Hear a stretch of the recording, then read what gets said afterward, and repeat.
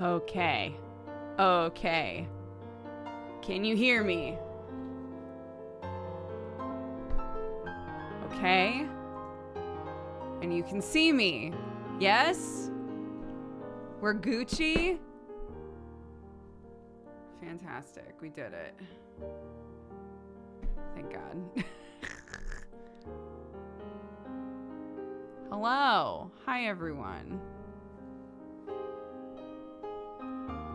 Oh, I need to message. Clark is turning into like a little, I'm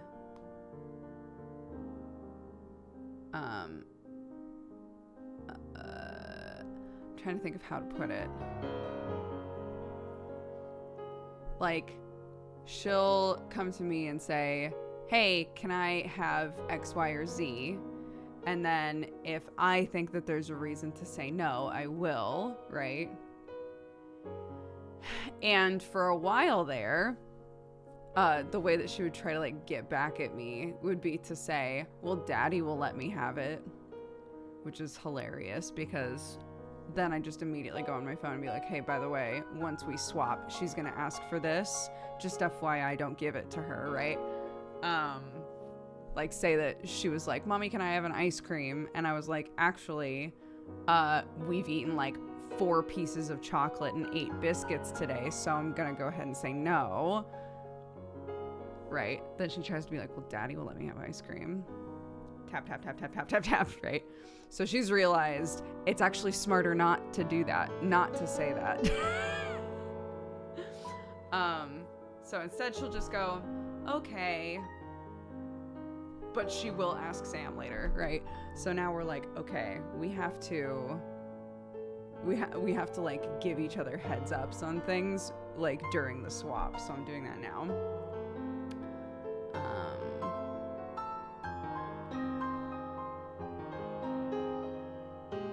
Hello, here's your Thursday Clarky rundown.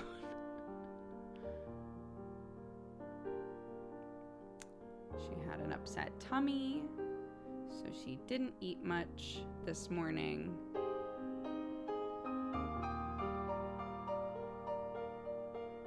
Ate some plain pasta and fruit. Didn't want a quesadilla, but LOL, immediately after I started work, asked you for a quesadilla, which is what happened.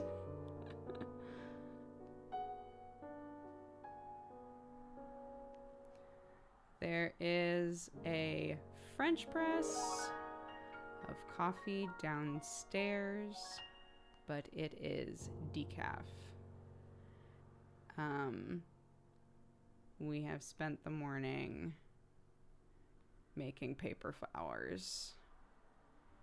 You might have to make some for the bouquet. XOXO, your wife. Great, did it. I know, she turned down a quesadilla, and I was like, that's so rare. We love a quesadilla in this house. And then literally the second that I was like, honey, from here on out, as of right now, if you need anything, you gotta ask daddy, right? She immediately went downstairs, grabbed the tortillas, ran up the stairs, went in there, and was like, daddy, will you make me a quesadilla? And I was like, what the fuck? I had plenty of time to make you one. What the fuck? Maybe his quesadillas are better. I haven't been informed of such, but there's a possibility. Potentially.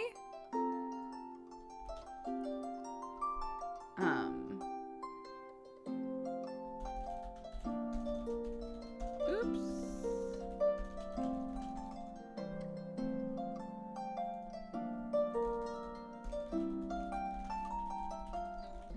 There we go.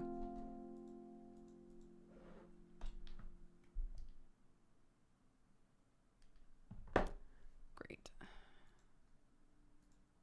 She didn't want to hurt your feelings. You know, that's fair.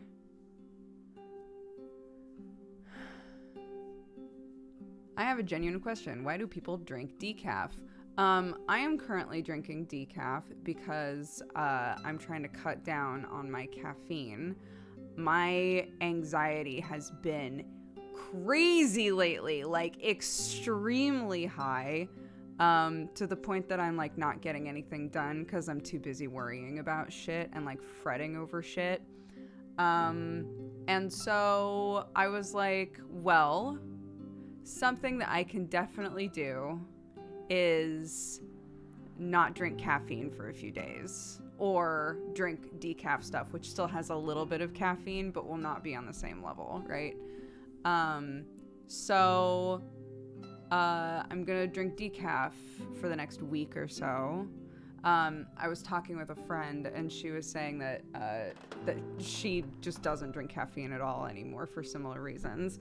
But she was like, you might not really notice much of a difference until you drink coffee again. So if it's something that's contributing to it, you might like go through, you know, this week or however long that you're not drinking it, and be kind of like, well, I'm still, you know, I'm still like worrying about the same things or whatever, but you'll really notice a difference once you drink it again because it'll go like this. So yeah, drinking decaf coffee for the next few days. We used to do caffeine-free week on Coffee Time. So I guess that's kind of what we're doing. If you would like to do that with me, feel free. So trying not to do caffeine for the next week or so and see how I feel. Also not putting any sugar in my coffee or my tea. So is the taste of decaf the same?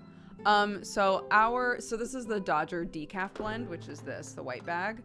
Not to turn this into like a, hey, check out Dodger Coffee at dodgercoffeeco.com. But the decaf is a different blend. But it's good. It is good. But it won't taste exactly like Dodger coffee, if that makes sense.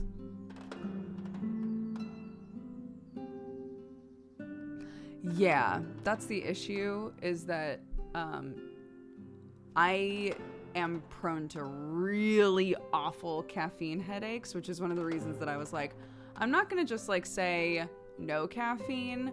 I think at first I'm going to have decaf because that still has a little bit of caffeine in it. And I'll also like potentially placebo effect, right? I'll be drinking what my brain is registering as coffee. So hopefully there will be some sort of element there that's like, it's coffee, so I'm fine. I'm fine. We'll see.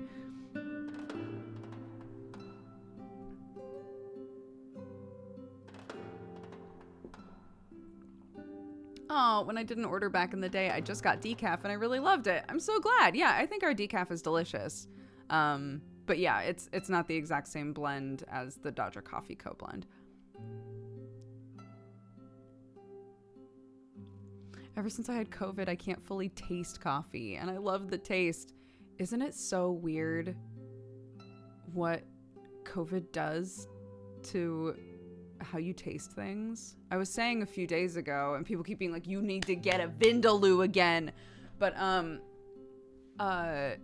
since having COVID, it is really difficult to find stuff that is spicy enough for me. Which is so weird. It's bizarre because I've always liked spicy things, but not really spicy things, you know? If it's one of those places where they're like, well, how spicy do you want it? Scale of 1 to 10, I'll probably go like 3 or 4, you know? I want there to be a little kick, and that's mostly it. I don't want there to be so much that I'm focusing on that instead of the flavor, right, etc. We went to get I think I've told this story already, but we went to get wings when my mom and my sister were in town, and Sam got a thing off the menu that was meant to be like the spiciest thing, the spiciest wing that they had.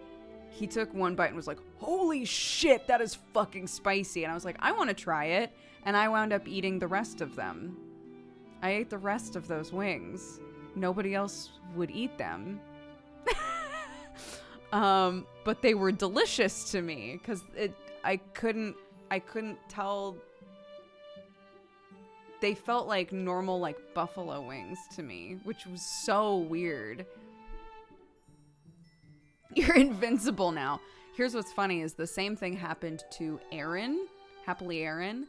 Erin was like my sister, where it was like, even when you put too much pepper in something, it might be too much for her, you know? And then she's had COVID a couple of times, unfortunately, but when she got it really early on, she completely lost her sense of taste. And I think just to like try and have some fun while they all had it, she was eating a bunch of spicy stuff and was like, that's so wild, I can't taste it, right? And then once she was able to taste things again, she's realized that she cannot eat anything that, like, she can barely tell when things are spicy still. It's just so nuts. I sometimes eat super spicy stuff and I don't feel it until later when my body says spicy. Yeah. Well, yeah, sometimes you eat a thing and you're like, that's fine, that was delicious. And then, you know, you go to poop later and your butthole's like, what have you done? What did you eat? What is this?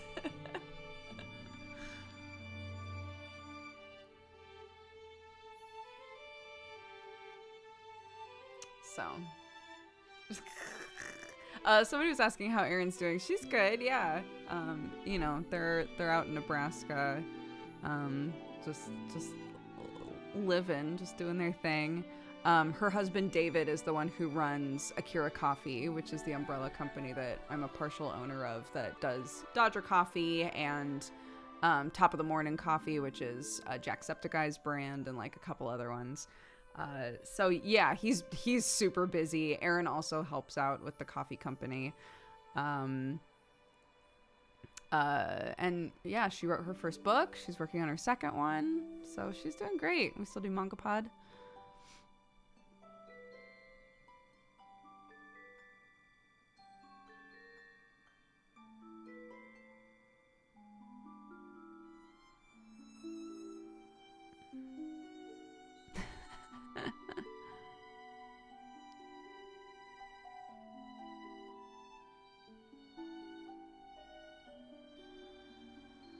Oh, last I heard of Erin was when the book was out. It was a great one. It's good to know there will be another one. Yes, yeah, she's working on another one. Mm-hmm.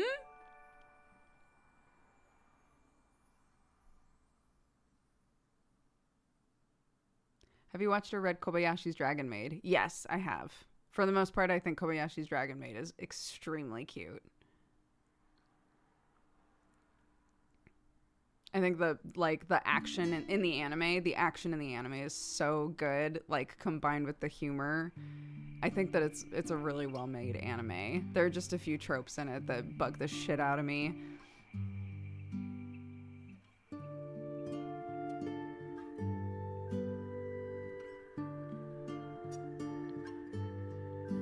Do you watch the last season of movie of Hilda? No! Sam's seen all of it, and so has Clark. Can you believe this? Can you believe I brought Hilda into this family? And now everyone's seen it except me. Unbelievable. I'll turn this down a little bit. Oh, okay. Why is it so hard to get a good balance on this music?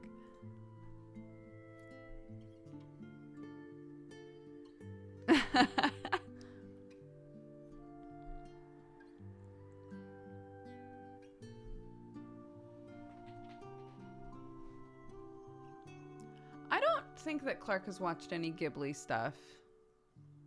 I don't think so.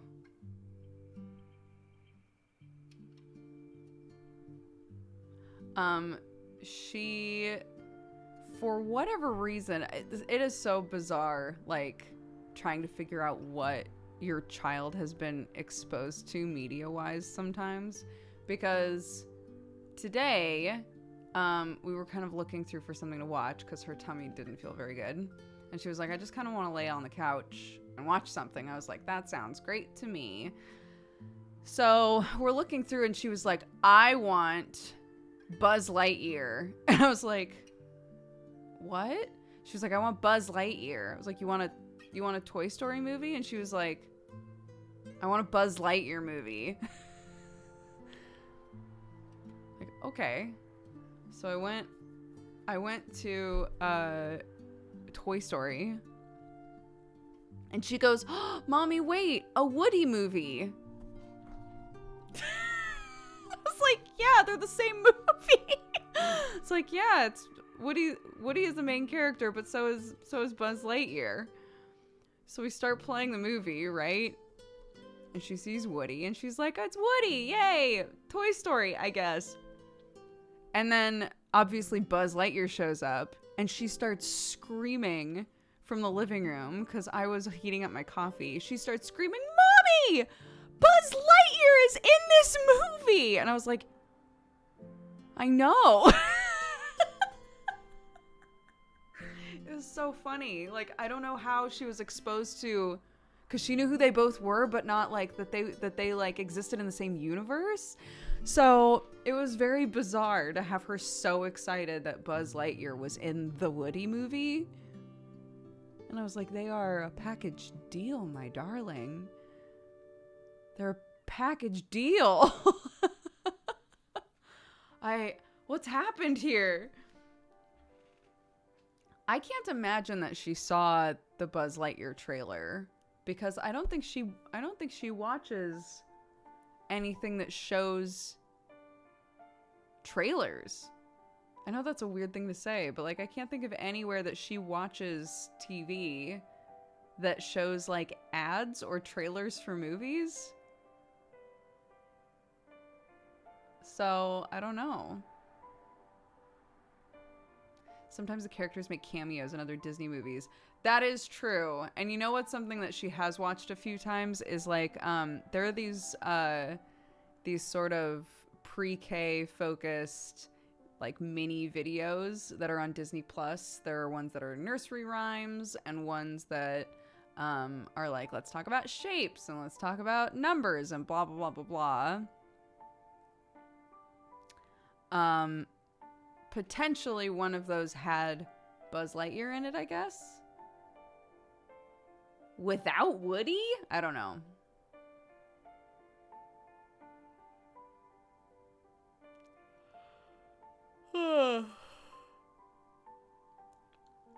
She probably played Kingdom Hearts. That makes sense.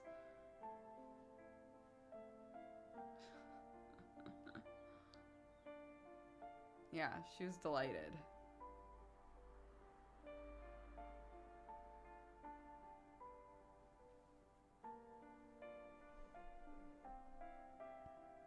Oh my god, you guys are gonna eye roll at me, but I started putting together my next D&D character.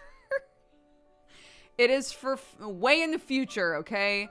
It's for way in the future. But I'm starting to put it together, because you know how we were talking about how I'm starting to feel like it would be really interesting to play my very first to play my very first D&D character again, Tack.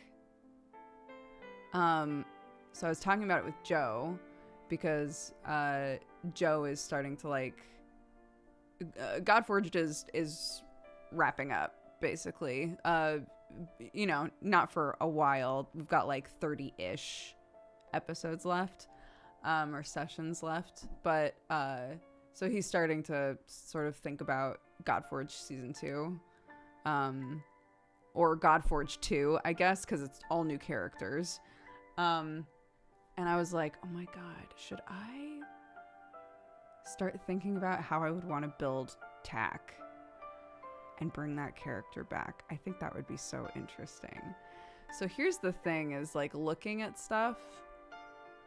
Originally Tack was a rogue, and we all know I've played a billion rogues lately, so no thank you.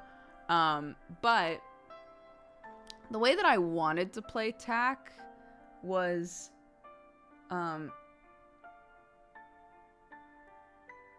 I think can be achievable in a way better way with a bard subclass, actually. So I might turn Tack into my first crack at playing a bard, which would be very fun because I've never played a bard before. But yeah, Tack was Tack was my very first character when I didn't really understand how the game worked, right? I didn't know how to play. Tack died really early on because I was really stupid and just like was just doing shit. And everybody was like, we're gonna res you basically, and they went so out of their way to res me, and I was such a piece of shit. This was my character where my DM had to pull me aside and be like, your character is evil. You are playing a chaotic evil character. Do you realize that? And I was like, no. So I wouldn't want to necessarily do that because I think playing an evil character in a campaign where people are even just like kind of neutral is just asking for the whole thing to fall apart. But I originally wanted to play Tack kind of Fae-like, just really drawn toward things that are like interesting to them.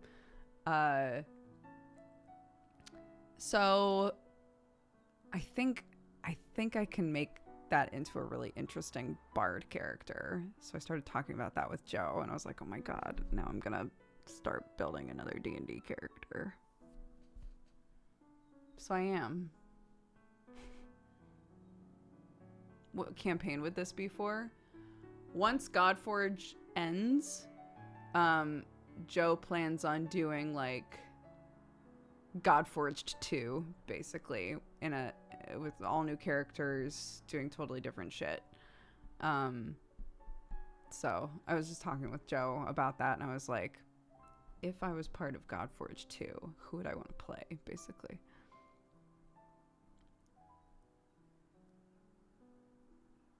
It's like, maybe Tack. Maybe it's time.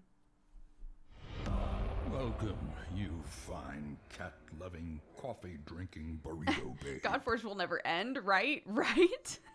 I mean, for a while now, Joe's been pretty openly saying, like, you know, way back he was going, we've probably got like 50 episodes left.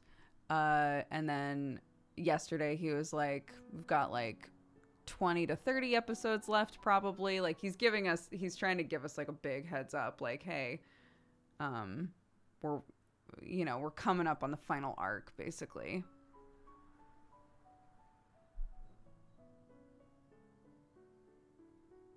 I got the name Tack from the movie Thief and the Cobbler, which, if you've seen that,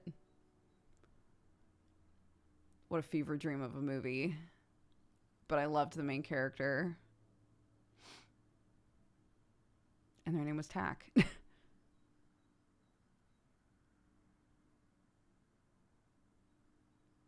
One Piece is entering its last saga. Oh my god. It is time.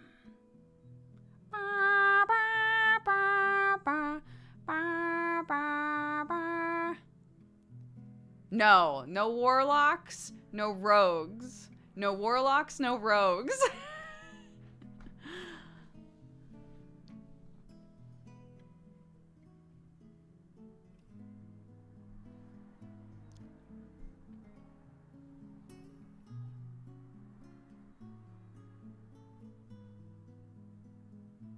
Barbarian Dukes would be fun. I haven't played a barbarian since Juliet, I don't think. Was Juliet a barbarian? Wait a minute. What was Juliet? She was a barbarian, wasn't she? Oh my god.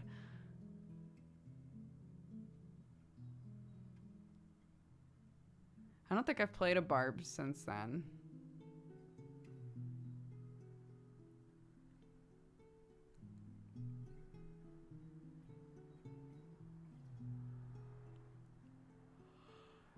Naruto ended, now One Piece is ending. Is Boruto over?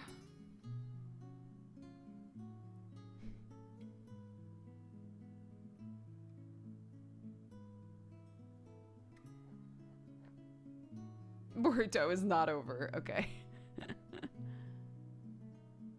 Coffee's been obtained. Nice. Well done. Hell yeah. Should we do a cheers? Oh my god. In this, the year of our Lord. Hey, guys. Thank you so much for being here today. Thanks for joining me for a stream. Happy Thursday. Tonight is Deadbeats. May my character not die in the finale of season 1. And that's it. Oh. 3, 2, 1, cheers, and then I'll answer the door. Boop.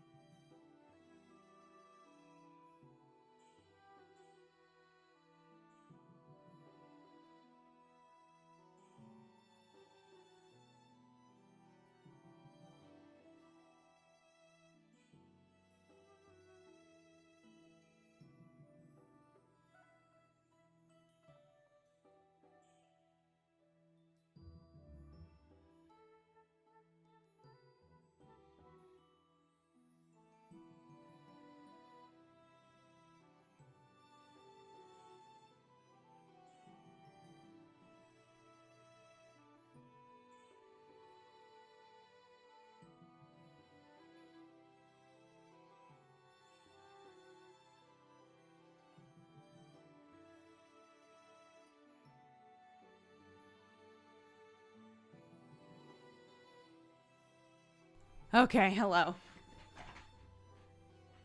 It wasn't the coop. I've been waiting, bro. The coop was supposed to show up 2 days ago. Hide nor hair. Nothing. Where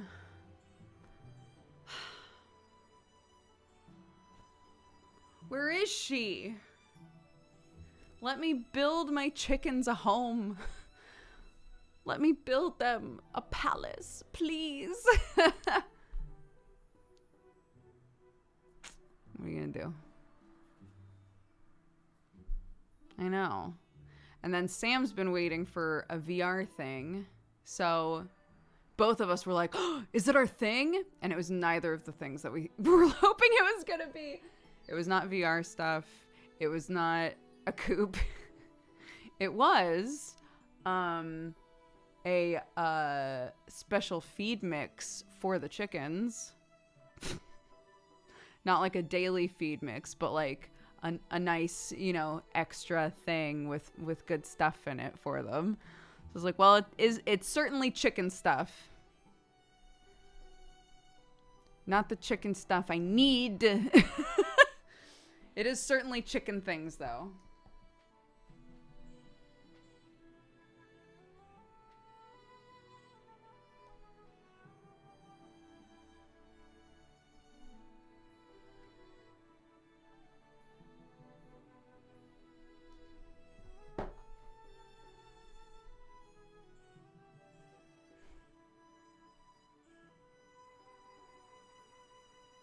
got a package that got lost after days and days, and then I ordered it on another website, and it showed up in 24 hours.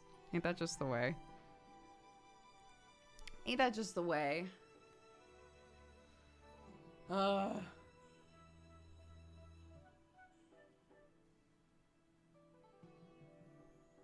8 days. 8 days until my hair gets cut. Hell yeah.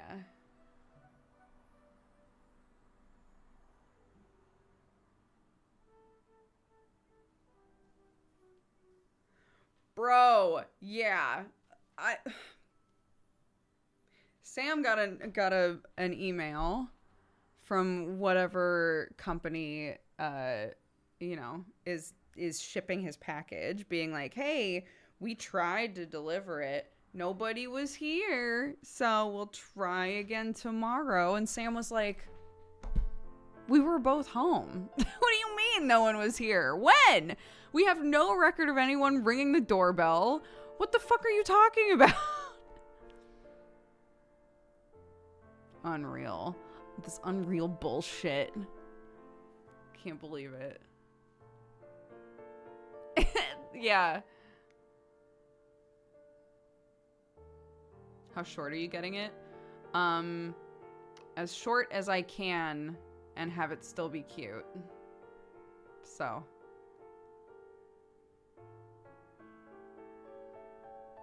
Really short is the hope.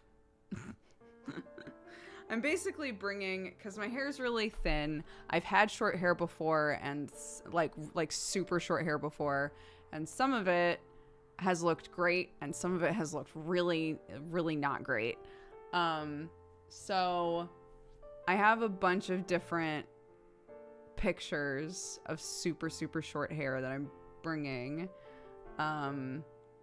And I'm basically going to be like judging by my hair type, etc. Cause like when Telly did my hair, right? And we did this nape buzz thing, which I adored. We ran into an issue where I just don't have enough hair to make a clean line back there, right?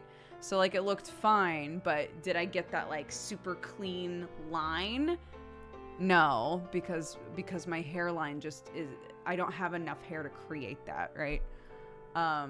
So I'm basically, yeah, gonna bring in a bunch of pictures and be like, I like all of these. Any of this, I'd be fine with any of this. I want it super short for summer. What do you think would look best, basically?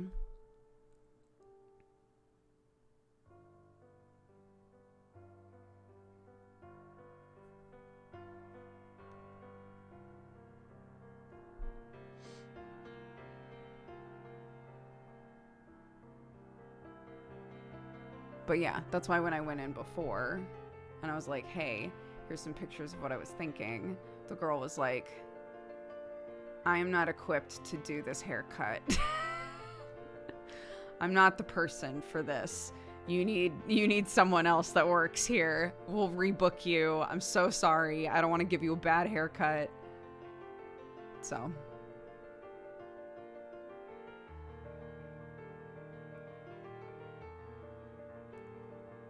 Hi, Milky. What's up, dude?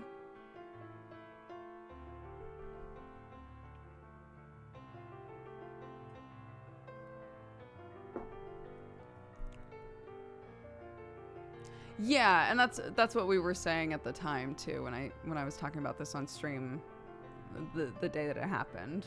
Was like, well, thank God, right? Thank God she was like, I'm not good at this type of hair. We did not realize how short you wanted this to be. You know, it's just miscommunication, but like I really think that you should go to this other person who works here because she does super short cuts all the time and they look amazing.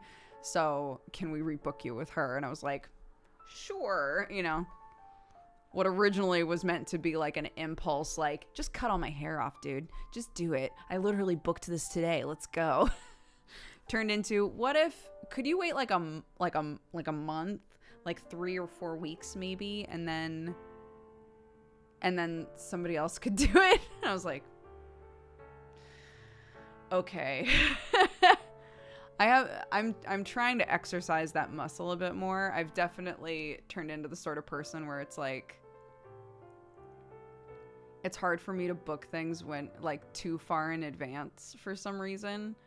And you might say it's only a month, it's not that far in advance. To my brain, it felt like really far in advance. So an impulse turned into a planned thing. Yeah, exactly. And I didn't know how I felt about that. But now that it's we're getting closer, I'm like, let's go.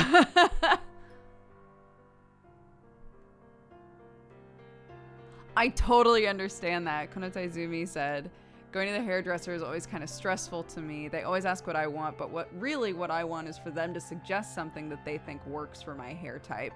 Yes. And that's one of the reasons that I'm going with so many pictures. So I can be like, sorry, I don't have like a specific thing. What I can tell you is I like the vibes of all of these. Go. Do whatever, you know.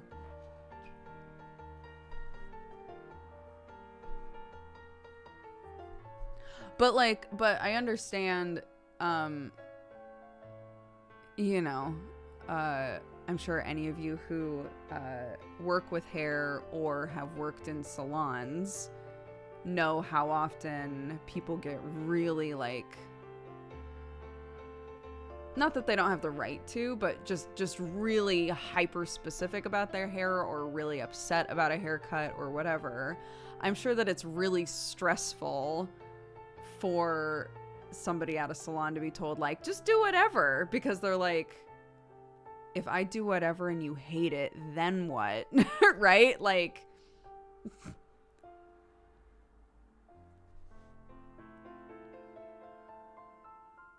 so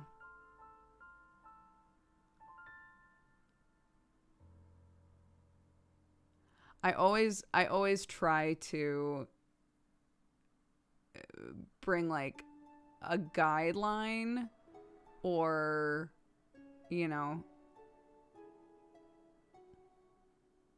a starting point, and then from there, I don't know.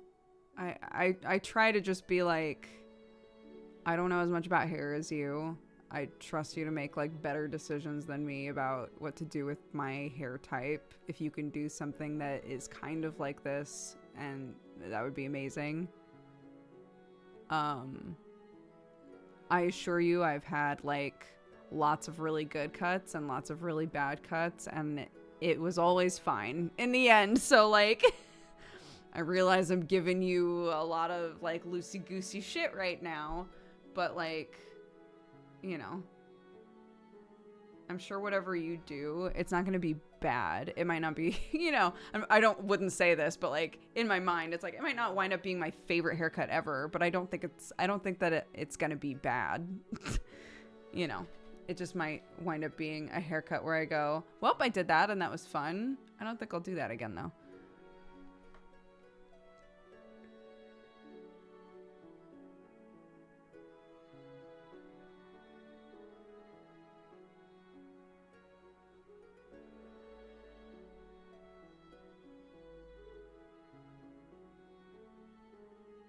My wife recently went to get her longer hair cut short, like above ear height. They cut off teensy bits, not quite enough, but she wound up saying it's fine and left at some point. I guess it's scary cutting too much and having no way to save it if it is.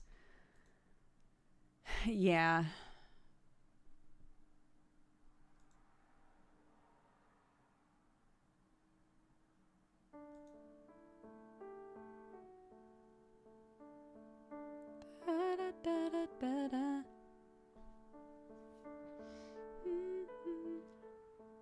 So far, so good on the headaches. So far, so good. No caffeine headache yet today. I believe in us.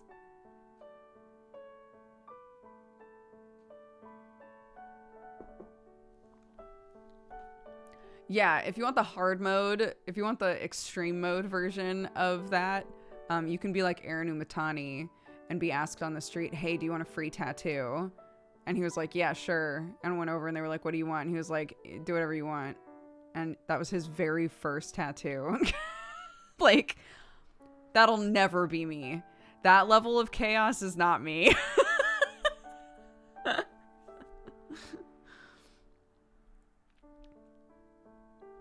There's a certain amount of like letting go of the wheel that I'm fine with.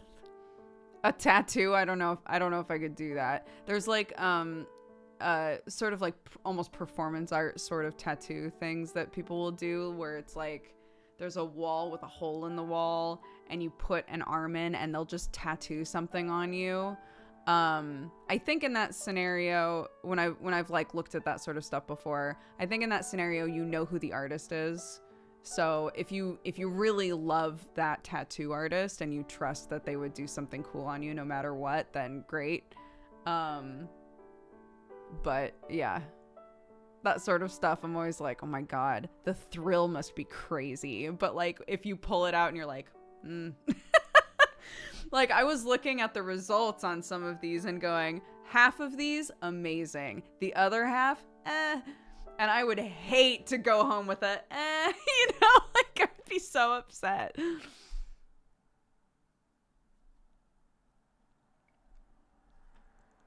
Although, I've had a few different friends say that have like a ton of tattoos, right? I have some big ones, but I'm not like covered, right? But I've had friends who have said, once you have a certain number of tattoos, you start to feel really like about it. Like, I don't know. Yeah, put a weird funky ice cream cone on me. I don't give a shit. It's part of the collage now, you know? I love the idea of the gumball tattoo things where it's a mystery, but also the fear. Yes. There's someone that I follow on TikTok who is in England who has one of those gumball machines and they're all different Pokemon. And they always turn out super cool. And I always think, you know, if I in that scenario, if I did that, I would wind up with a cool tattoo. But like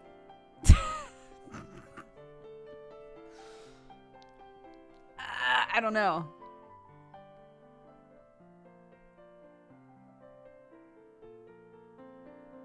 Gotcha tattoo pools, yeah, basically. Yeah, it's for anybody who hasn't ever seen this sort of a thing. You can basically buy gumball machines and then get the little capsules and put whatever you want inside of them, right? And so some people will draw up a bunch of flash and then put them in the capsules. And then it'll say like, you know, here's the flat rate for any of these tattoos. You know, if you want to do the gumball machine and see what pops out, you'll get that tattoo for this base amount of money, right? And so you have no fucking idea what's in there.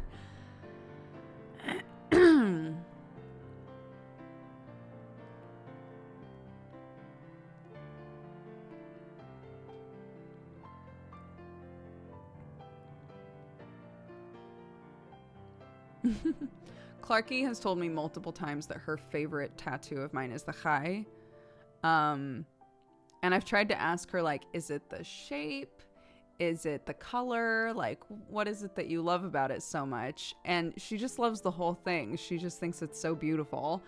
So I've said this before, but I keep thinking to myself, like, it would be really fun to start incorporating other tattoos that have the same color involved and have the color like pop up in different places, because I generally like black and white or like grayscale stuff for me, I think, but it might be cool to have like that teal color be like the recurring color that pops up, you know?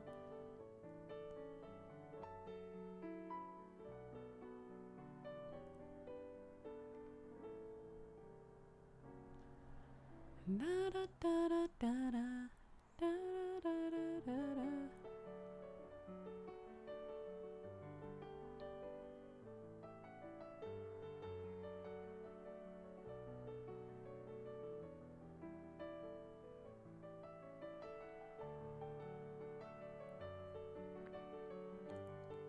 Oh my gosh, I had an idea for a full sleeve that is from bottom to top a sunken ship, a floating ship, and then the treasure planet ship.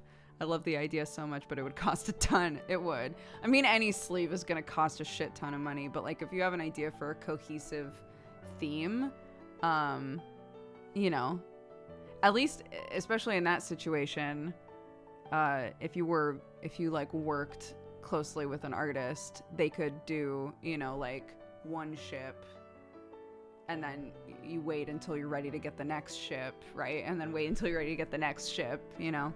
You don't have to do it all at once. Or you can, you know, say, let's do all of the line work and then we'll leave the color for when I've got more money or whatever, you know?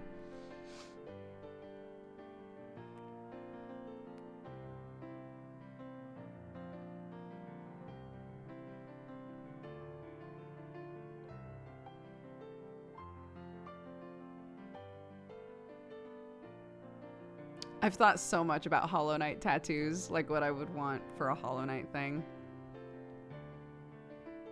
I got the idea from a cool bookmark I can post in Discord. Sure, yeah, I'd love to see it.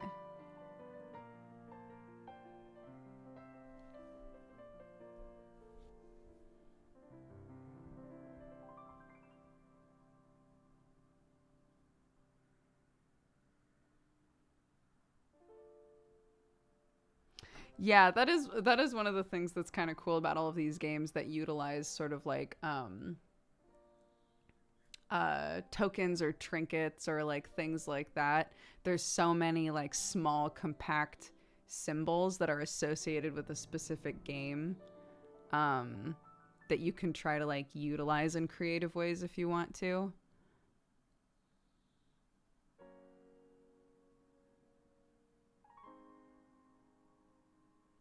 So what I had said before is I have a few mandalas, right? Like I have a really big one here and stuff. It's just incorporated in this like floral piece that's on my upper arm and my back. And there's kind of like interesting circular geometric patterns that show up in Hollow Knight. And so I've said before, like if I continued to put things on this arm, which I want to, it would be cool to then in the open spaces in between things have the rest of the like circular patterns be like the ones in Hollow Knight and try to have them sort of like blend into each other. I think that could be very cool.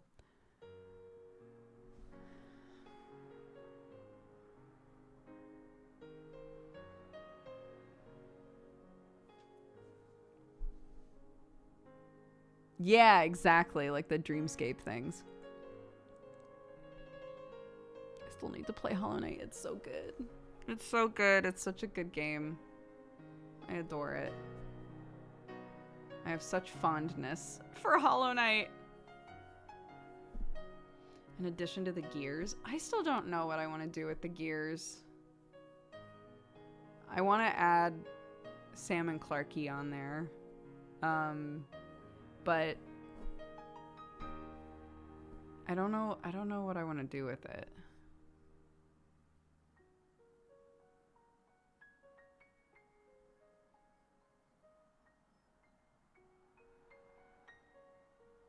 I wanted to have a tattoo of one of the transmutation circles in FMA or make one myself. I made a transmutation circle for a friend for their tattoo in college, and it looked sick. It's a super cool direction to go for a tattoo, for sure.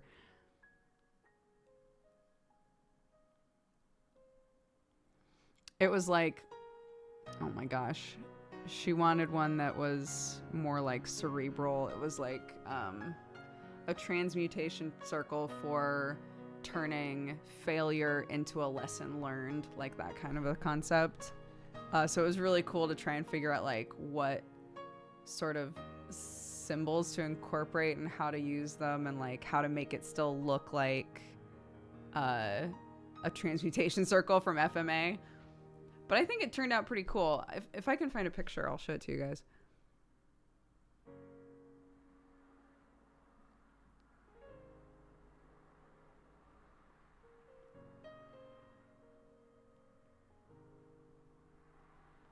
Yeah, stream chat is perfectly fine.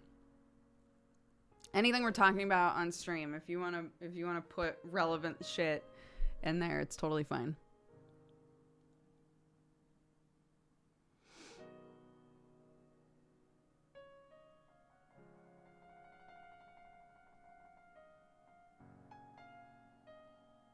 I was gonna get I almost impulse got a bleach tattoo once. Almost. Did not do it though, because I was very broke. Thank goodness. Yeah, Grimjaw tattoo. I was gonna get one. I did not do it. It was gonna be Grimjaw's number. Because I think his number, it was a 6, I think. I think it's here. I was gonna get that. So I was like, it's, you know, no one would know what that means. Correct. No one would know what that means.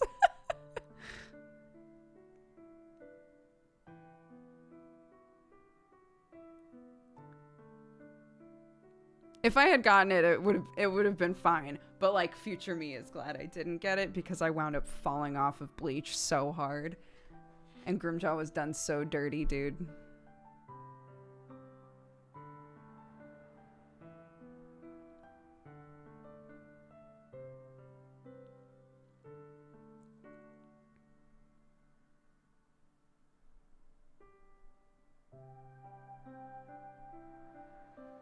No tattoos until the series ends.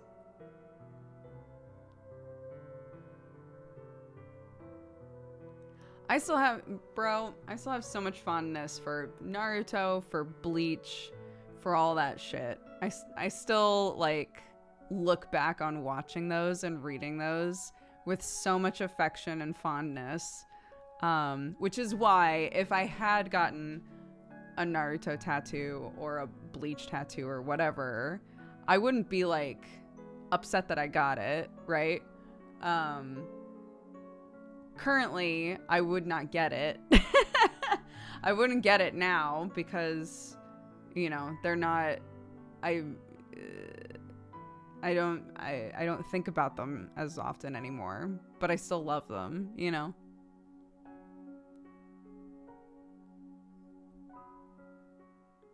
Yeah, hidden leaf tattoo right here, baby.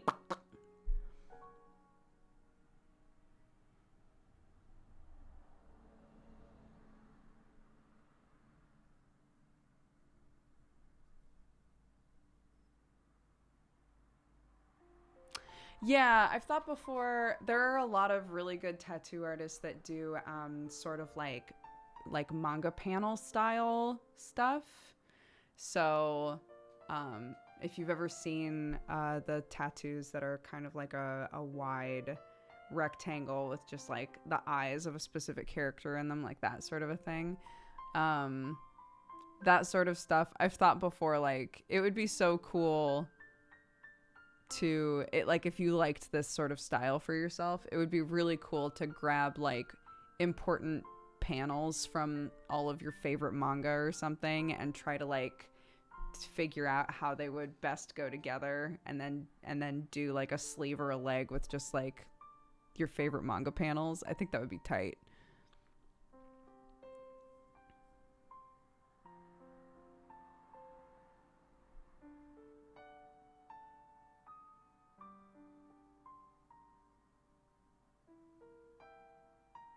So there you go. If any of you want to do that, there's some inspiration for you. People keep being like, what about a moral tattoo? I've said before I'd love to get like little little things that represent characters I've played that have really meant something to me.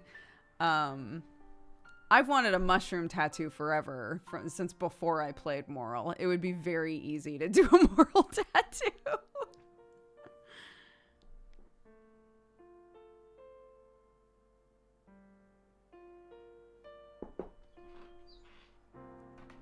Yes, phone.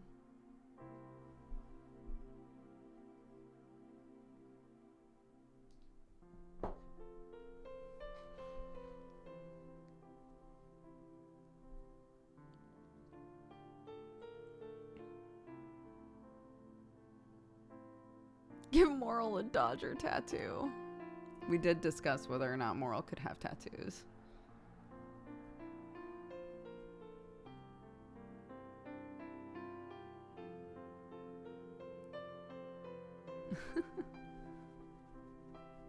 Well, here's the thing is like with the magic stuff going on with Moral, the way that Astro did the emission, the like light effect on Moral, it creates like what is that called? I'm trying to remember what it's called when you wind up with like a scar from being struck by lightning. I can't remember what it's called. Somebody will remember. But like there's like kind of patterns that show up on Moral. And so now I'm like, it would be really neat if next season, after like a time skip, that stuff is like permanent. Like it still glows when the magic is happening, but like those sort of like marks and patterns are just kind of like always there. A Lichtenberg pattern, thank you.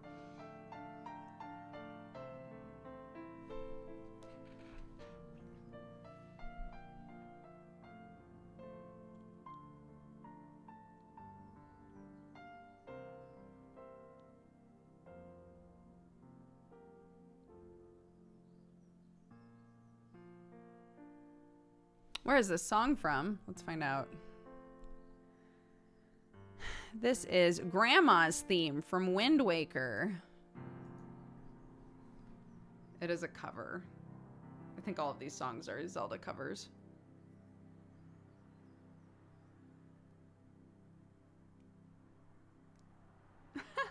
Oh my god.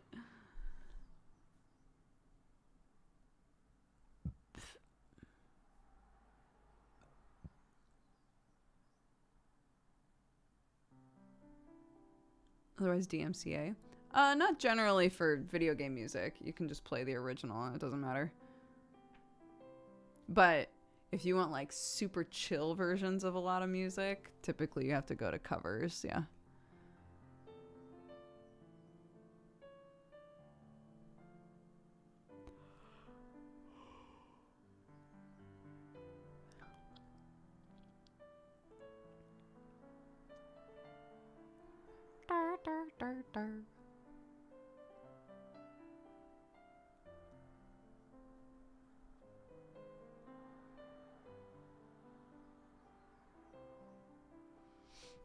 Oh, I was going to. Oh my god. Actually, speaking of Moral, can I show you?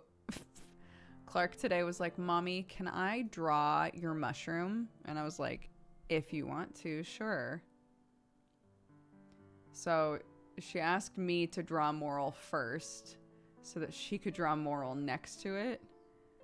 This has such like me on the outside versus me on the inside energy. Are you ready? It's so good.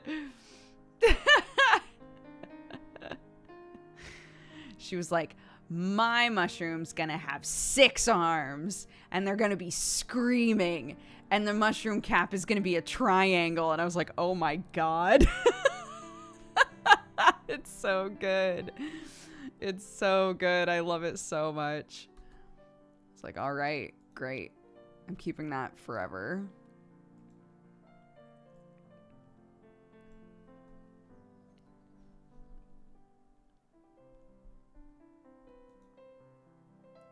This is the tattoo. Yes, this is what I'm going to bring somebody and be like, put this on me. Not the one on the left, the one on the right.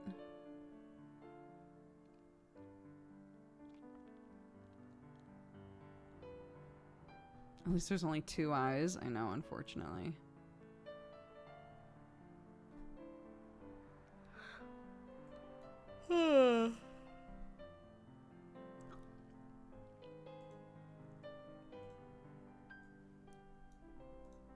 What is this?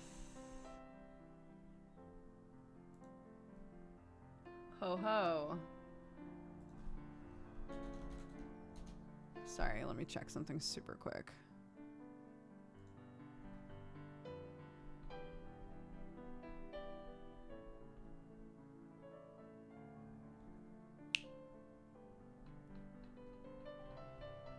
I just need to make sure my character sheet was good.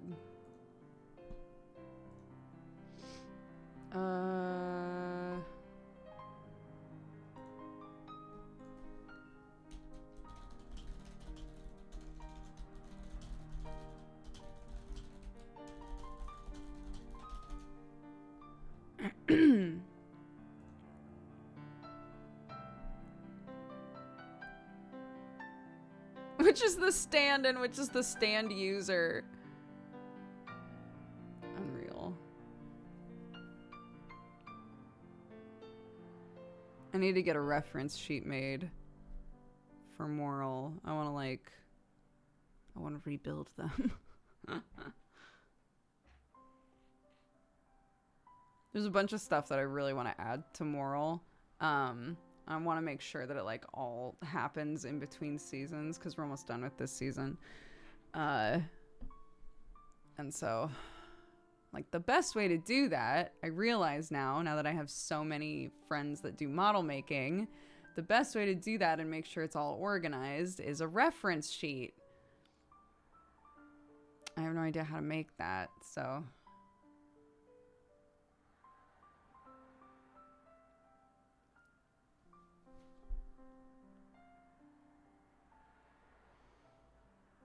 No, Moral doesn't have nails.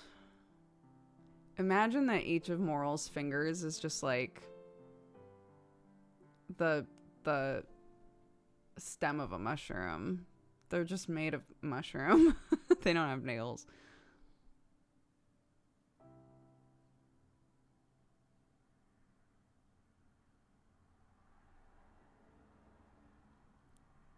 Mm-hmm. You will notice, though, because quite a few people, including my kid apparently, find Moral's eyes to be, like, really off-putting.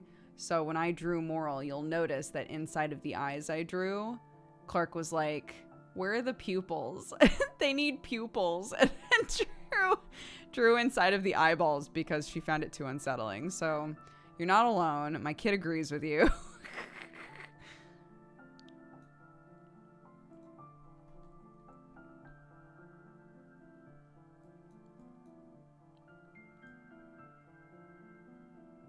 Just a mushroom. Just a little mushroom baby. I want something to munch on lately. La-di-da-di-da. You love the bookshelf. Thank you. A local person made it for me. They say the eyes are the window to the soul, so Moral doesn't have one. No, their soul is just a little inscrutable, I guess.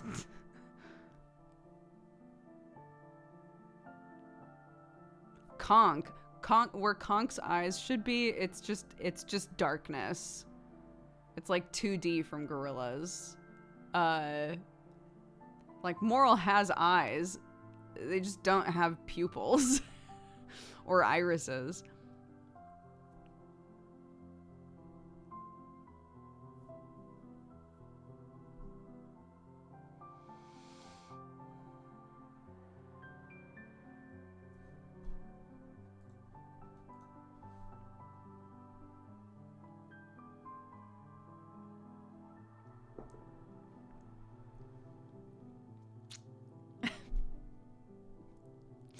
Can't believe this.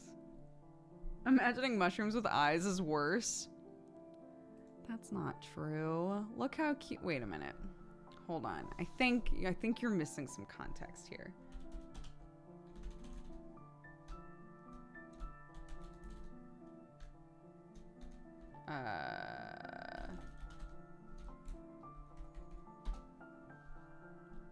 I'm gonna show you Bo, Sketchu's character.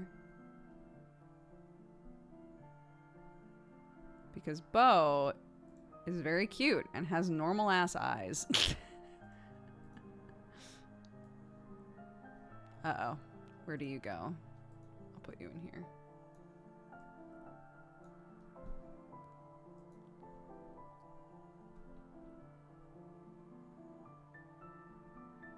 So this is Bo. No, come on, man. Don't do this to me. Don't web pee me. No! I hate it here. I hate it here. I hate it here. I hate it here. That was me.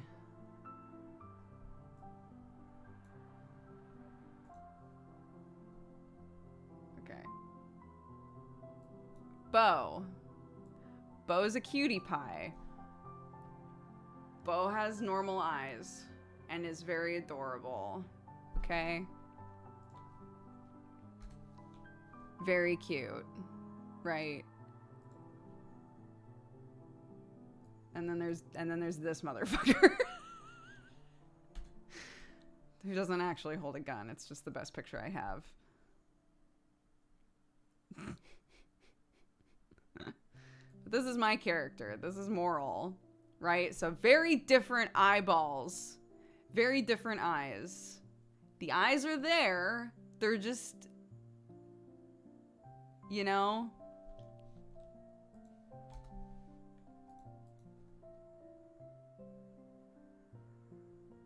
And then this is Conk. Wait. This is Conk. So behind those glasses is just darkness. They're just hollow. But fortunately, most characters are not tall enough to even be able to tell. So, you know, who cares?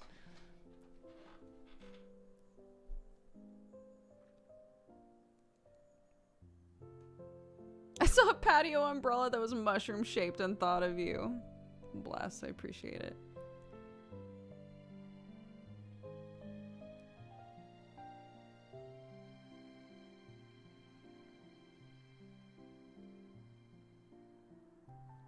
A buff room. Yeah, how'd he get so buff? What's that all about? Moral wants to know the secrets.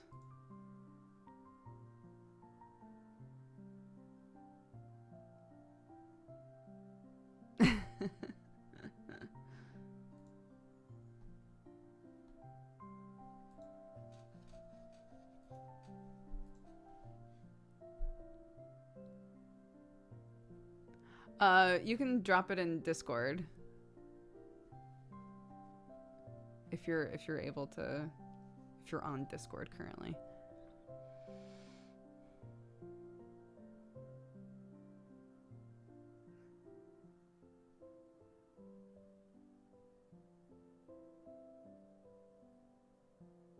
No, I'm working on a thing just for you because of this stupid fucking goof. I'm working on a thing for you in Neon Divide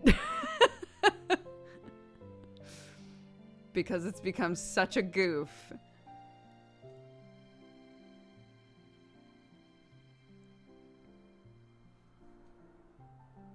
Yes. Or is it a goof? Who knows the difference anymore?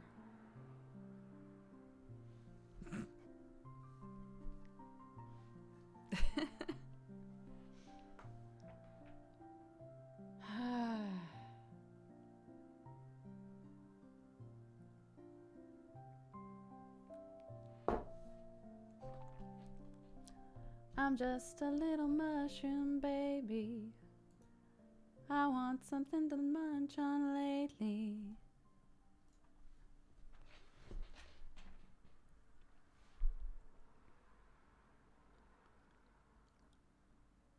Goof imitates life. Yeah. Eventually, you know. I was talking when I was talking about like not drinking caffeine for a little while and stuff with my friend. I was like, you know, I've said it before and I'll say it again. If people can dab long enough that they start dabbing unironically or say LOL out loud to make fun of somebody, but then start doing it on purpose, then, you know, I can look in the mirror occasionally and say, hey, you're doing great, and eventually believe it.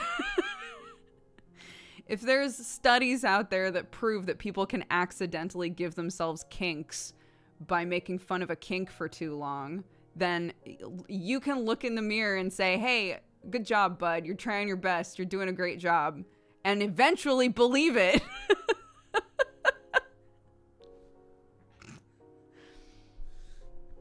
It's just science.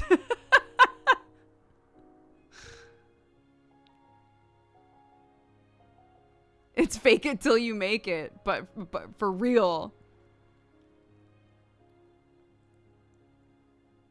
I thought this is going to be about moral eating, people. No. Awaken something inside, and that something is self-care. Exactly. Exactly.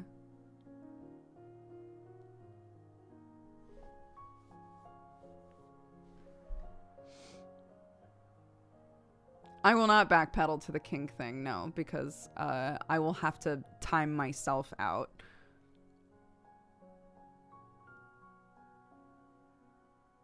My mom got OMG stuck in her vocabulary for 2 weeks and it was adorable. That sounds adorable.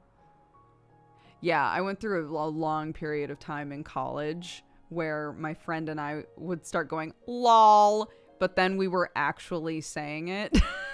That we would actually be in conversations with people and go, oh, lol. And I hated it. I hated it.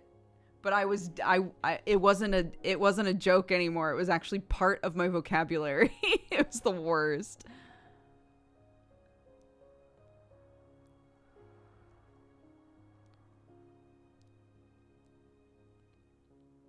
I started saying meow instead of now to be silly, and that's just kind of how I talk now.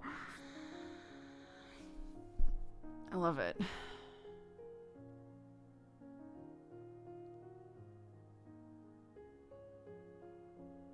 Use it sarcastically, and one day it's no longer sarcastic. Yep.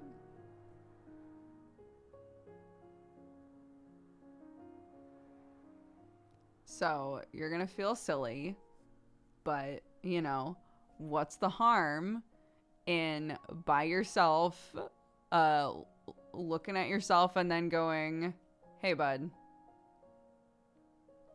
you're doing great. I like you. Good job.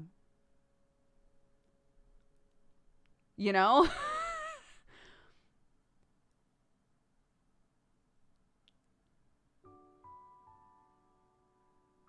I started using RAP in peace sarcastically and recently caught myself.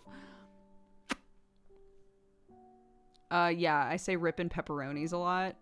That's the stupidest. That's so dumb.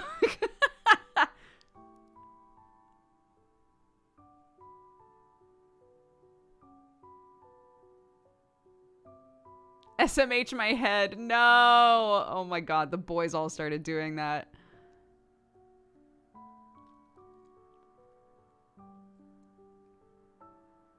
I'll be real, I just want the gay chat badge. I appreciate that you got the gay chat badge by putting some biddies in here. Thank you very much.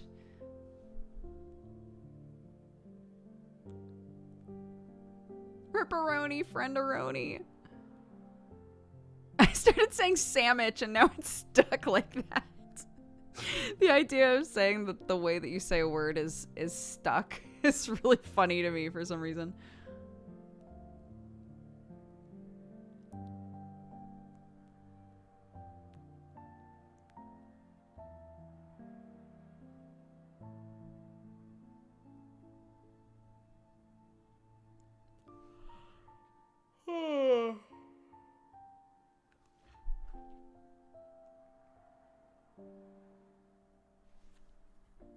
It gets worse when you have kids. Oh my god. Once Clark gets old enough that she starts bringing weird slang home, I don't know what's gonna happen to me. I'll never stop saying strawbies instead of strawberries. Strawbies. Wait, that's so funny. That's so cute. I want to start saying strawbies. Strawbies. That's so cute. I love that.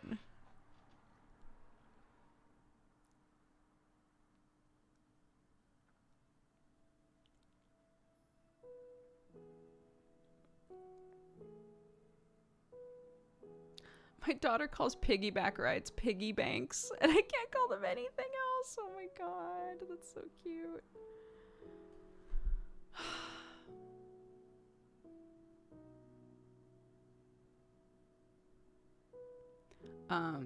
Clark's legs have been hurting a lot, and we've determined it's probably growing pains. The way that she describes it is it's like her legs get really achy suddenly, and she doesn't like walking very much. So we've been trying to, like, she takes long baths and we massage her legs and stuff, but we keep trying to be like, it's very normal. Mommy had growing pains. Daddy had tons of growing pains because he's so tall, and she'll be like, yeah, and I'm going to be taller than Daddy, so I'm going to have so many. And we're like, yeah, probably. But she keeps calling them grew pains. And when she says it fast, I don't remember what it is that she's saying. So like, so this morning she was like, Mommy, did you used to have lots of grew pains? And I was like, huh? Did I used to have what, honey? And it took a couple times before I realized that she was saying growing pains. It was very cute.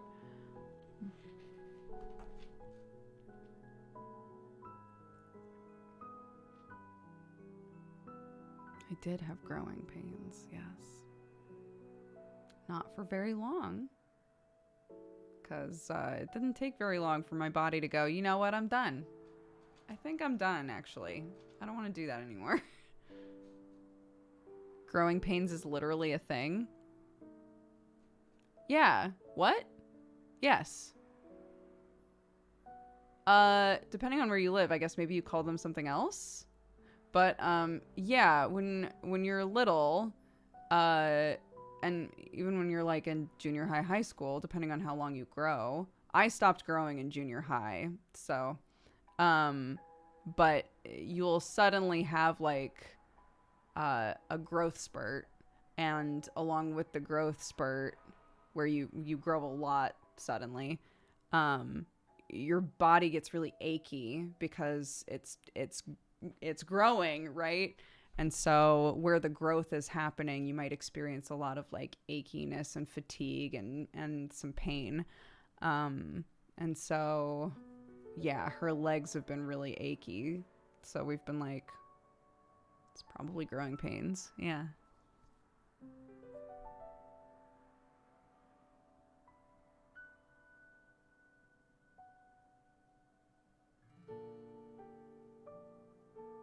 I always thought it was more of a psychological thing. No, it's an actual physical thing.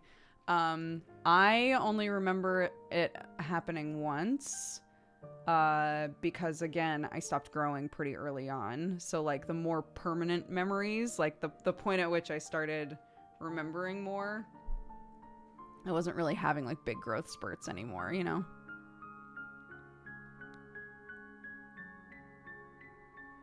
But also, I'm sure that if everybody grows differently, like potentially some of you guys just grew at a really gradual pace and didn't have the experience where you just like shot up over the summer or something.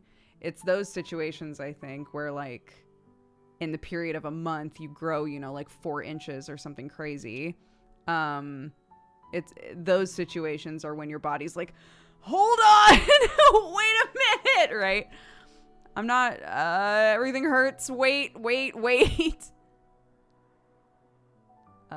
So, potentially some of you, I'm not about to say like, those of you who are going, I never had growing pains. I'm not about to say that you're lying, because maybe you never had them, but potentially also, a lot of the times that you did have them was early on enough that you wouldn't really remember it,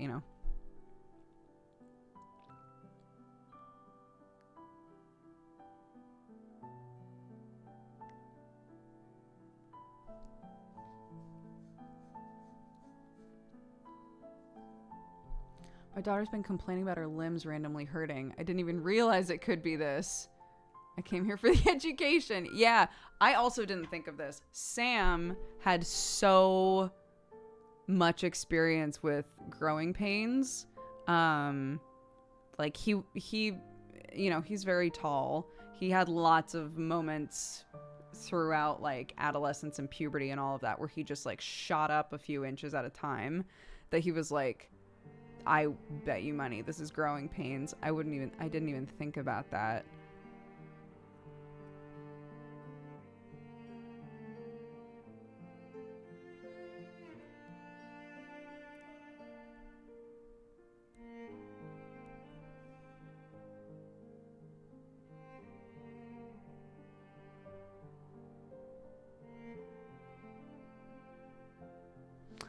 So yeah.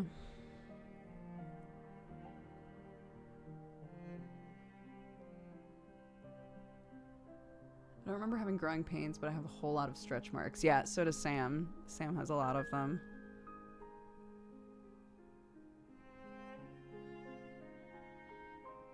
Poor Clarky. Is there any solution to the pain? I mean, like, yeah, she generally feels better after a bath. So we've been trying to give her like warm baths, where the focus isn't necessarily on like washing ourselves. It's just like, just relax, you know, put some nice smelling things in there. You can just relax in a nice warm bath. We'll get out. And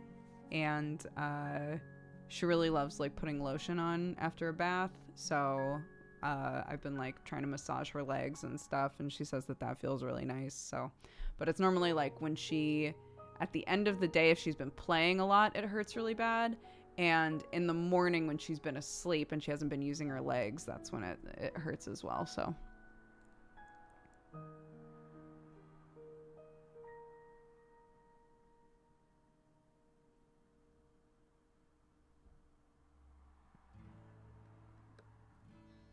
Have you been marking her height on the wall yearly? I don't know if anybody else's toddlers are like this. Clark demands to be measured on the wall about once a month. And sometimes if it's just like not that big of a difference, we'll be like, oh, it's the same. It's the same mark as before. So I guess we'll check back next time.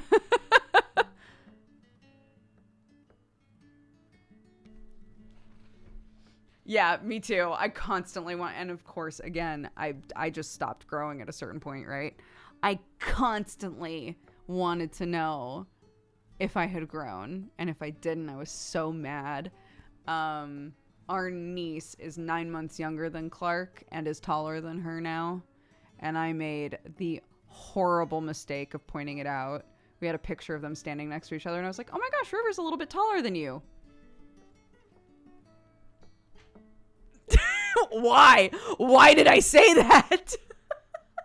She was like, what do you mean? But River's younger than me. I was like, oh God. My bad. Why did I do that? I forgot what it's like to be 4. And to just have the world crumble around you when somebody who's meant to be smaller than you, quote unquote, is suddenly taller.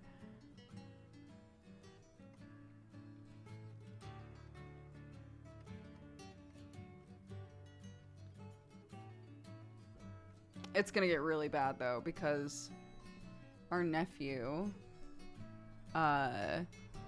is a year and a half younger, maybe more, and he's the same height as them. He's built like a brick though, that kid. He's gonna be super tall. So he's about to be taller than Clark. Our niece is taller than Clark. There are 6 kids, and she's the 3rd oldest. And she's rapidly being surpassed in height by all of the other kids. And I'm like, she's gonna be so mad, dude. She's gonna be so mad. What have I done to her?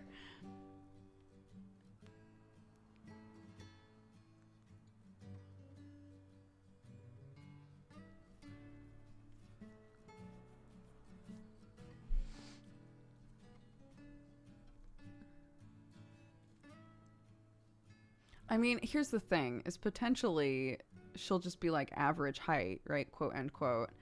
in the Thorne family, that's still short. She's still gonna be short, like shorter than everybody else if the rest of them take after the Thorns. So what are you gonna do?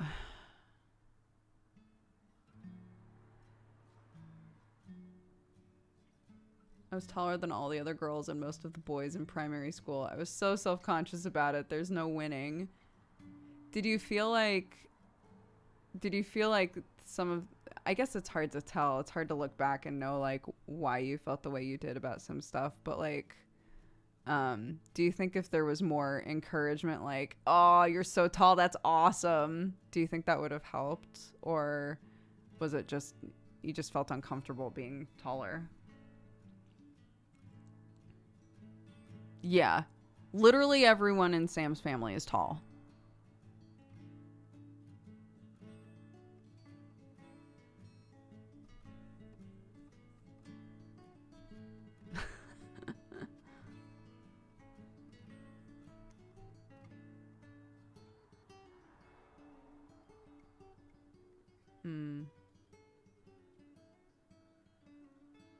It's weird looking back. Yeah.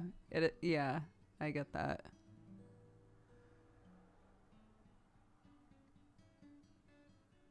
I hated how short I was. And people would always be like, "Oh, you should be grateful that you're so short." People, everybody thinks short people are so cute. I hated it. None of that ever helped me. So, maybe encouragement wouldn't have really done much. It might also just be like how you feel as a body, like existing in space around other people, and just comparing yourself to them.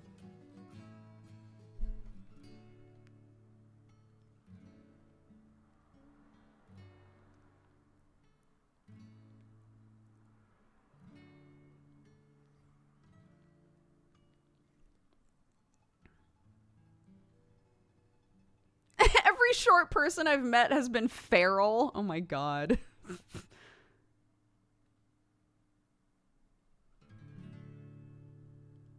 I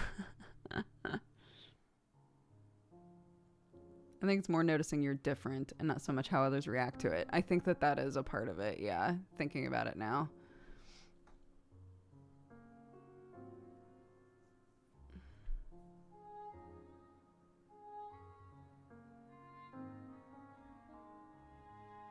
For sure. I've talked about that a lot with my mom, because like I've made such a strong effort to be completely neutral when talking about bodies with Clark.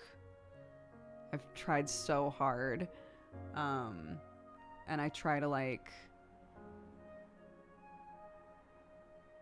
if she gets a boo-boo and it starts going away, try to be like, wow, your body's doing so good at like healing that boo-boo, like trying to have more of the focus on like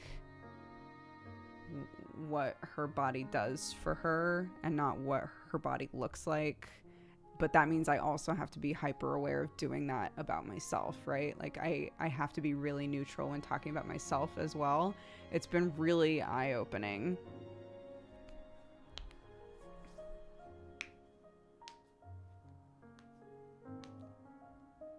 And then we have situations like this where where I've fucked up and said, "Oh, look, River's a little bit taller than you."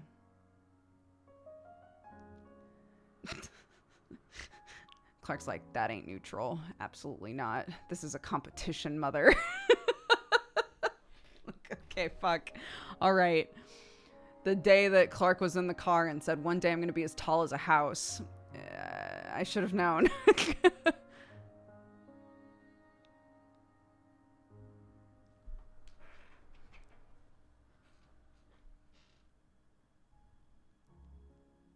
Yeah. But I also maybe, this is also good to think about. I maybe also kind of do the opposite sort of thing. I love tall people, regardless, feminine, masculine. I love tall people, right? And, you know, maybe I've said that around Clark before, and Clark was like, all right, if I want to succeed in this life, I gotta be a tall bitch. Hell yeah, let's go, right? Like, maybe, you never know. Like, kids internalize things.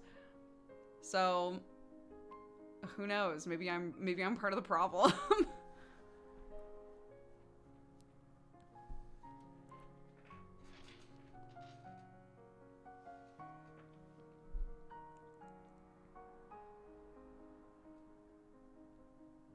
It's a lovely rainy day, very cozy. Yeah, it's kind of gloomy here. I like it.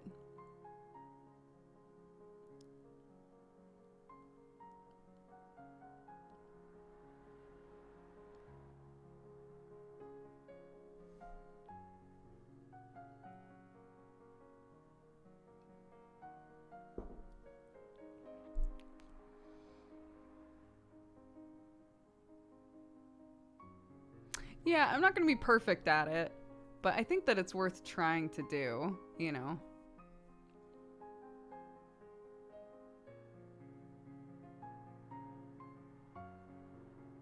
We're trying to redirect something, you know.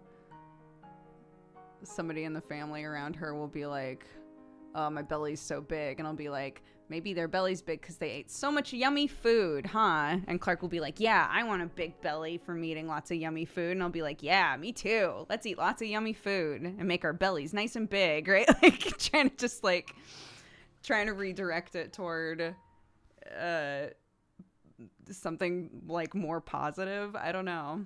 It's difficult to do that sometimes, because so many of us have grown up like internalizing disparaging things about our bodies, you know? So when someone says something, trying to not like record scratch and be like, don't say those sorts of things about yourself around my kid, right? To try and like redirect it naturally in conversation towards like to be something different is hard sometimes.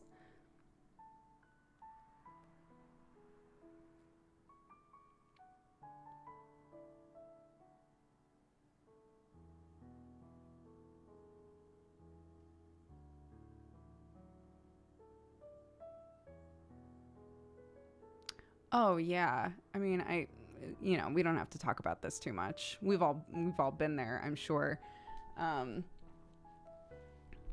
But I have friends, I have family members, you know, myself, like I think we've all internalized stuff like that people have said about us and about our bodies. And as much as possible, if I can make sure that at least those sorts of things aren't said at home, you know, I think that will be beneficial.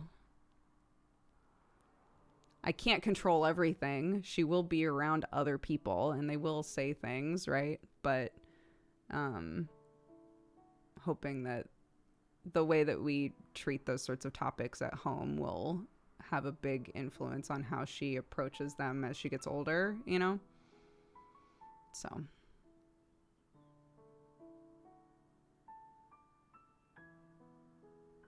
Thanks, guys. I'm just doing my best.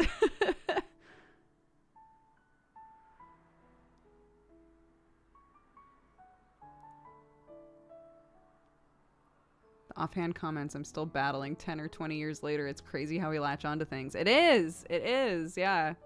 But thank you, Stalia.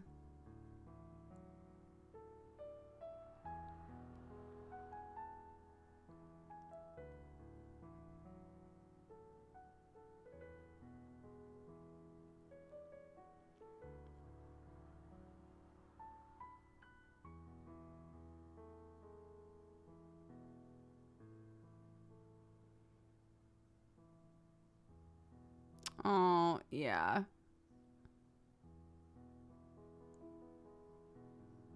That sort of again, like that sort of thing, the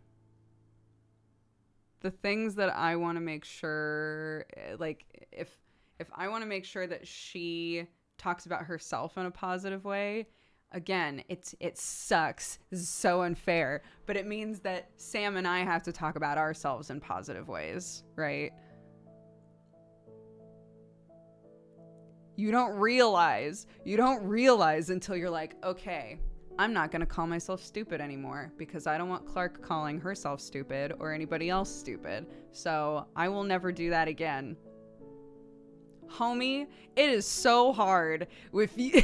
Like, sometimes you don't realize how often you say mean things about yourself until you're trying not to do it anymore.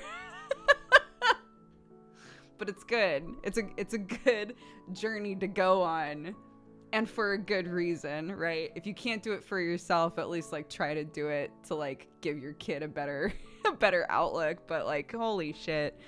Tiri and I talk about that all the time. Tiri and I have both have like a lot of problems with that. Trying to I don't know if this is much better, but instead of like calling ourselves stupid or saying like, oh, that thing I just did was really dumb, trying to phrase it in a way like, oh, I misunderstood that, right? That's a much more forgiving way to think about a thing, is like, oh, I misunderstood, or oh, I was looking at that wrong, or, you know, like try to figure out like, what was it about that thing that I struggled with just then? Well, that's a perfectly normal thing to struggle with, right? Like, everybody misunderstands a thing that they've read, or, you know, with puzzle games, oh my god, when there's like a thing that I just have been staring at and everybody's going, does she not see it? Your immediate reaction is to be like, oh my god, I'm so dumb, right? But it's just, in the end, it's just much more healthy to be like, oh, I didn't see that, and just move on. I don't know how I missed that, but at least I've seen it now, and we can move on from this horrible puzzle that's ruining my life.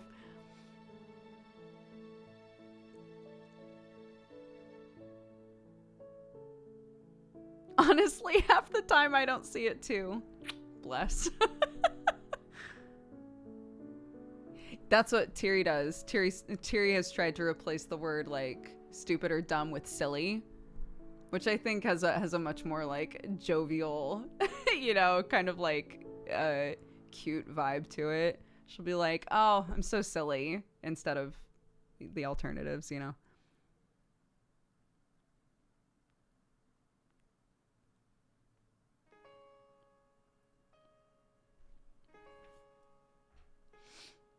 It wasn't a conscious thing with my parents. My mom doesn't wear makeup, and my dad thinks that it's a waste. So I never felt the need to wear makeup or change my appearance. It just simply wasn't in the house. But the makeup I've enjoyed as an adult is fun, colorful lipsticks and nail varnishes. Yeah, I get that as well. My mom's always worn makeup, but like really minimally. A little bit of blush, maybe some eyeshadow. And that's always been it, you know?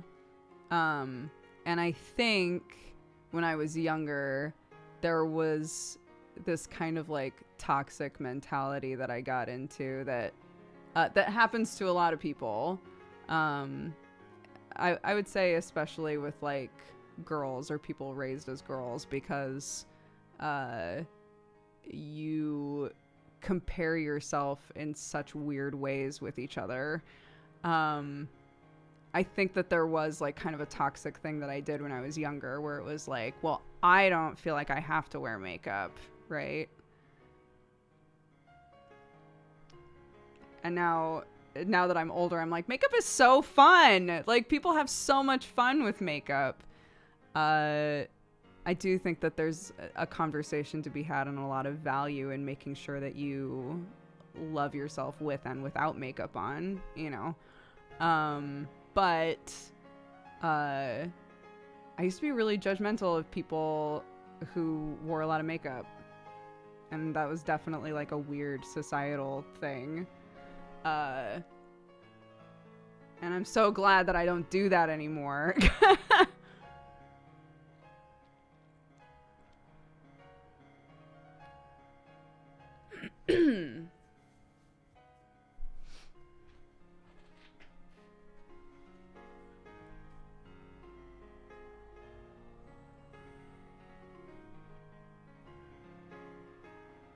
I did that too in my teenage years, and I sometimes still catch myself doing it. Yeah.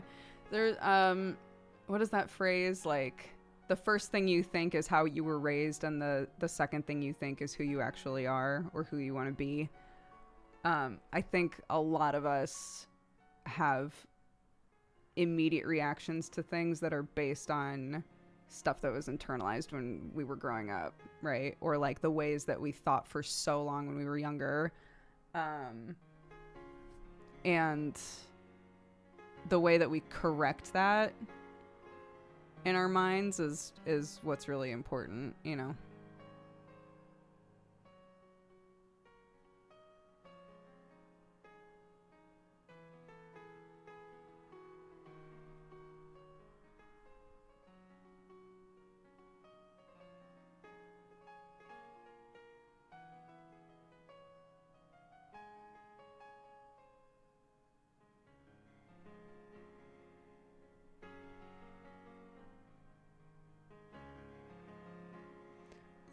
Yeah.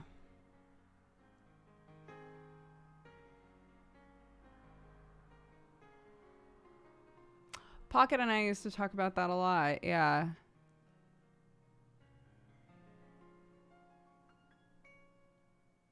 Like when you start doing content creation, this is like kind of more of like a niche thing, but I think that it can be true with a variety of jobs. There will be an expectation potentially of you should always wear makeup or you should never wear makeup. So I wound up being in this weird space for a long time where if I wore makeup, it was like a huge deal. And occasionally people would be really shitty about it. Like if I was wearing makeup, it meant that I changed and I was trying to like appeal to a different audience and like all of this weird shit. And it made me never want to wear makeup. People like Pocket were in a opposite situation of if she decided she didn't want to wear makeup one day, everybody was like, why aren't you wearing makeup? Like we're really shitty about the fact that she wasn't wearing makeup, right? Yeah, we had talked about that quite a bit. I'm very glad to have the audience that I have now and be in the situation I am now where I can show up in my pajamas. I can show up looking like I'm ready to go out to dinner. I can show up with makeup. I could show up without makeup. And everybody's just like, what's up, Dodger? It's just so nice. It's so nice, but it wasn't always like that, you know? And I think Pocket has been trying to make the effort to, you know, show up as exactly who she is at the time, you know, in an effort to normalize however it is that she's feeling and however it is that she wants to look and present that day, you know? So, yeah, that stuff can be weird. People are so weird about makeup. I just want purple smeared around my eyeballs, right? Some days you just want purple smeared around your eyeballs. And that's it.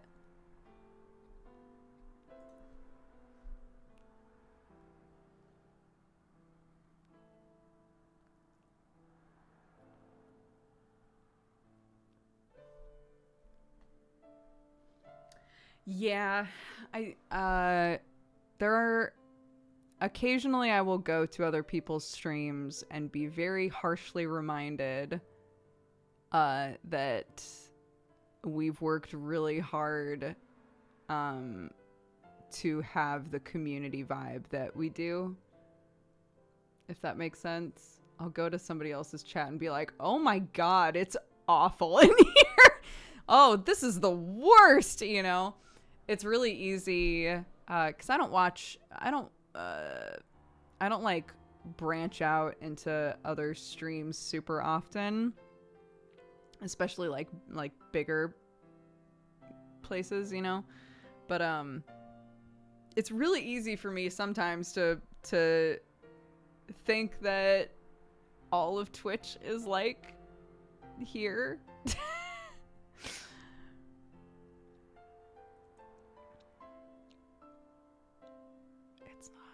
not always like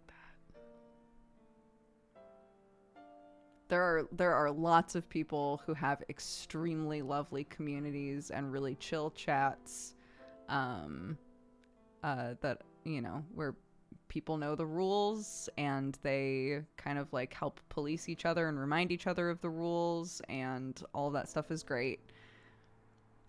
And there are some chats where where the streamer's like, yeah, I've got like 15,000 people in here and no mods. Let's go. I'm like,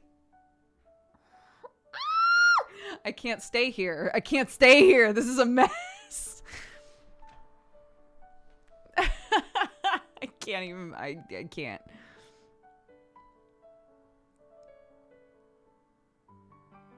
Yes, shout out to our mods. They work so hard. We have such an incredible team of people. All the baby mods have been doing amazing. I appreciate you all very much. It would not be this way without you.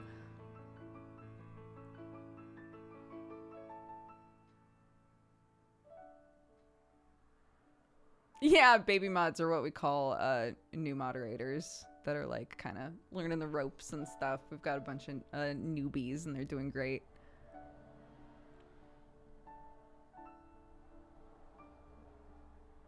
Yes, I agree. I can't think of another chat with a ton of people in it that is as well maintained as Co's.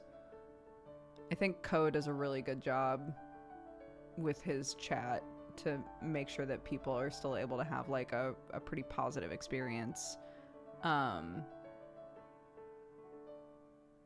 Yeah.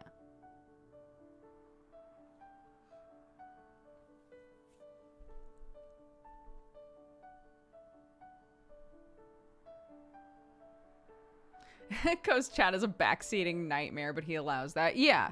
And again, like, I think backseating is like a morally neutral thing, right? That is from streamer to streamer. Some streamers are totally fine with backseating. Great. I am not. I do not like that. But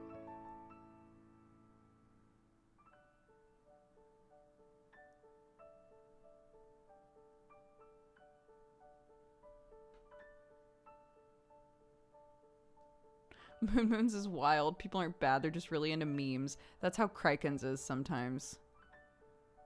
Sometimes Kriken's chat, it's not that there's anything wrong with it. It's just like, I don't even understand what's happening in here. I don't know what the joke is anymore.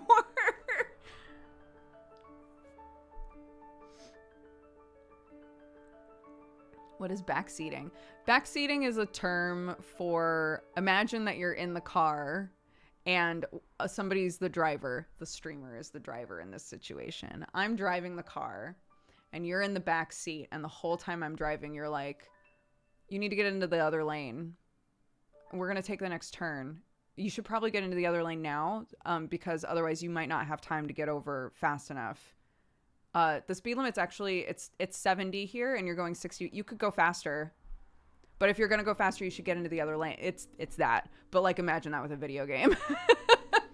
So I'm playing a game, and the whole time that I'm playing the game, people in chat are backseating how to play the game, what I should do in the game, where I should go next in the game, what skills I should be using, etc., etc. Yuck, make it stop. That's my feelings. That's how I feel.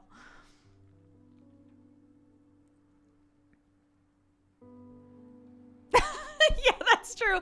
Sometimes the backseating is just drive better. Do you know how a steering wheel works? Did you know cars have brakes?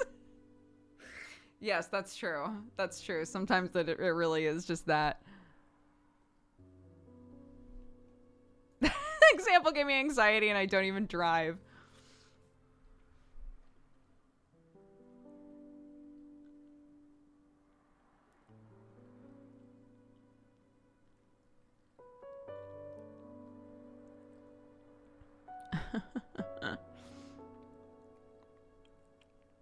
So it's like GPS navigation. I would say in my house, Sam is GPS. So there's a huge difference, and we always have to say this to chat. There's a huge difference between my husband being in the room and being like, oh, can I tell you something about this class really quick? Or, you know, or like, where are you at in the game? Do you want to know where to go next? GPS is something you set up for yourself. You decided to use GPS, right? That's very different from somebody just in your back seat barking shit at you. If I set up GPS, I should hope that it's telling me what to do, and I can also mute it if I want. When Sam comes in, it's totally fine for him to offer help because he lives here and typically will ask if I want help first.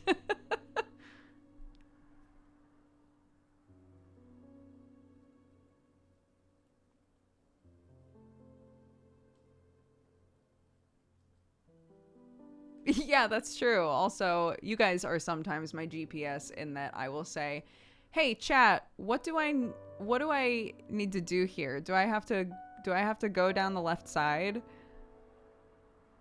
And then I get the response, and then I mute the GPS.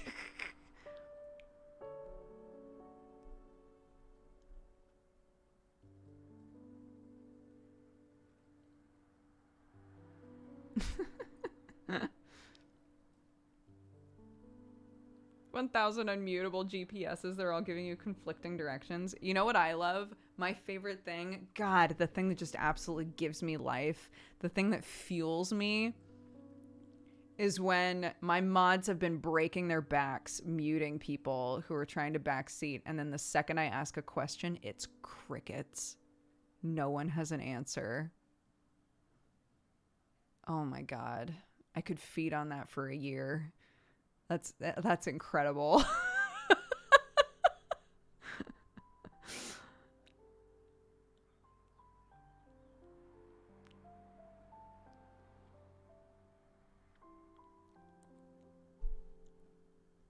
Yeah, I don't understand.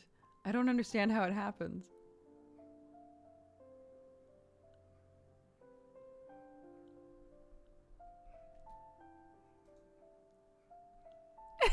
Dodger is a no answer vampire confirmed. Yeah. If I was a Dampier, I would feed off of confusion. Everybody else would be like, "Ah, yes, I love the taste I love the emotion fear. I feed off of fear."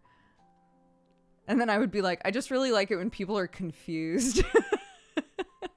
I really like when people are desperately searching for the right word, but they can't quite remember it.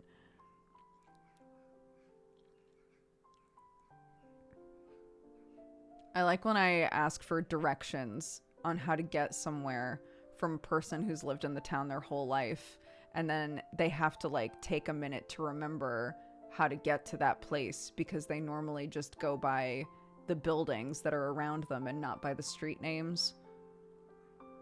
Delicious.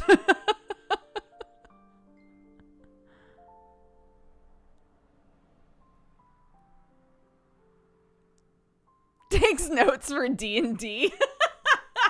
There you go. There's an NPC for you guys. Yeah, it's kind of an energy vampire. That's true.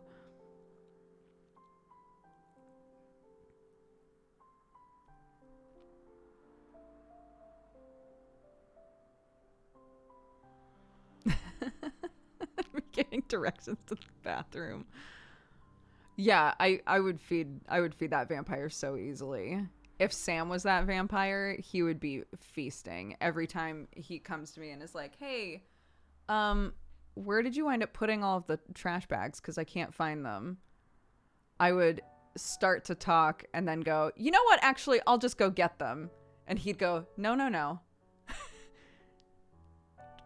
Just explain it to me." No, no, no. Just try. Just try to explain to me where it is.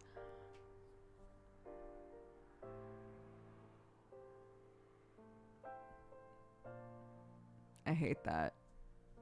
Sometimes I'm in the right frame of mind where I can go, right, okay, so you know the drawers where the utensils are. There's 3 drawers there.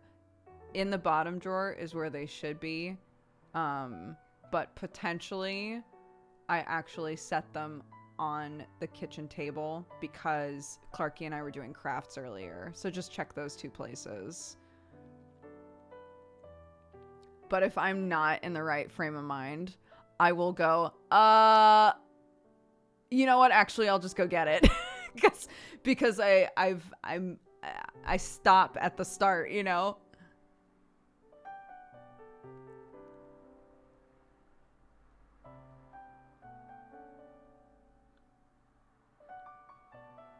Learning how to give directions was one of the hardest things I had to learn when I started working in a bookshop.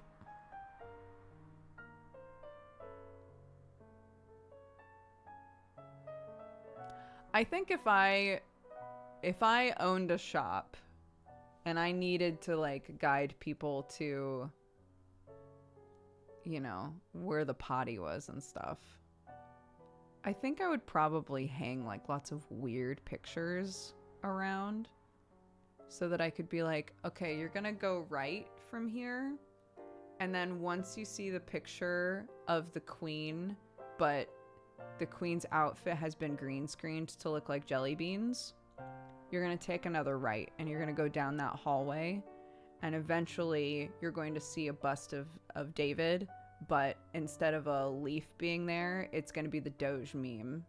You're going to take a left after you see that, and that's where the bathroom is. Make your own landmarks. This is the way.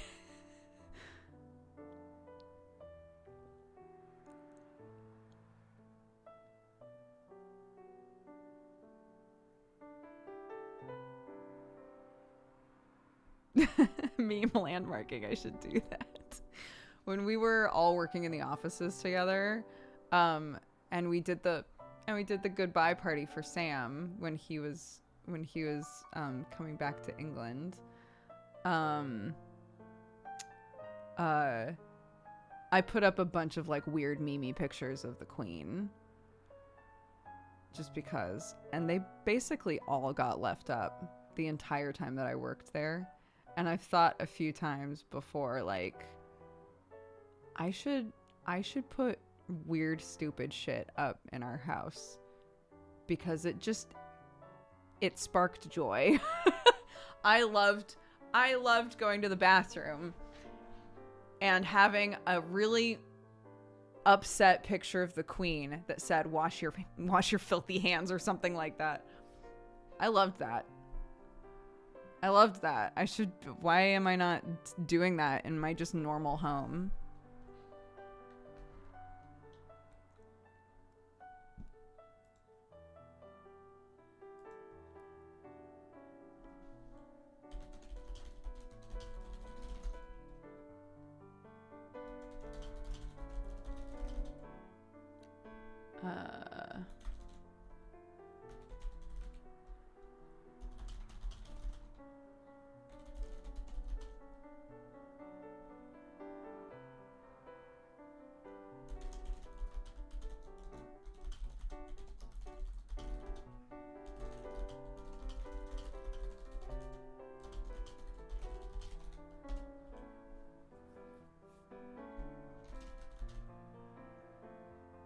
The queen sparks joy. I would do that, but it's Urianger. Oh my god.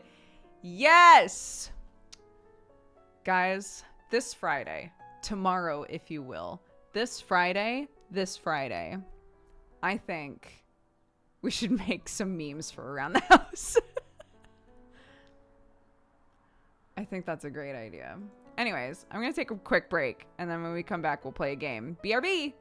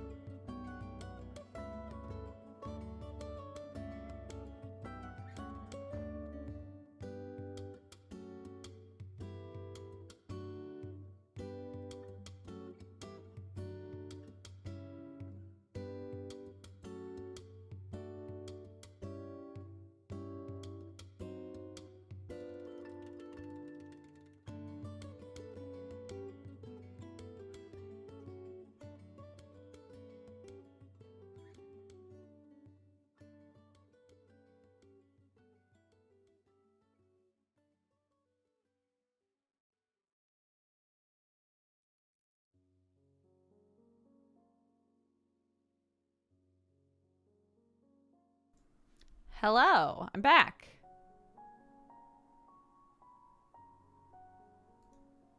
It's me. And I'm stuck? I'm stuck. Homie. What's happened? Homie. Oh. How weird. It thinks...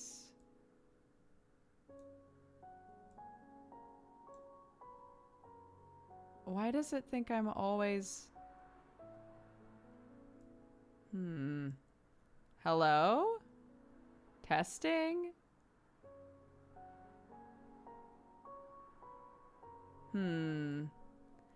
So basically it thinks... Oh, sorry. It's having trouble seeing me properly, or like maybe it's not using the right... Yes, that's the problem. Hello? There we go. How weird. Why did it do that? How strange. It like swapped devices. What are all those icons? They're from, these are the icons on the program that I use for my PNG.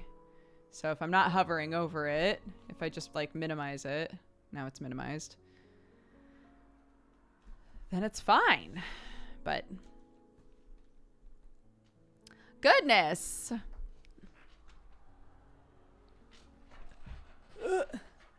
Yeah.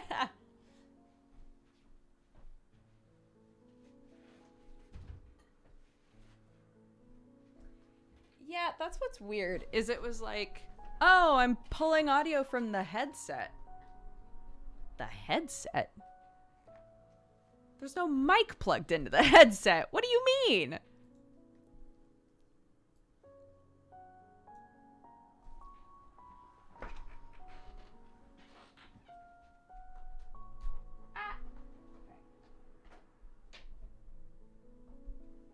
Okie dokie.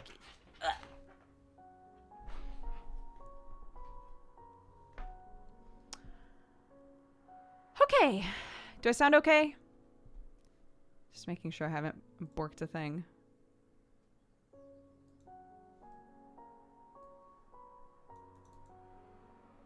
Jisoo is bewitching. What does that mean?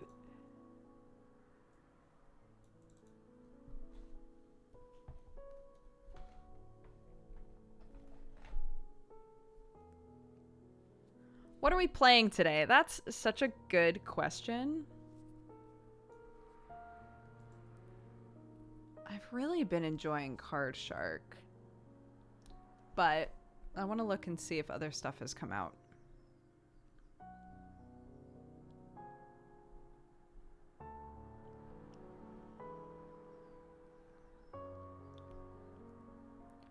What is this? A VR puzzle game? Oh, hell no. What? This looks amazing. The Last Clockwinder. What? What? Okay. This game is called The Last Clockwinder. The pitch is a VR puzzle automation game. You create intricate clockwork contraptions out of your own clones and then restore life to an ancient tree. Oh my god, this looks so difficult. I want to play this so bad, but I'm not set up for this. I'm not set up to do VR. Not in here, at least.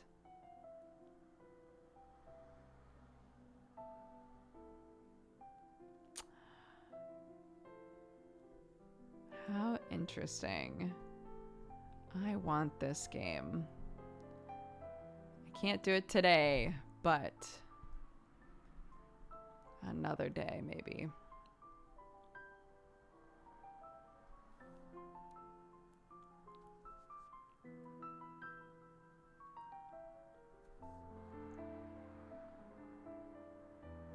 What is the Hatsune Miku game? Summer's been playing the Miku game, And I don't, is it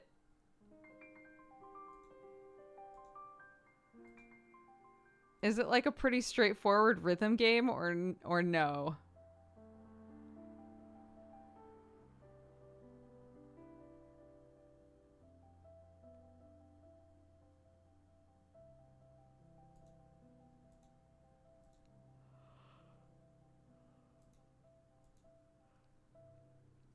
Hmm.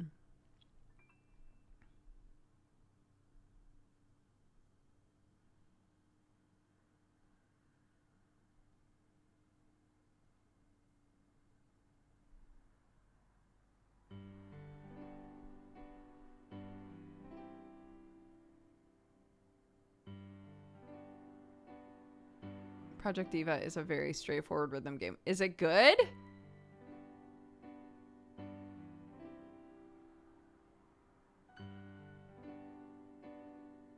I haven't played a rhythm game in a hot minute.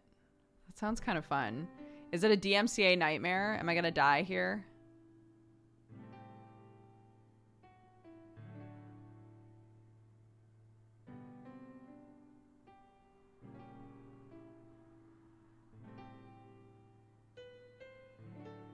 Miku, the creator of Minecraft. I hate it.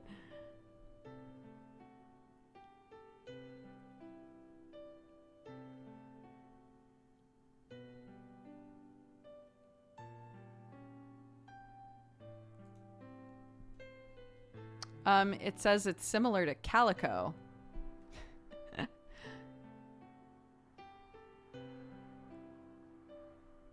Which, if you'll recall, is a,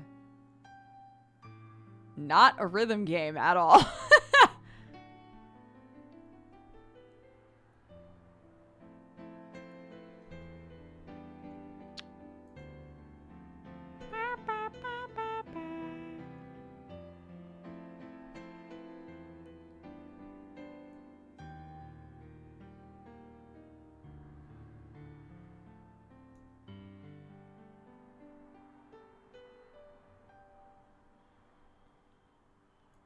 My lovely wife. What is this?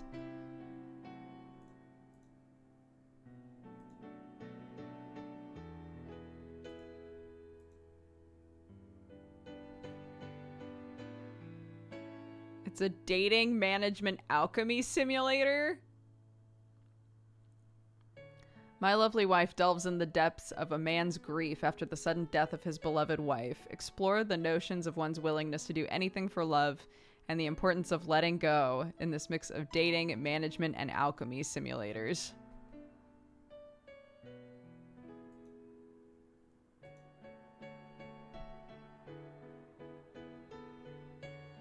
It has a sexual content tag on it, which makes me think it's probably dicey to play on stream, but it sounds interesting.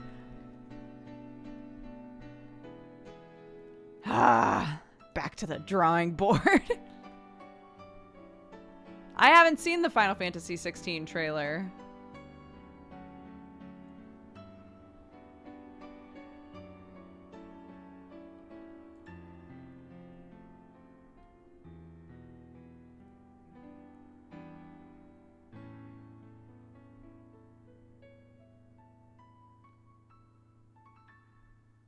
Well, I don't want to play the Miku game if it's gonna mute the whole VOD or get me pinged, so.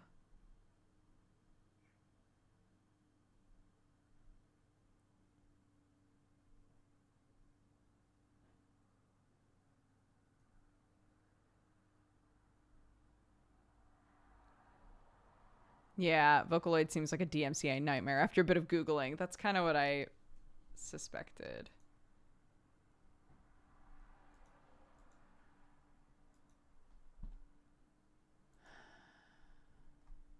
No, I want to play something different.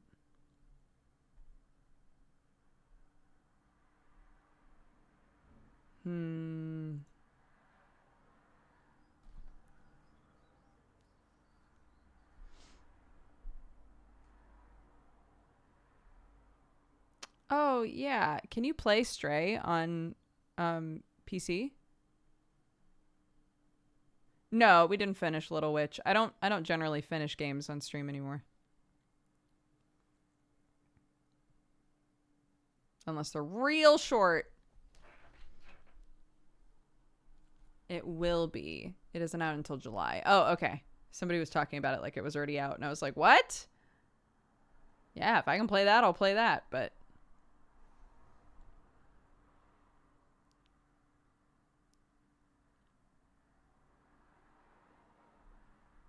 in like a month? Okay.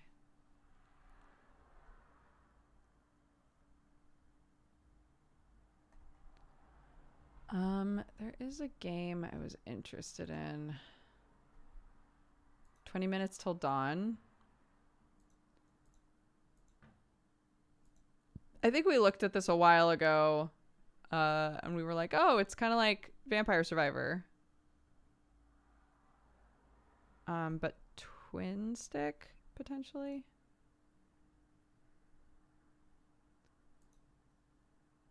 Ah, that Clockwinder game looks so fun. Maybe I'll just set up my room for VR again.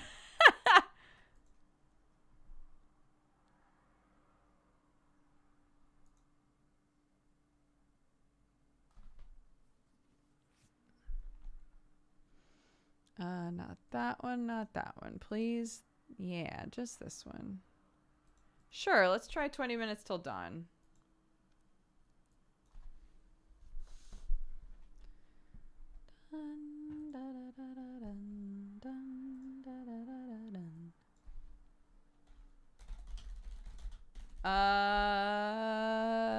This game probably has warnings. So I'll get that sorted as well.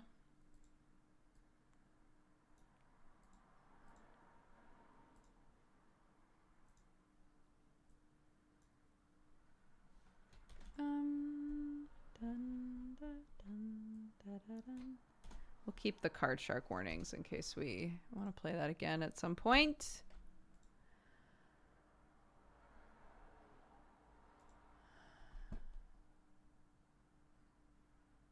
What are the commands for the other D&D games that Duger is in? So you can do !DND, and also !ND, just on its own, if you want to know about the VR LARP stuff. But yeah. Yeah, deadbeats today.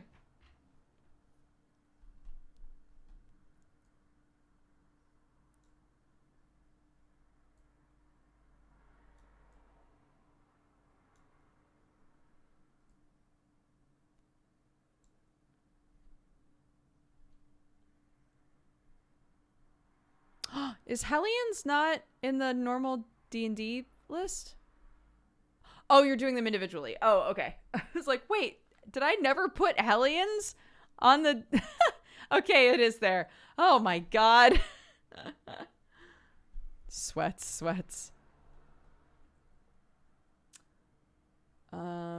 Okay. Wait, store page. Let's see if I can find warnings for this game. I guess I'll say monsters.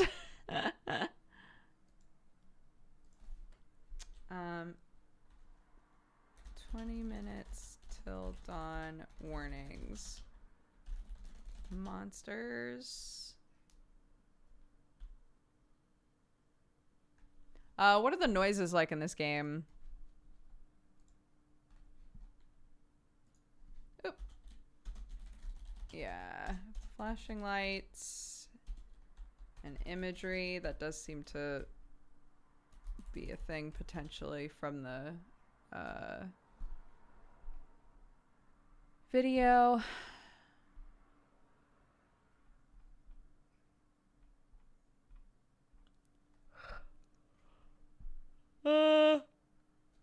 Sure.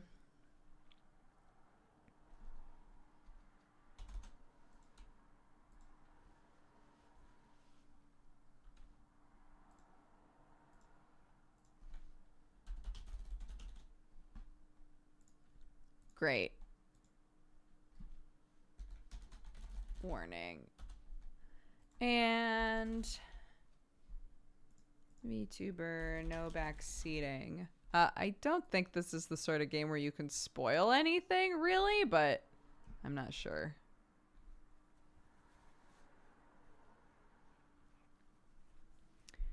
Okay. Okay. Are we playing a thing? Let's go, baby.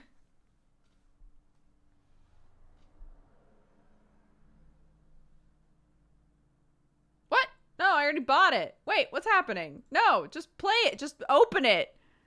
What on earth? Okay.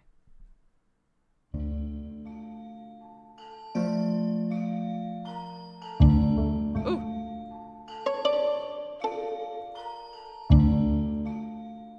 Let me know how the volume on that is. It seems pretty loud to me.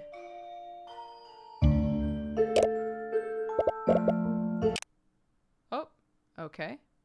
I guess I can just turn it off. Okay, that's better.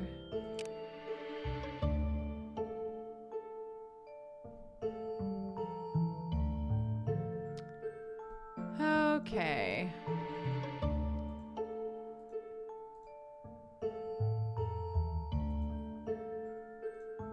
Is that better?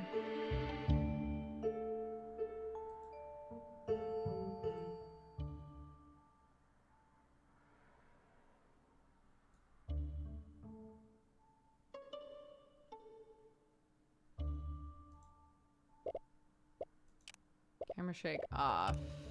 Back. Okay. Hi, Summer. We were looking at the Miku game and I was thinking of you. I was like, should I play the Miku game, guys? But we weren't sure if I was gonna get DMCA dinged.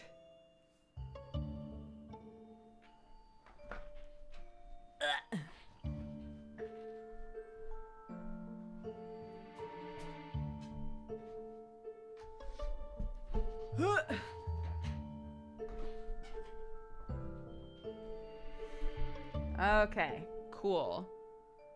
Let me double check that my child is up.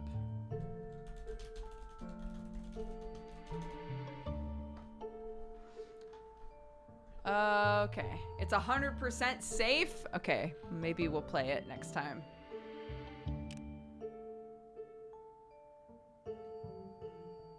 Can reroll upgrades. Still on just chatting? God, why does that always happen to me? Why does that always happen to me?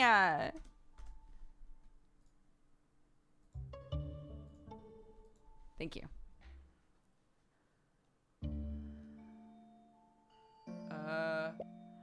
Okay, let's, you know what? Let's just go for it. 10-minute survival.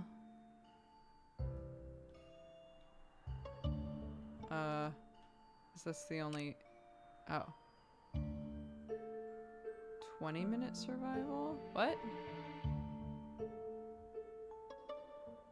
Wait, why can't I do anything? Nothing I'm touching is doing anything. I'm touching all the buttons. What is happening?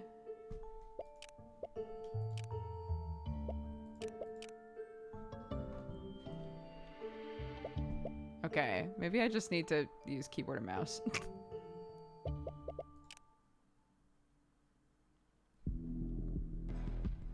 Yeah.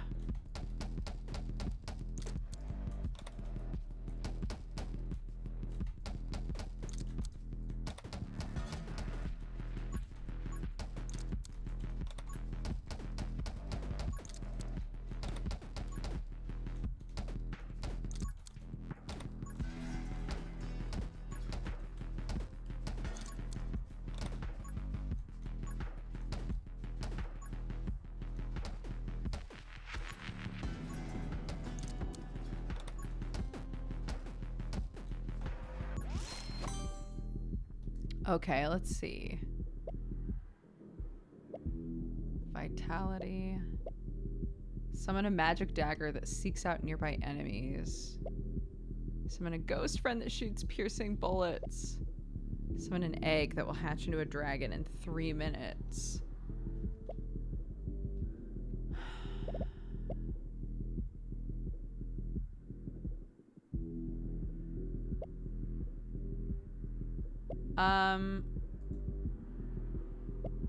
Let's go with magnetism.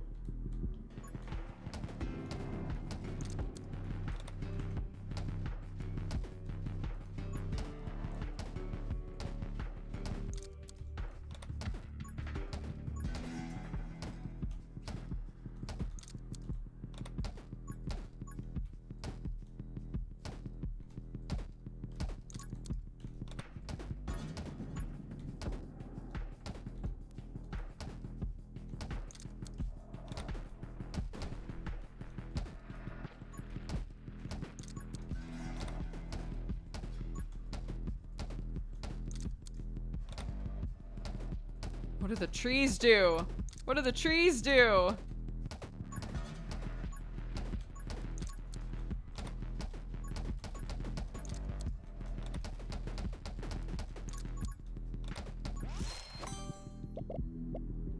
Bullets have a 35% chance to inflict freeze. Bullet spread up. Oh no, bullet speed up, but spread is down. Ugh. Vision range up. All enemies within your vision range take 5 damage every 2 seconds.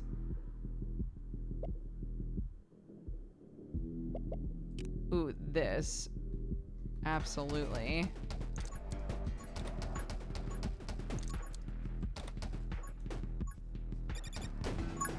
Nice.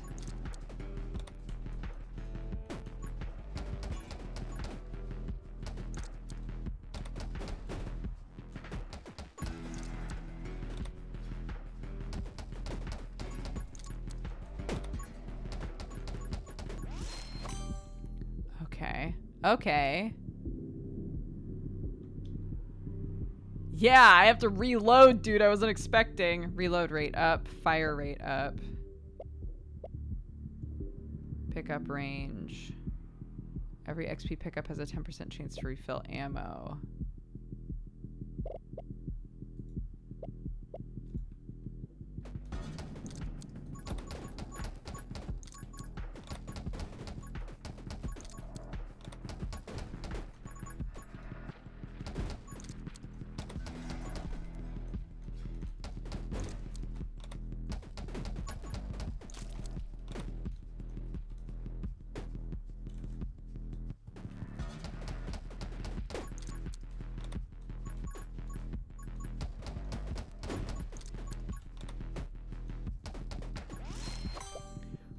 Okay.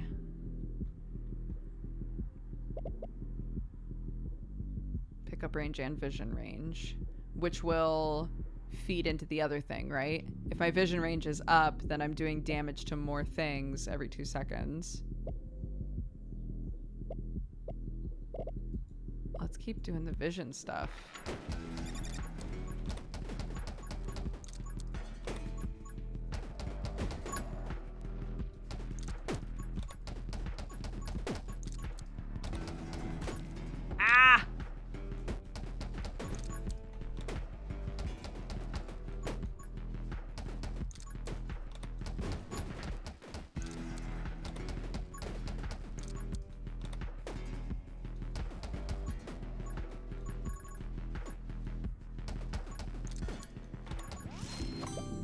Oh!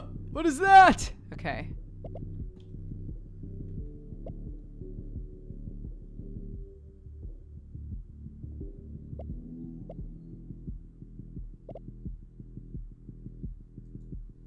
Yes.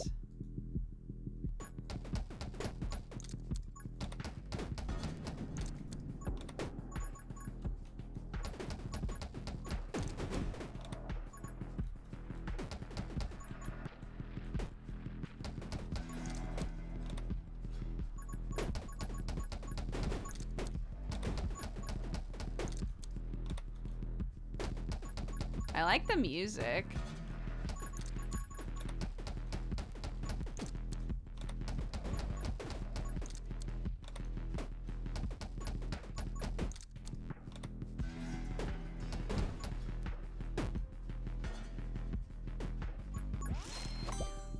Woo!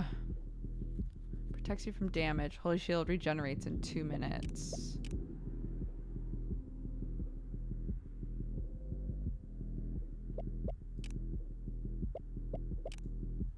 Sure.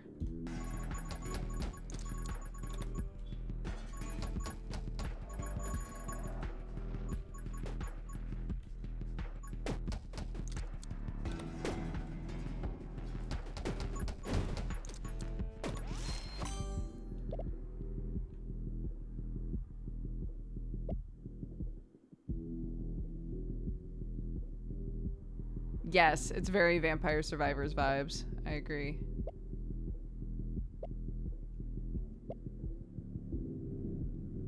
Bullets have a 50% chance to inflict burn.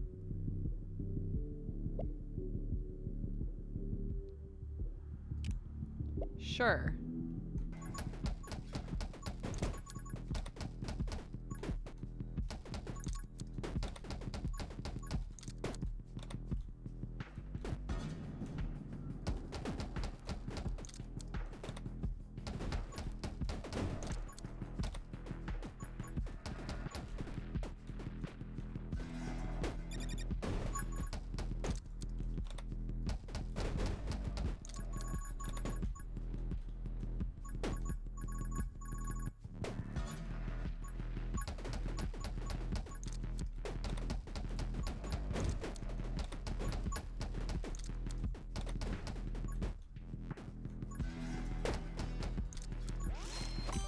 Whew!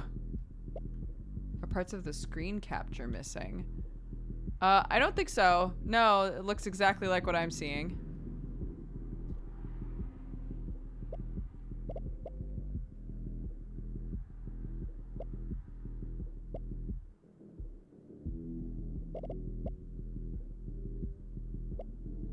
Ooh, movement speed up would be nice. Haste!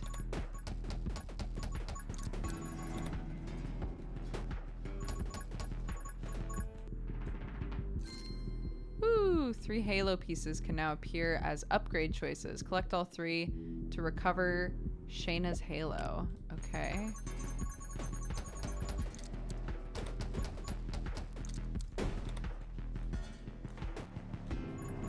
Ah, what the fuck? Pardon? Oh my god. What? What? Why is it like this?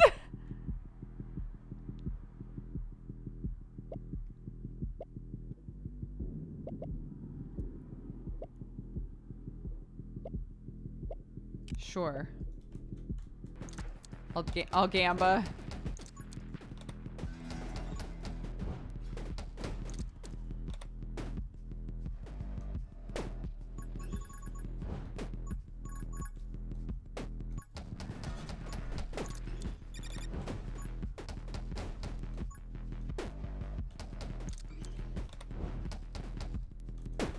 Oh my god! Ah! No! I sure did.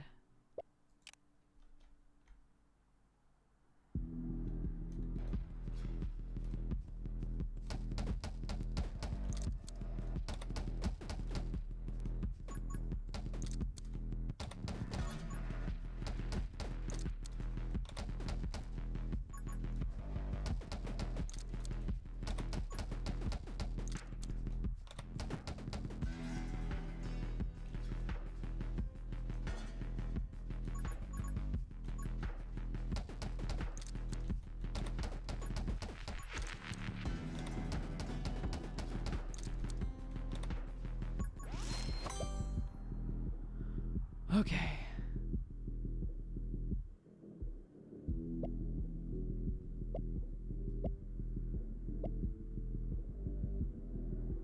Spread up, but damage down. Sure.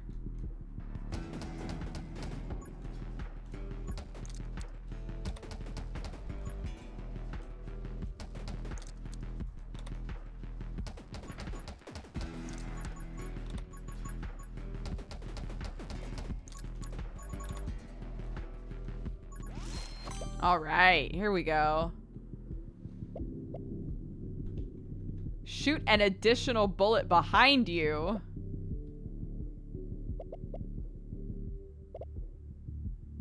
Shooting your last ammo. Also shoot 10 additional bullets in a circle around for 15 damage. I guess 15% of your normal damage, maybe?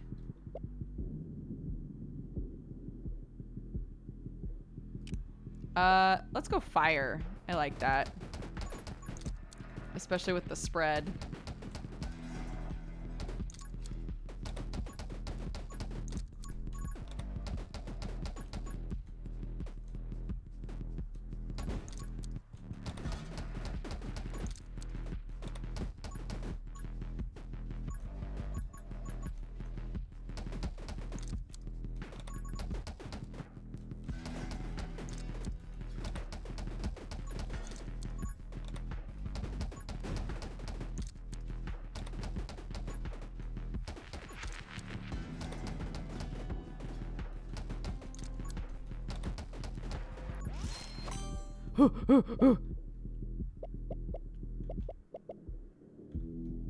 Bullet damage and knockback, reload rate.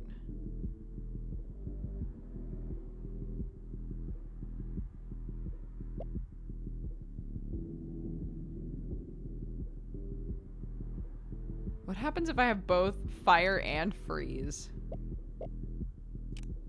I want to see what this is.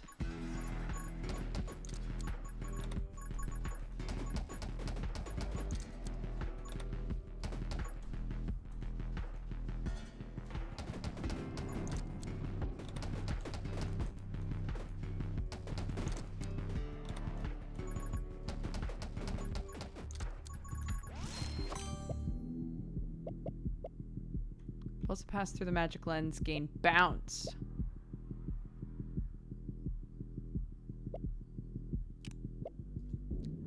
I gotta.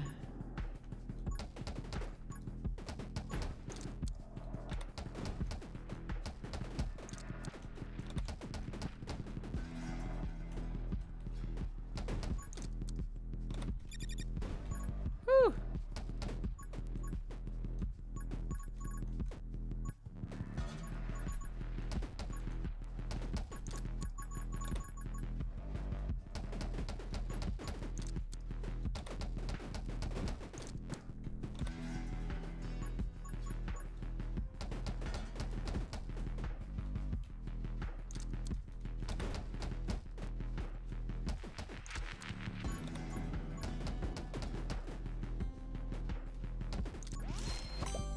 Whew.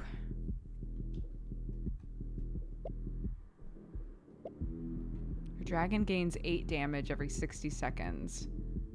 This ability works even if your dragon is still an egg. Oh my god. Can I survive long enough to have my dragon?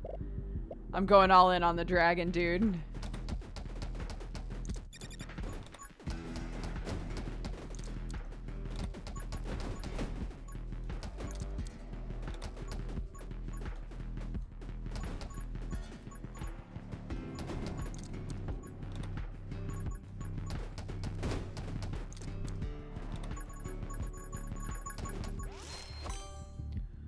Whew. Hi, John. Yeah, it's like twin stick Vampire Survivor, and it has some really interesting upgrades, I feel like.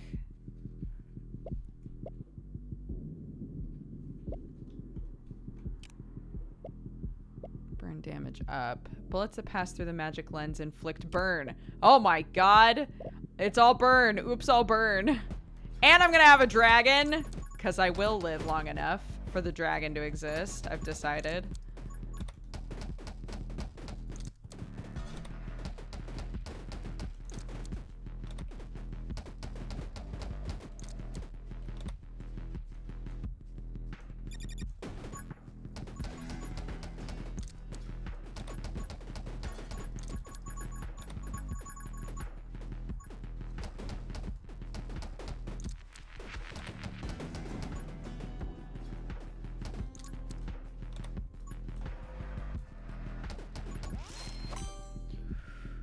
When does the dragon spawn?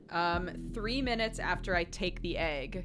I do not know how much time is left on it.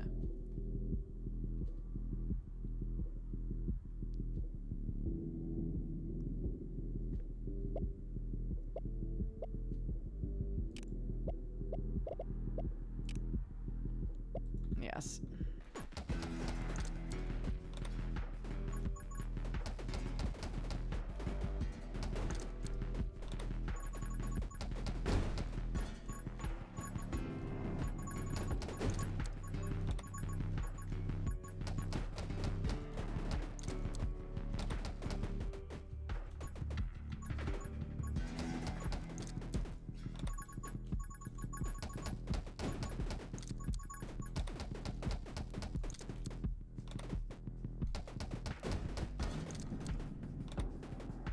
Do you think someone was playing Vampire Survivors and they were like, I just wish this was a twin stick shooter, and then just decided to make it?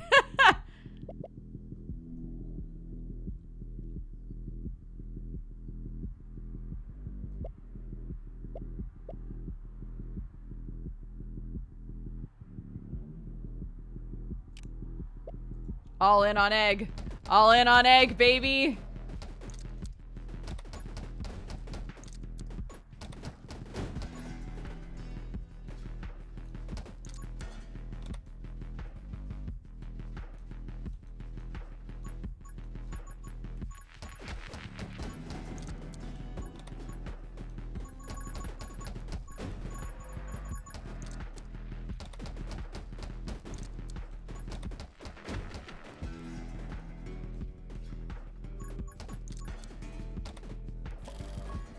Yes, my baby!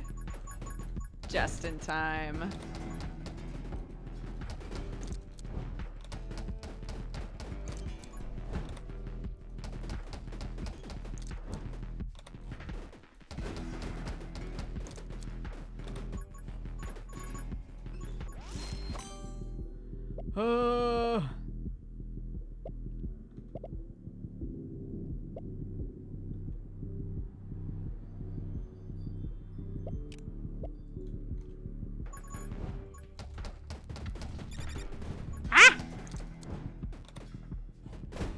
God.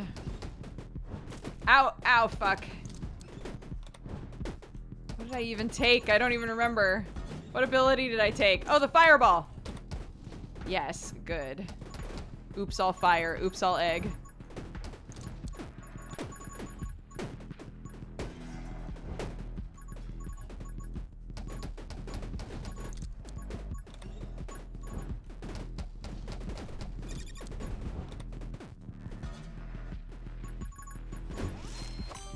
Ooh.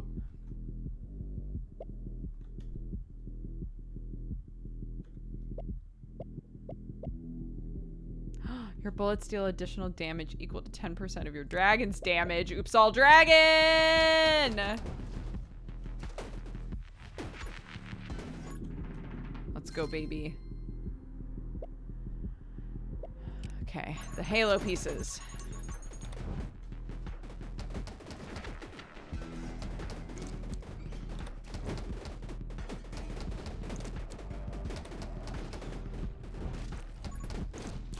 Ow! No! No! My poor baby dragon! Who's gonna take care of him now?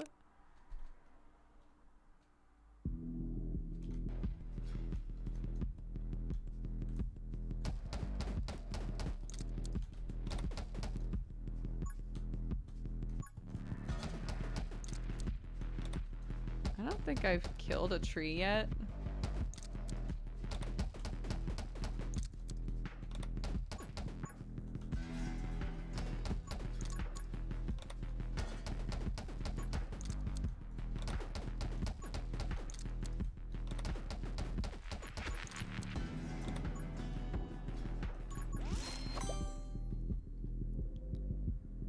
How long will Dodger survive?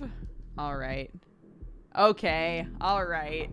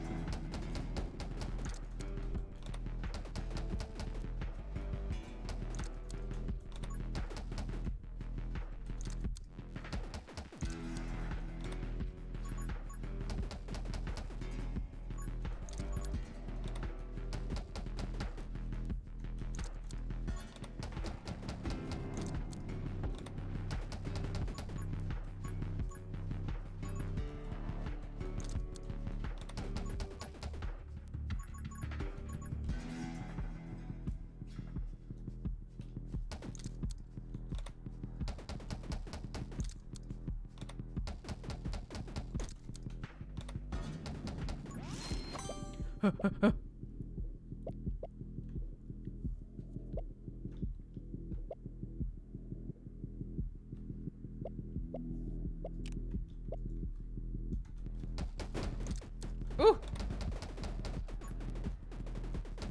Yes, my little sword. I like it.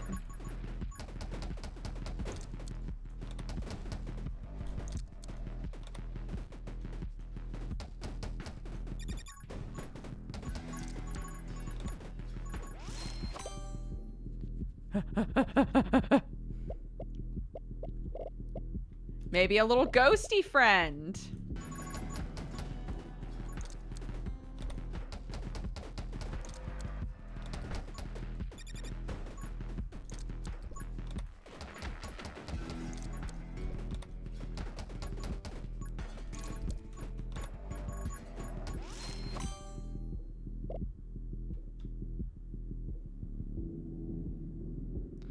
Ghost now shoots toward where you aim. Summon a scythe. Oh my god. Yep, sounds good.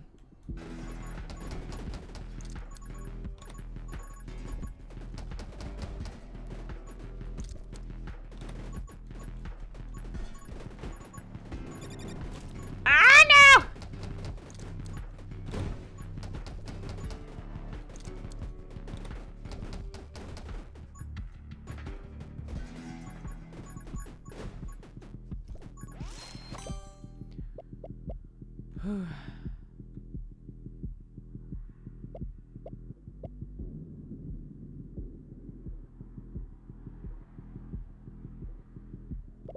Oh, so you can choose one or the other.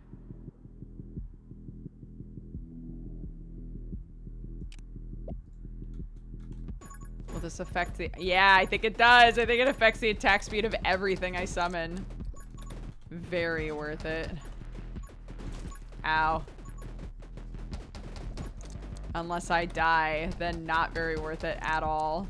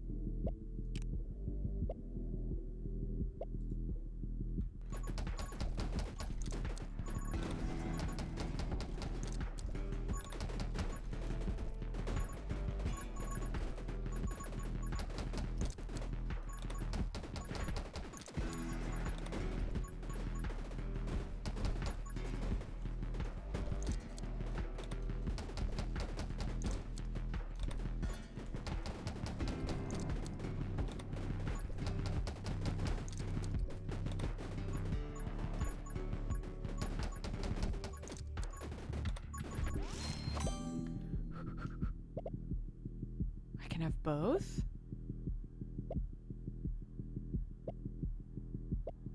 Ooh, do I do second dagger or do I think I'll do shield.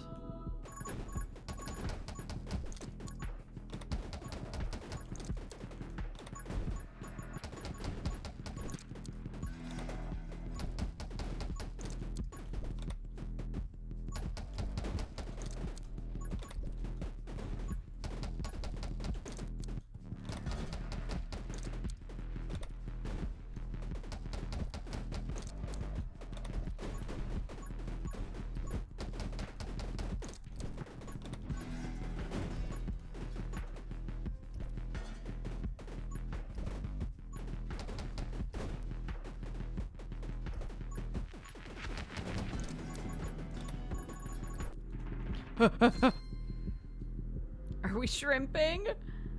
Are we shrimping, family?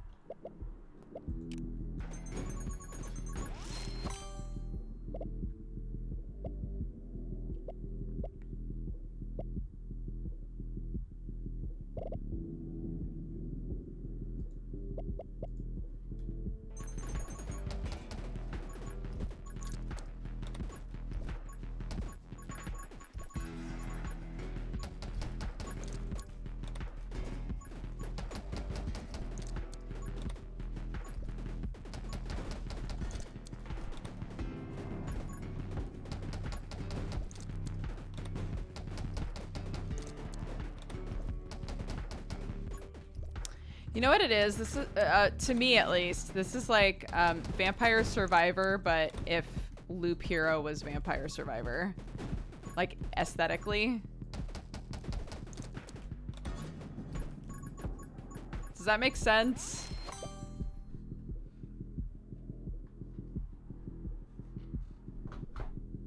Ugh.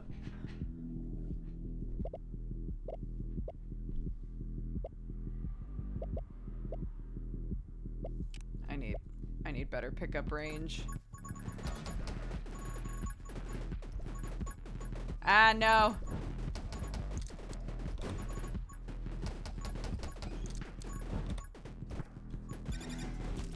No!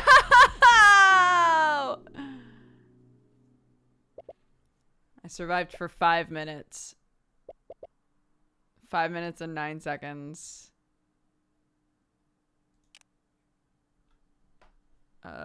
So sorry to anybody who lost money.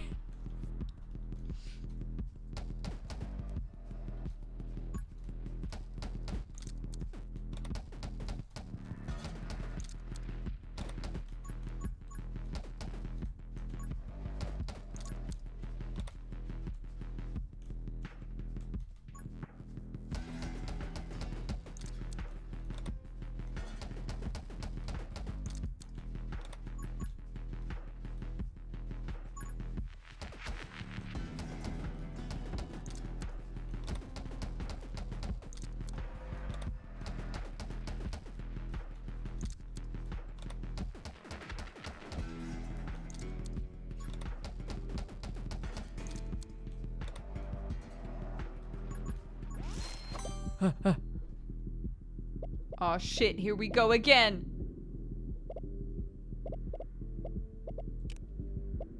I'm an electro mage this time. Oh, get fucked, everybody. Hell yes. What? This is the way. This is who I was always meant to be.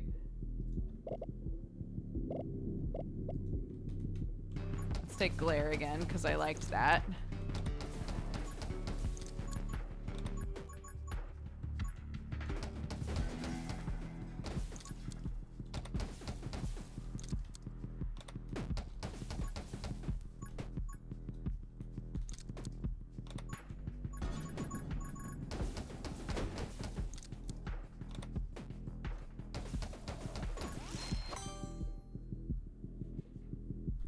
The white mage main takes glare. It was one of the first things I took.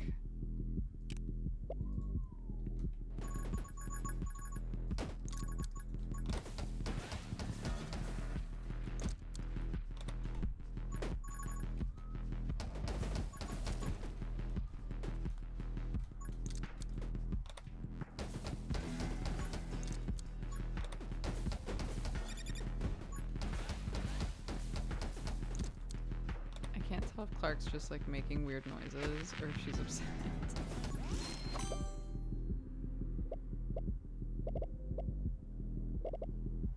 I do love glare.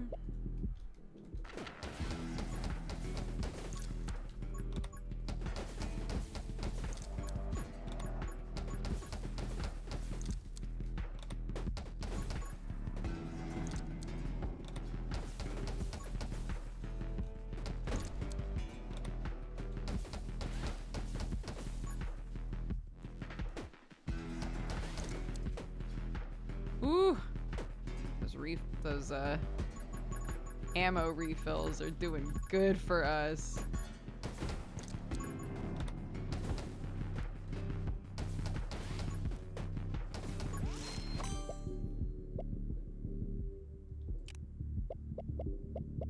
Sure.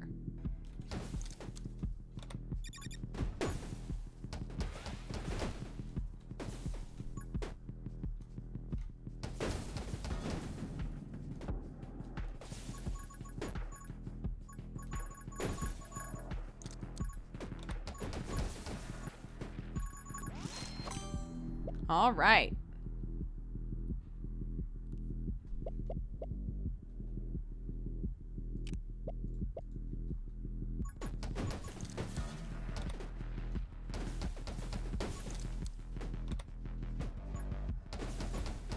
Okay, she's laughing. We're good.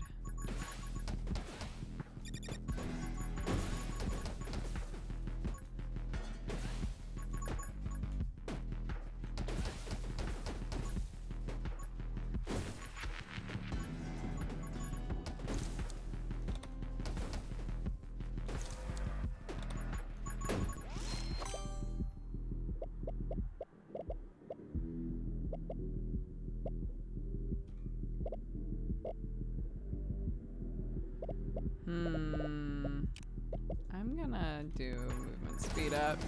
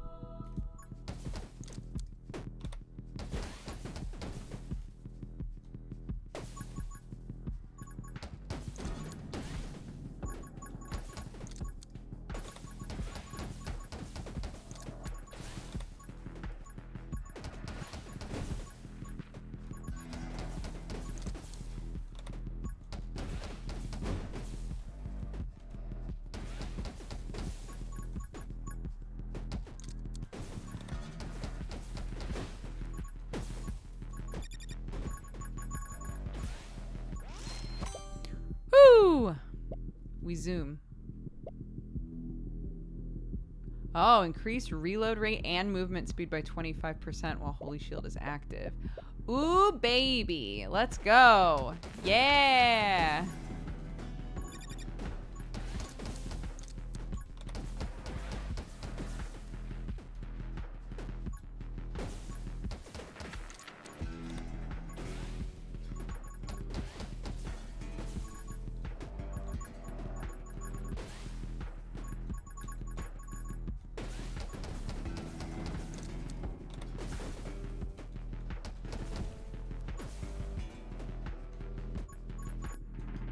Okay. Triple the effect of the next upgrade you take. Triple?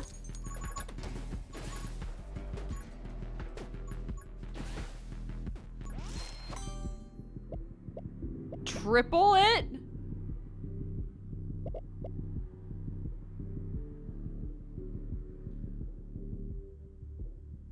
The shield now regenerates in 1 minute.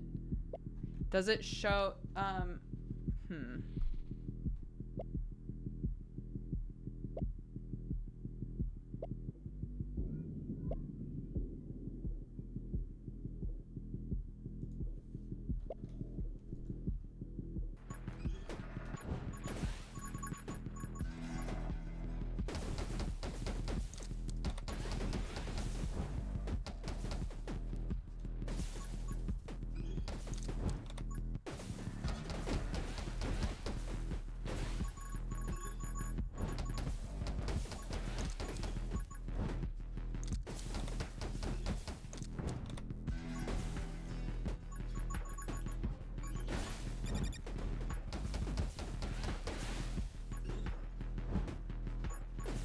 Comes back in 2 minutes, I think it said.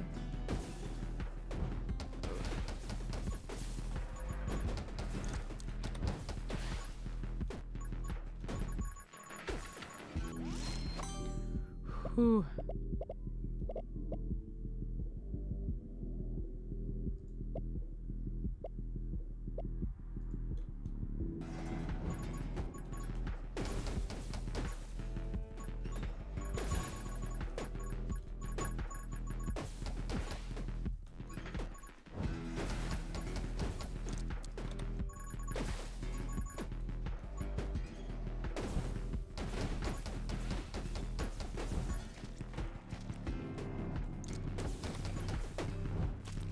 No.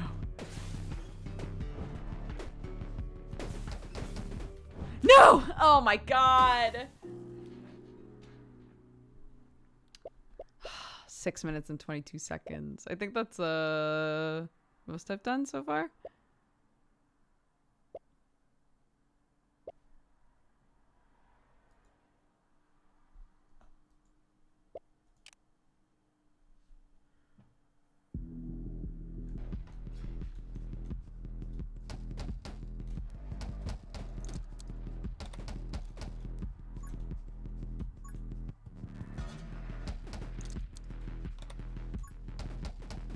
God, it is like, it does have the like awful Vampire Survivors-esque cooldown of like, man, I'm doing so much damage, I feel so cool, and then when you restart, you're like, oh, I'm a soft baby with a gun. I'm a soft, dumb baby in an eldritch nightmare just trying to get by.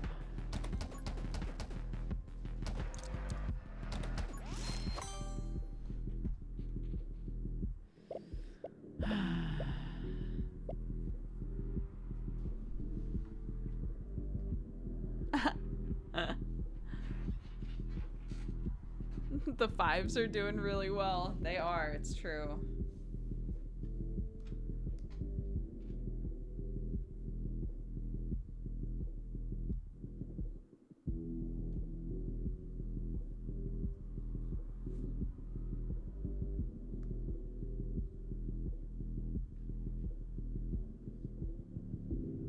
One sec. I'm messaging my husband. Oops. Not that. I'm just gonna swap to the stuffed baby and it's me! That's me!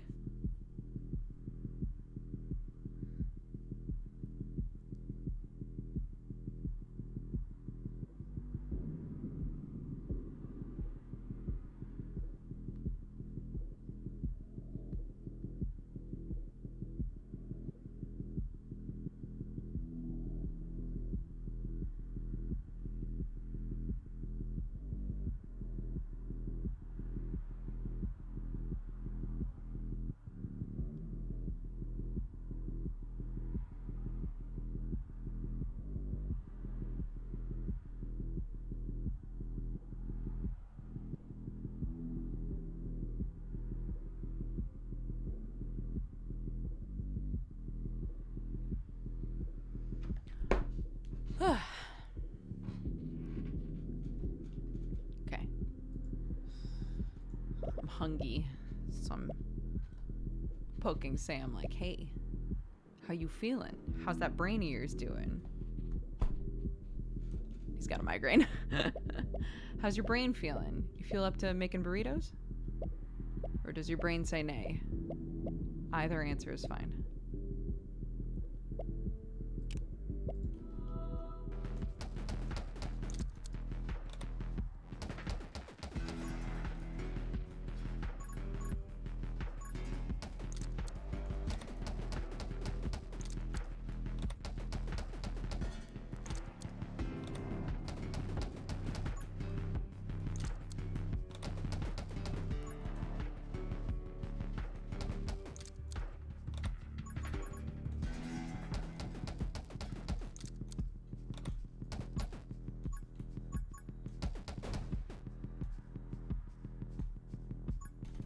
I really appreciate them giving us the blow up guys like really early on, you know? That's so helpful.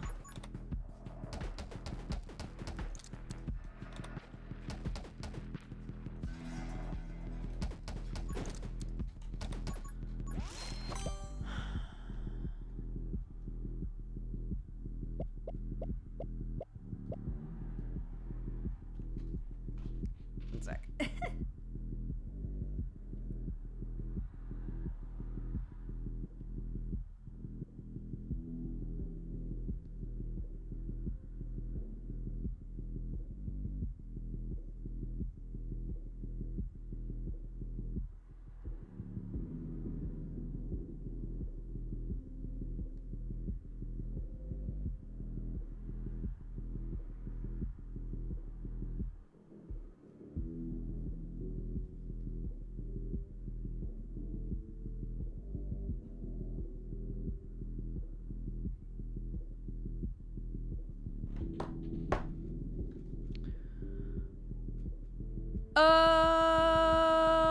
Okay.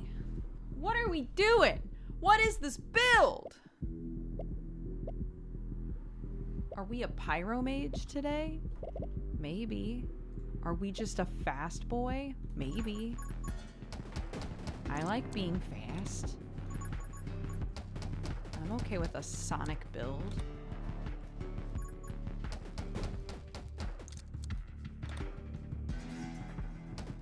Oh my god, Sam and I were looking around for something to watch, and Amazon Prime was like, do you want to watch Sonic 2? And I was like, wait, I can watch Sonic 2 at home now? For more information, chat, apparently Sonic 2 is great. It's like really good ratings. And I never saw it in theaters, so I was like, oh, what? I could see Knuckles the Echidna, voiced by Idris Elba, on the screen in front of me? Well. Okay, all speed. This is an all speed round. If there's an upgrade that says makes you faster, that's what we take. And if one makes us faster than the other, then that's the one we take. Whichever one makes us the fastest in any way, shape, or form. This is the Sonic build. Let's go.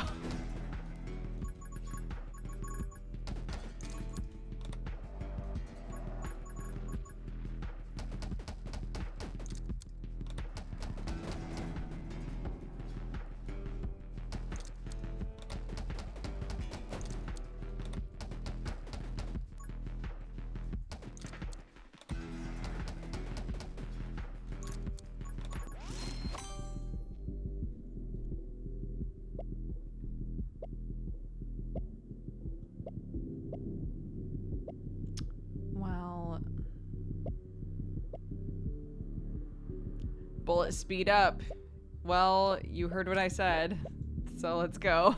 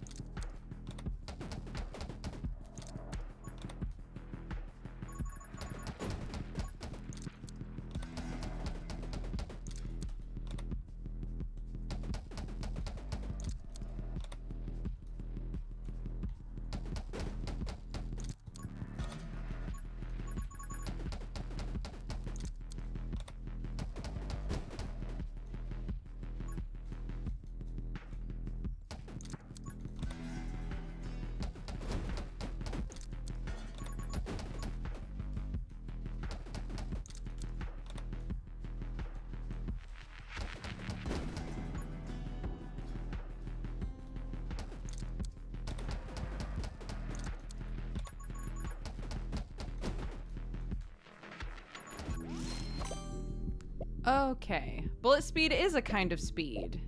We said what we said. Reload rate is speed, technically.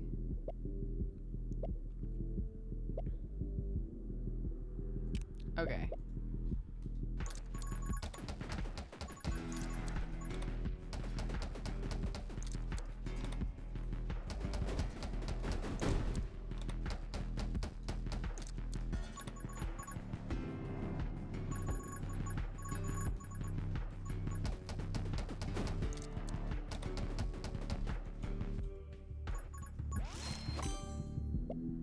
Walk speed. Here we go.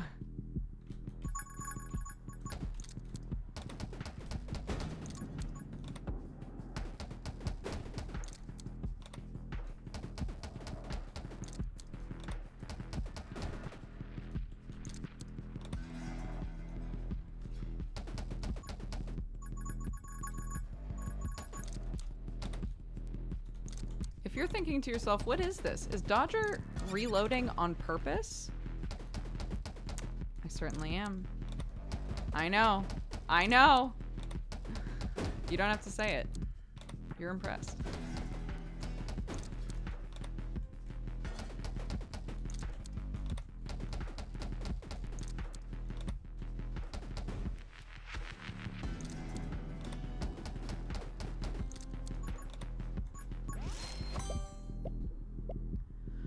Reload rate. Bullet speed 15, 10. Okay, so far this is it.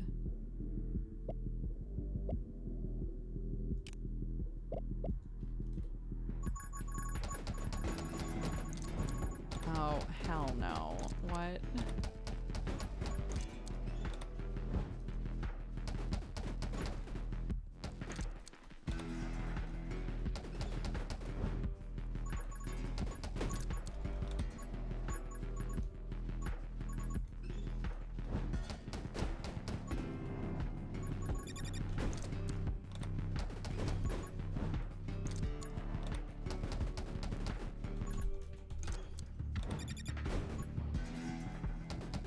shit.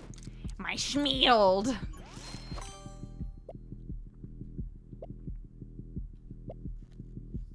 Speed. Speed.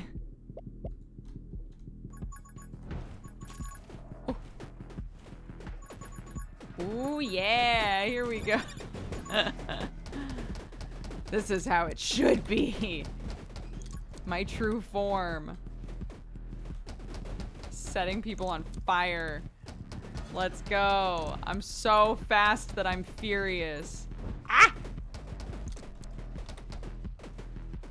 I can't believe that first dude is still not dead. I hate it here. Ah! 6 minutes. 6 minutes.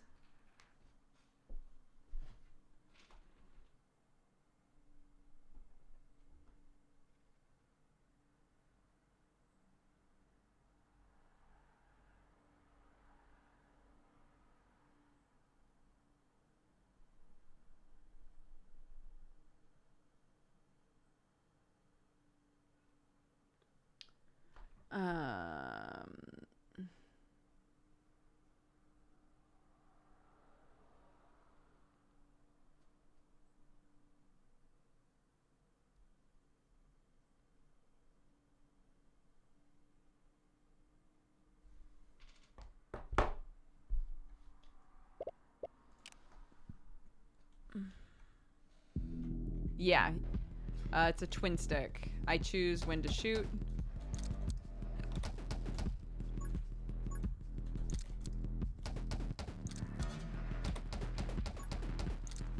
I don't know what's up with the trees. I keep like not bothering to try like killing the trees. And I keep thinking to myself, should I be trying to kill the trees? What do I get, you know, out of my life from killing trees? Ow. What the fuck?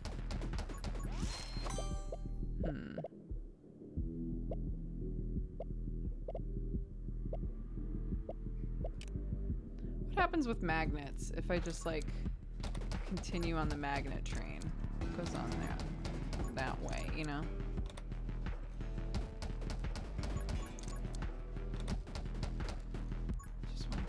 Tree. That's all.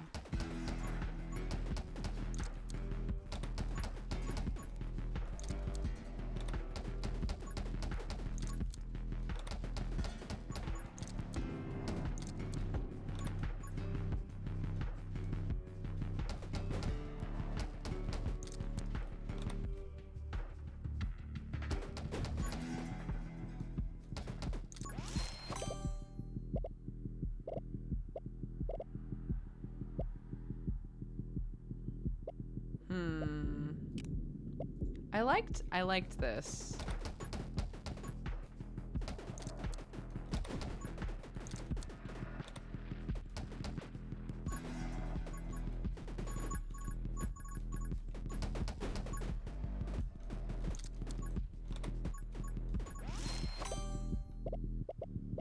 I haven't done this yet.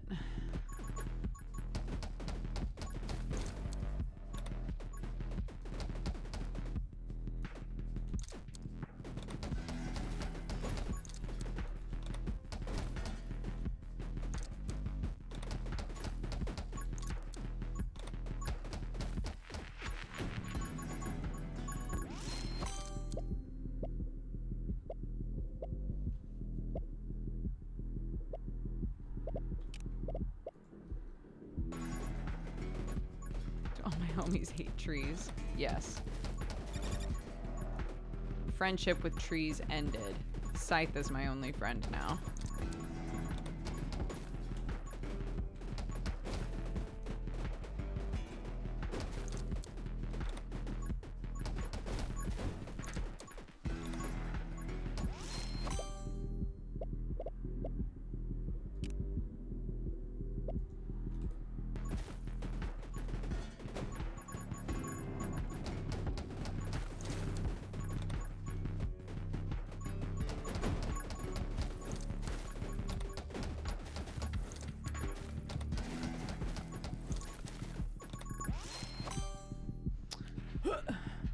what's the study hall? The study hall tomorrow is going to be making stupid Mimi shit to put around my house. But you can work on whatever you'd like.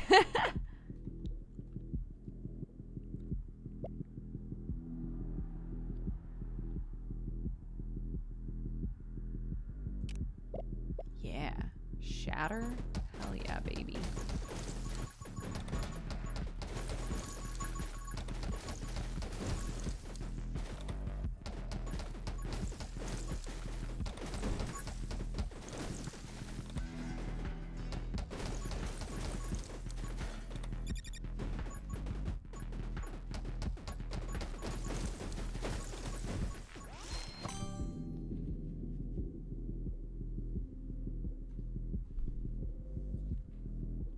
I think the best one that I've seen recently is, you know, the scene in Twilight, in the first Twilight movie, when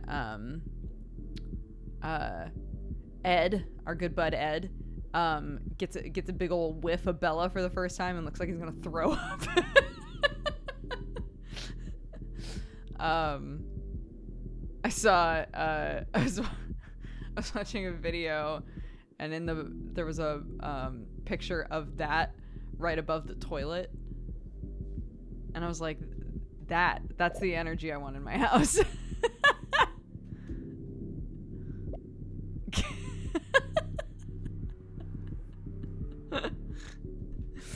Just looking like, if I get another whiff of that poops that you just made in there, I'm gonna lose it.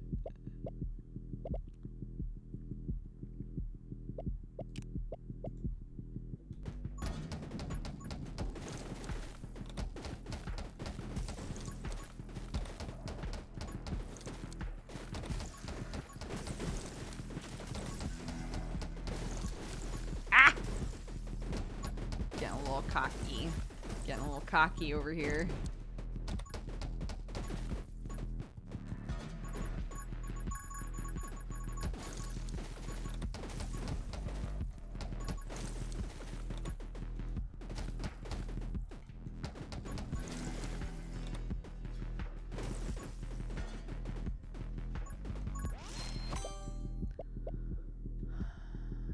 Pickup range and vision range.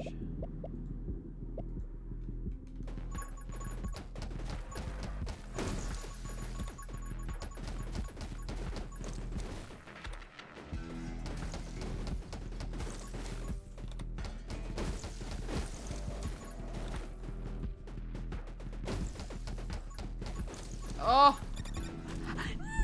No!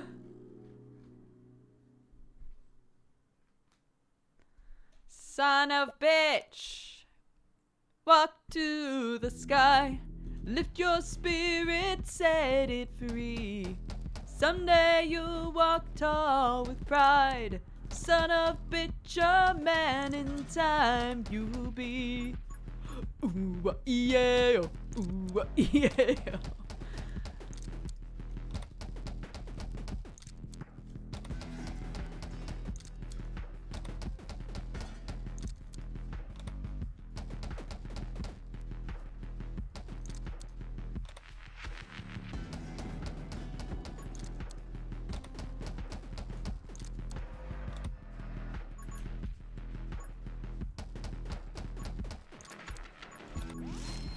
Okay. What am I doing?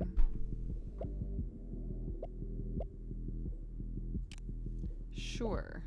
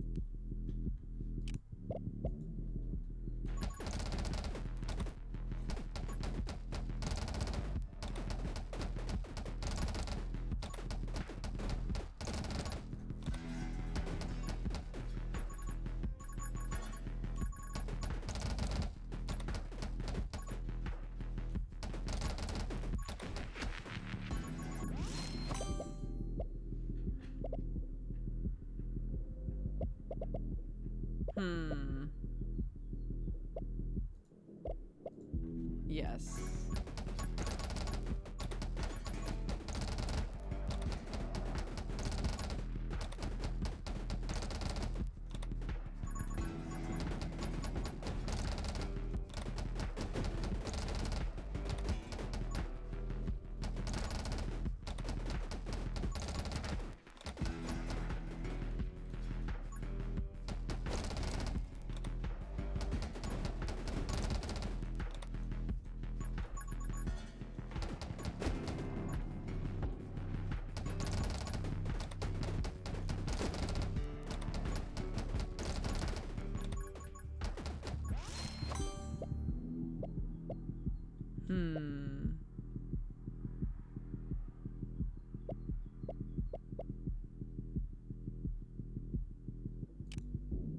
Yes. Increased max ammo. Very worth.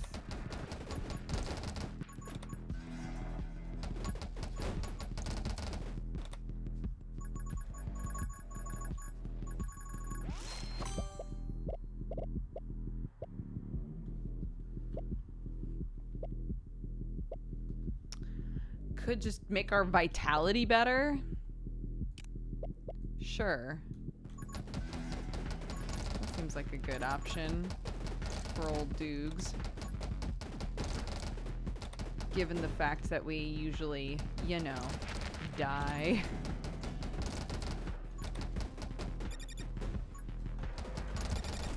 Ah! Ah!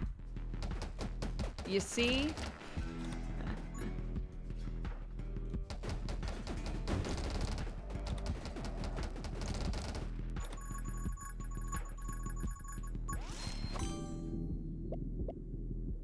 HP by 2 and my character size goes up.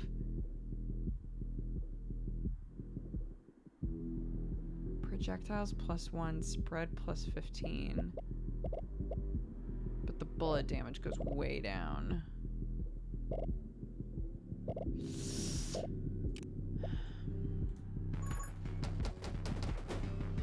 Oh no, I'm slow, baby. Uh-oh.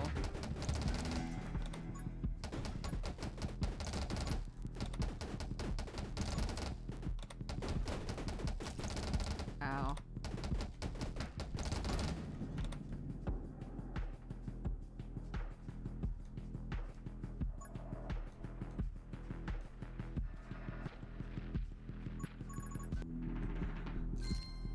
Triple the effect of the next upgrade. Okay.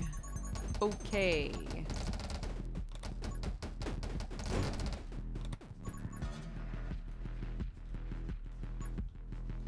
I'm so fucked when that, like, big horse with the electric field shows up.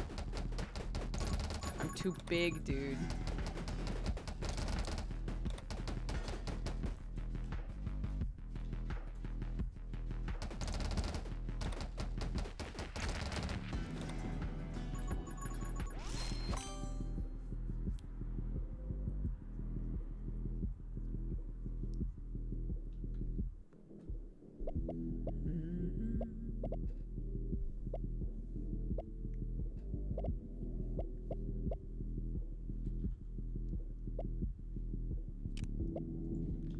Magic dagger.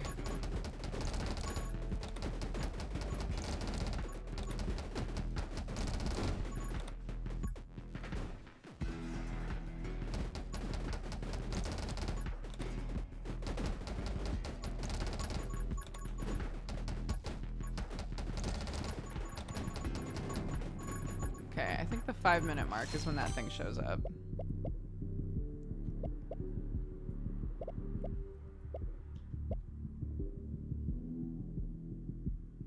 HP every 90 seconds? That doesn't seem worth it. Oh wait, 1 HP though. Wait, right.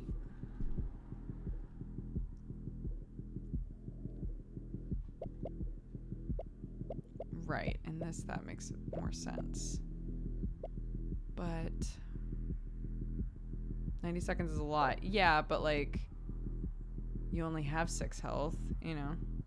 I'm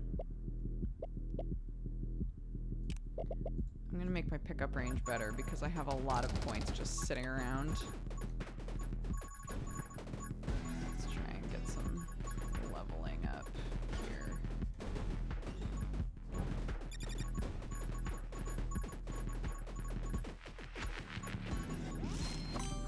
Okay.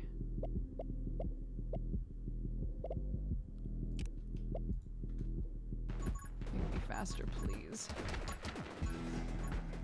So I can survive.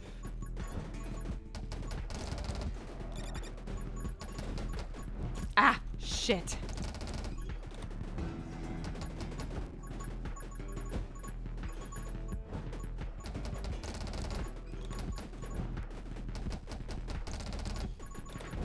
No.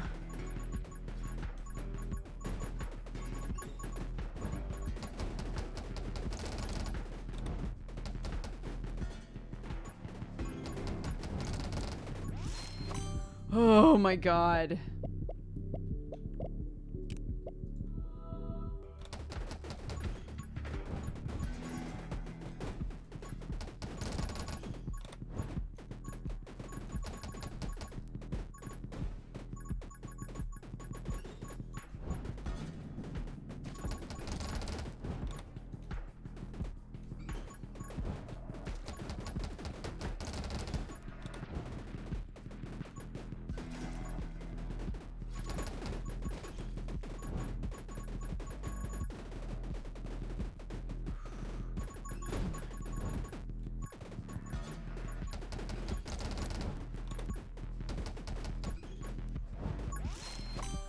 Whew. Oh my god.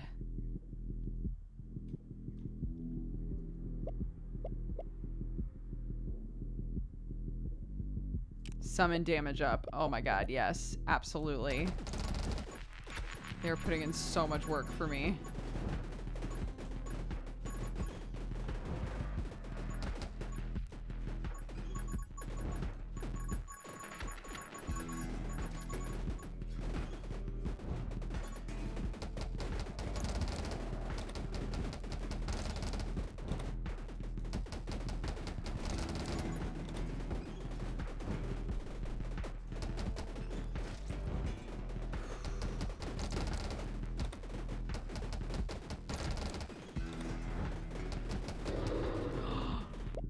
Oh my god. Oh my god, I killed it. Okay.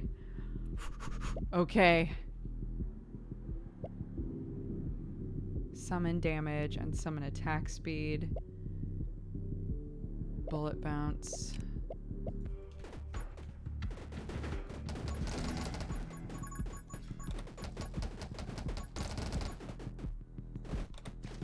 Oh my god, my reload takes forever.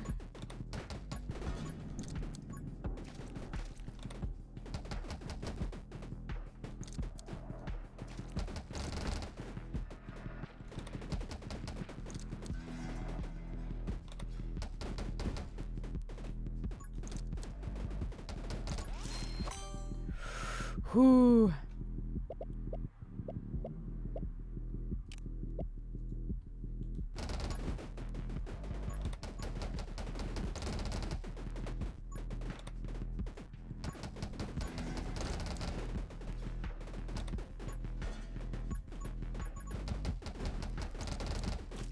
No! I didn't see it there! Oh, son of a bitch.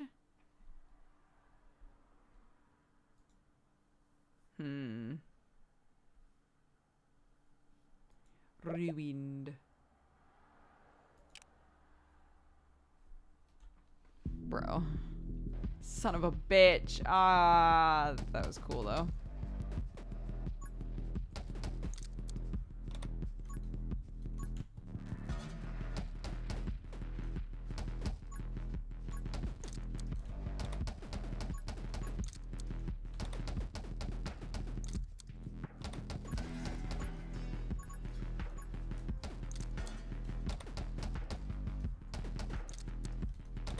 I need to go back to the menu and see if I assumed that the game would be like Hey, congrats, you've unlocked a character. If I had unlocked a character. So I'm assuming I have to like do the 10 minutes. I probably have to do the 10 minutes.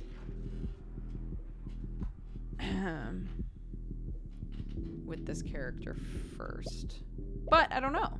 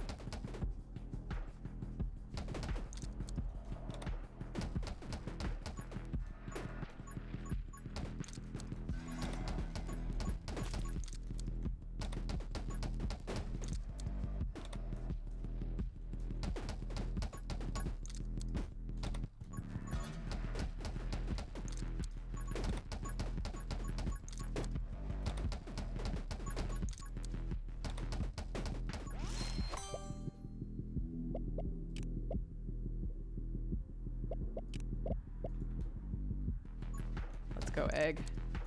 Let's go, egg.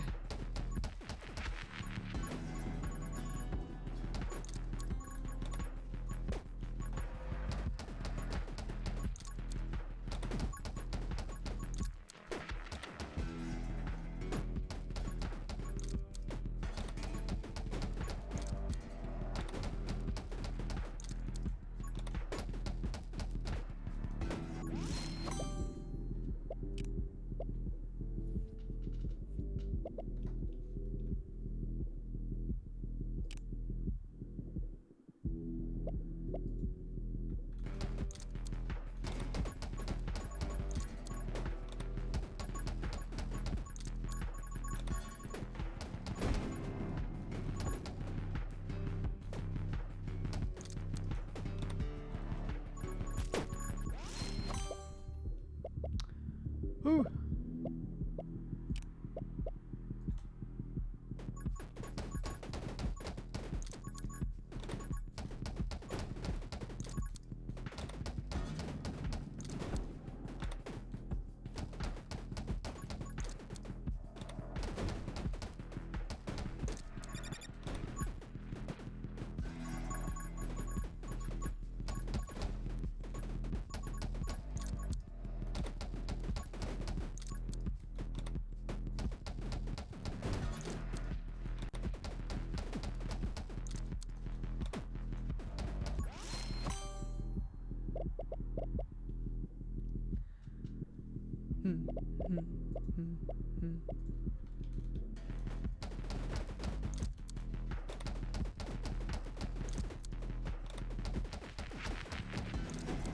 Let's make the buffest dragon we can. That seems like a good goal.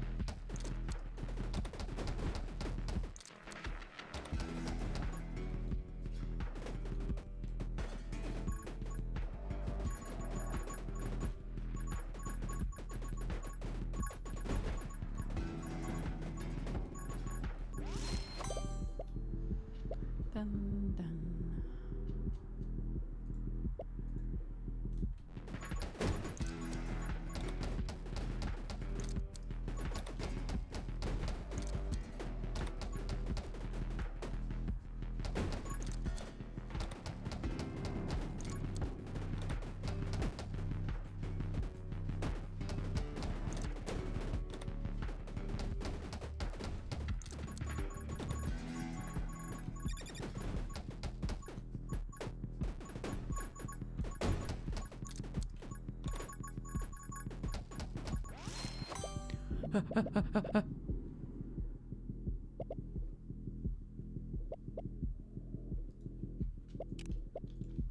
Oops, all summons.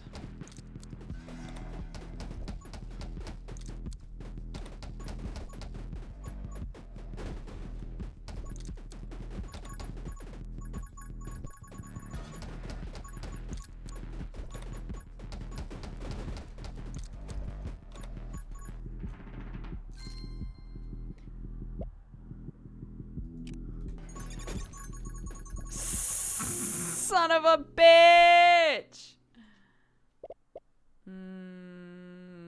Okay. Oopsies.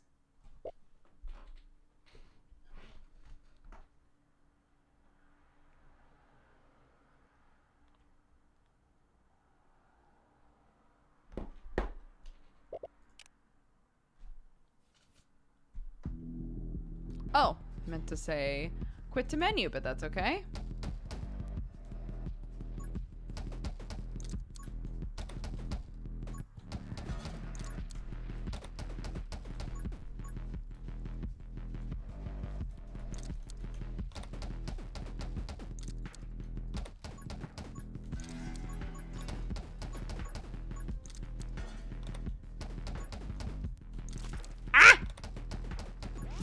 Okay, I'm getting a little frisky now.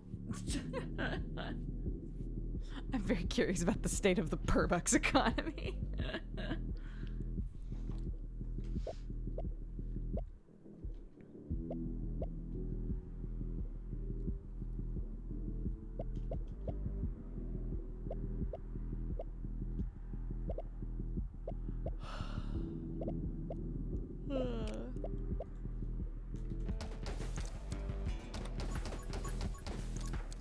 This is so useful early on.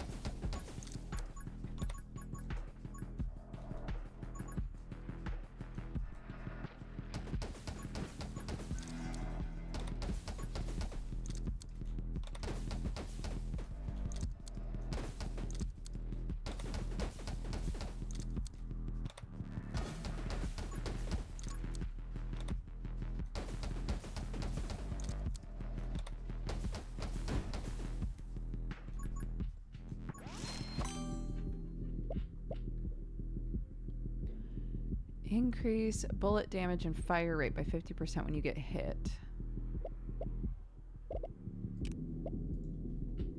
Speed!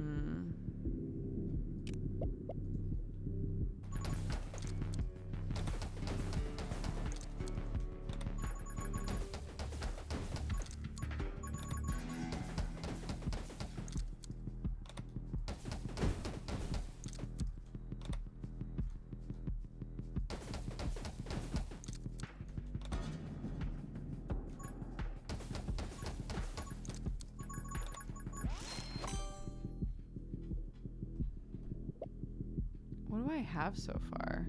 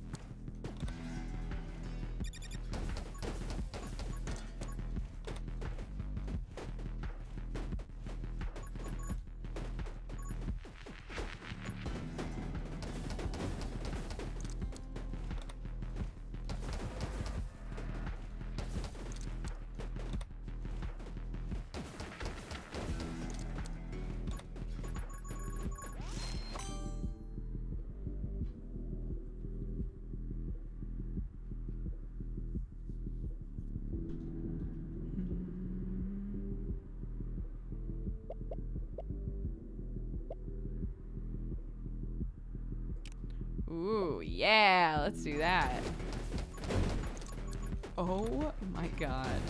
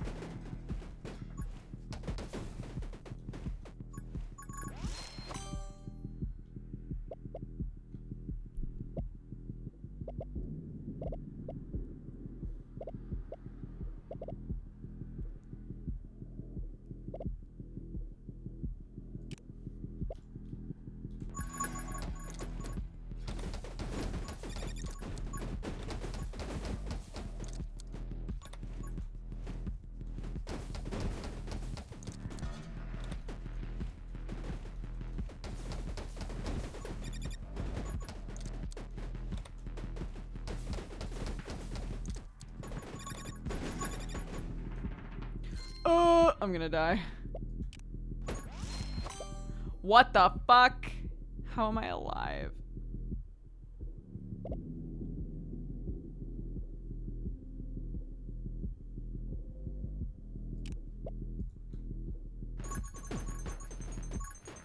my god.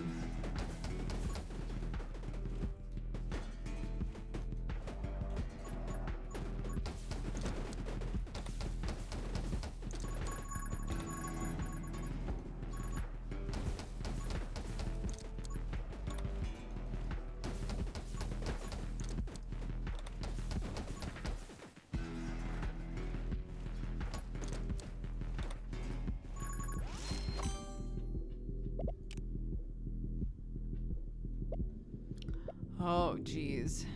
Did Dodger turn into a VTuber? I use a PNG while I play games. Because it's nice and I can just chill. My kid can burst in the room and it's like no big.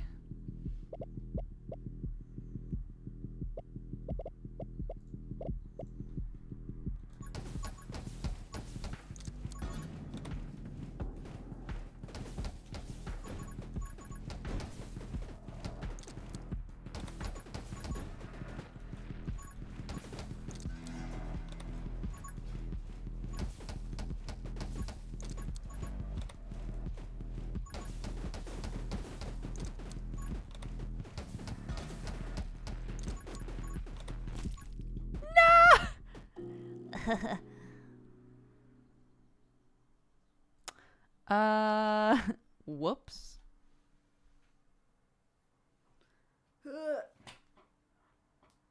Hey, stretch.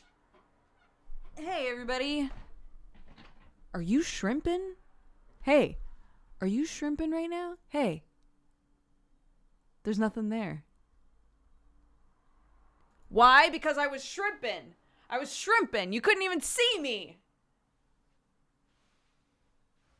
Do some stretches. Do some stretches. Ugh. In whatever way your body will allow, as long as it doesn't hurt. If it hurts, don't stop stretching that part. Ugh. Ugh. I joined and immediately heard, "Are you shrimping?" We're encouraging everybody to fix their posture if possible. Stretching my legs. Just a wee bit.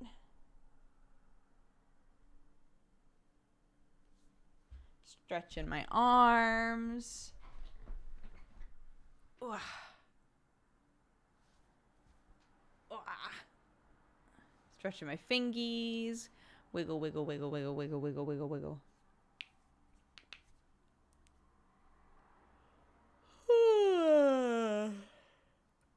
Nice. Well done, everybody.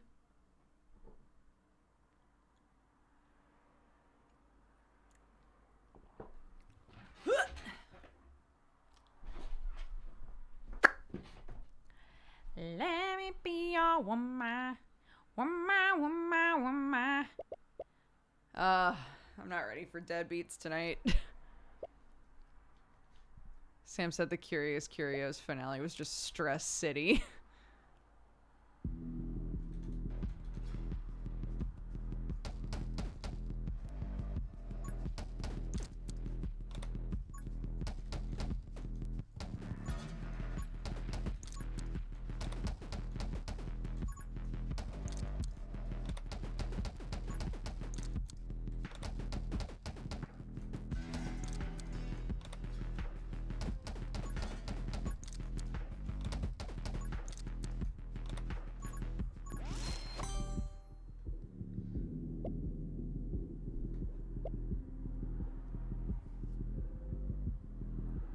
I just stretched my legs. Wow, I didn't realize I needed that. Yeah!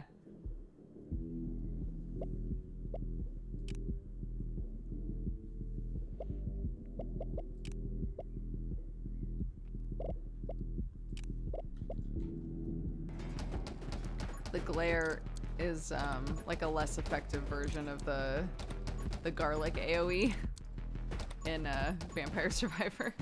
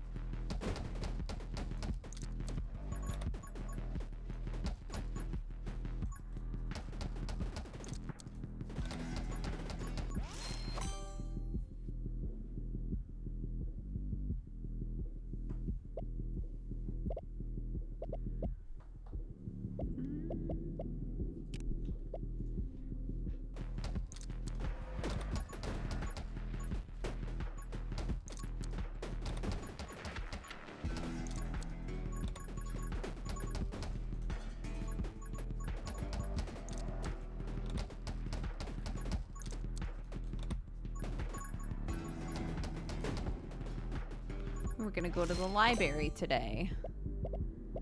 But Clarky didn't feel good. She wanted to go so bad, I felt bad. She was like, it's okay, Mommy, because we still haven't made any food from our cookbook. And I was like, that's true. So she was like, so we can't bring the cookbook back yet because we haven't made anything out of it. I was like, you know what, Clark? Those are facts. It would be very silly to take out a cookbook from the library and then not actually use it at all. Although that's absolutely what I would have done.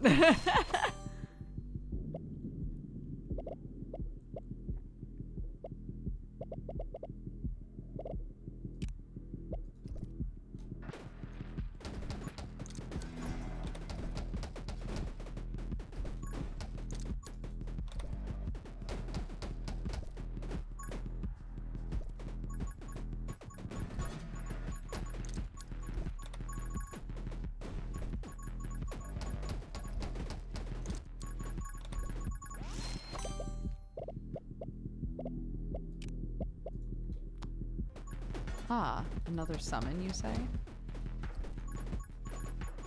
Why the hell not?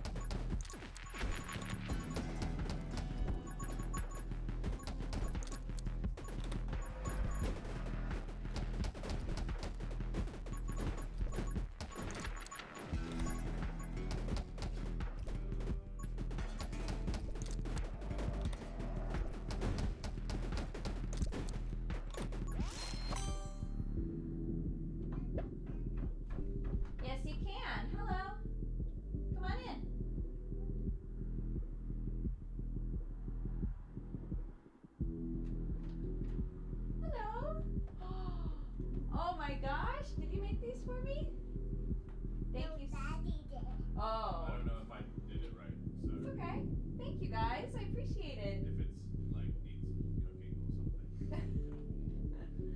I take a bite now? Do you want me to take a bite now? Okay. Ooh.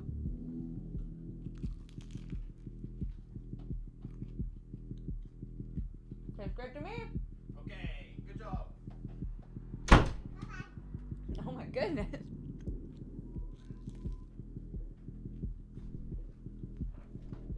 Mmm.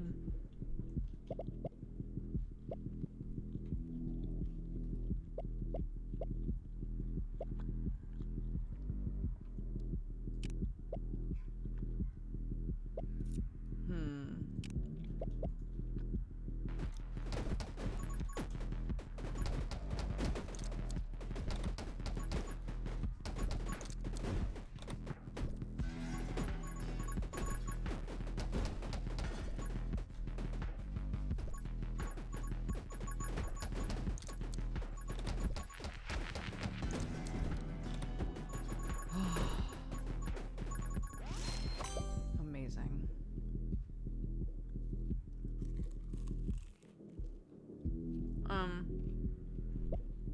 Made me burritos.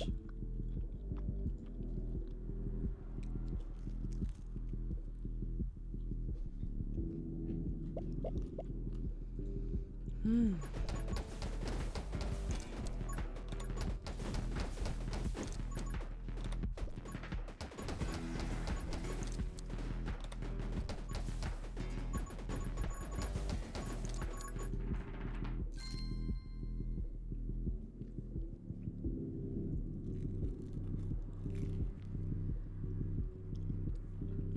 This tastes amazing.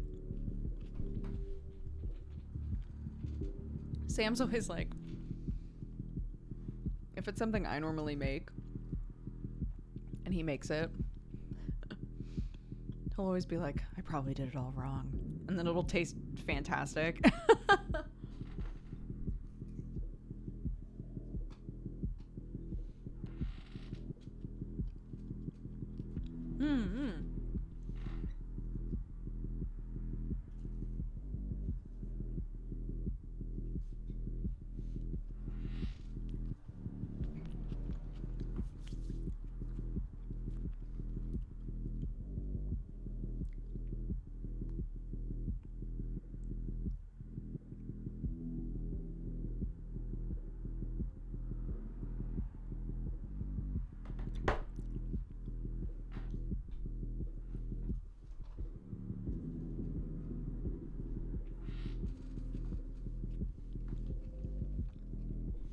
Sorry, I need to just yeah, I'm taking a little chomp break.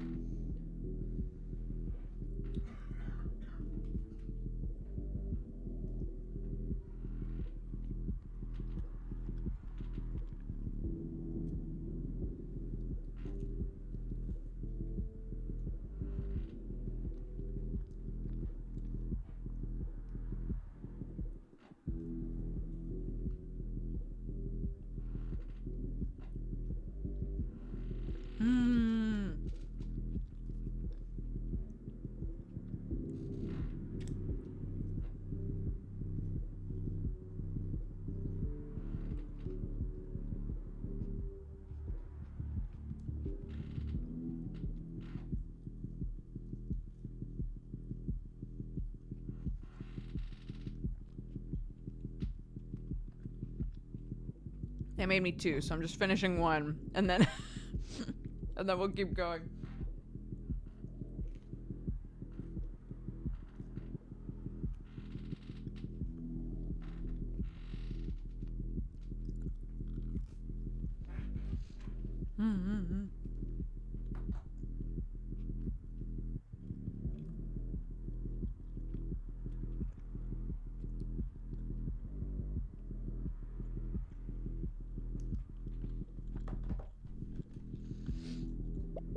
Okay.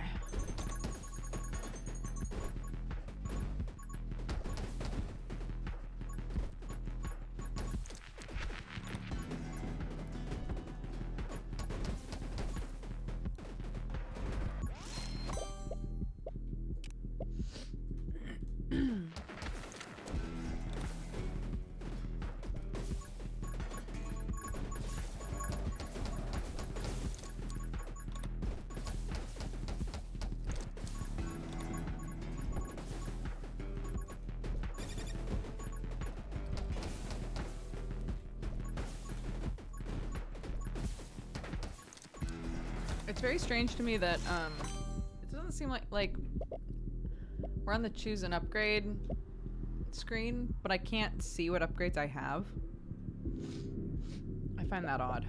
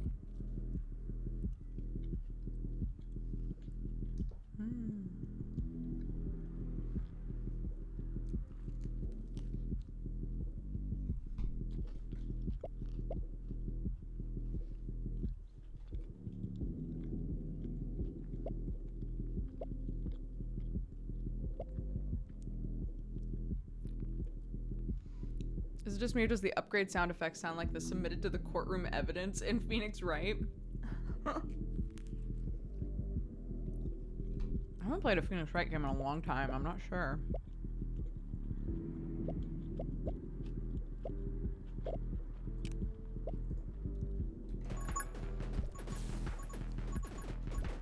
Oh, fuck my life.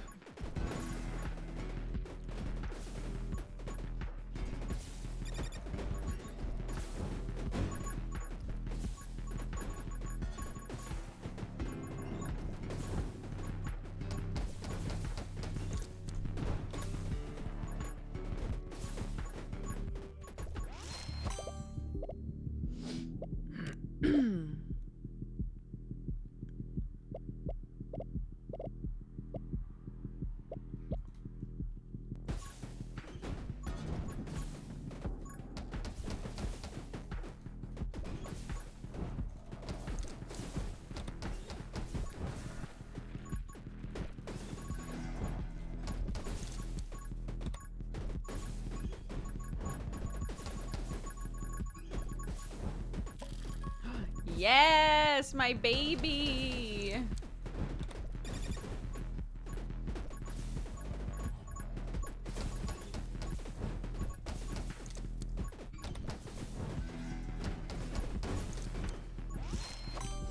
Oh.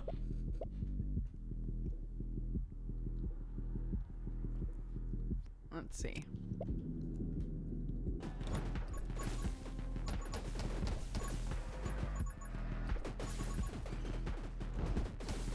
Ouch.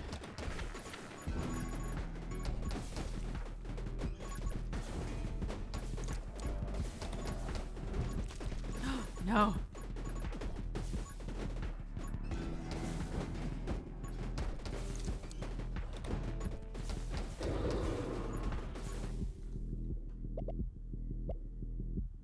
Oh my god, they're not giving it to me! They didn't give me the summon one! I wanna die! No!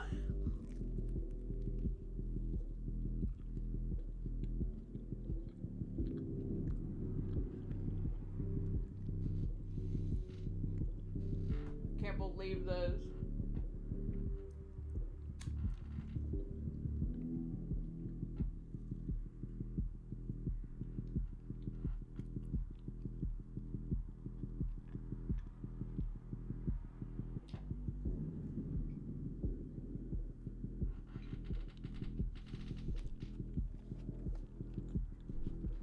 Hmm.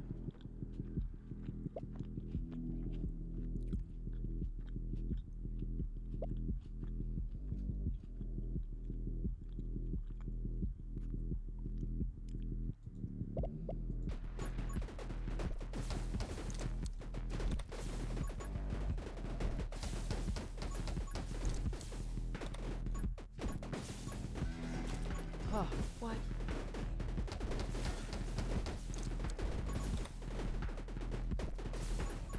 I need to watch where I'm going, dude.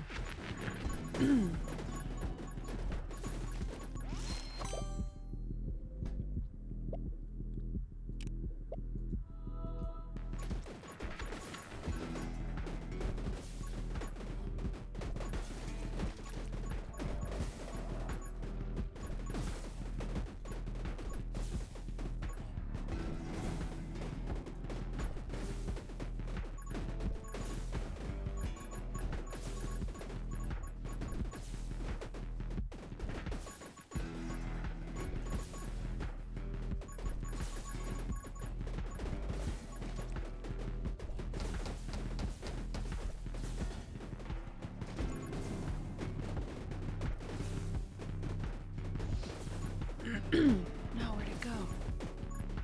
No, what hit me?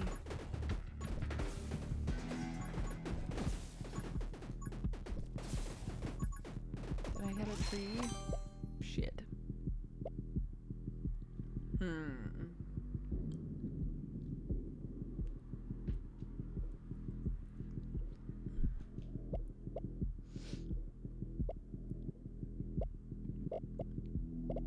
Okay, must go faster. Must go faster.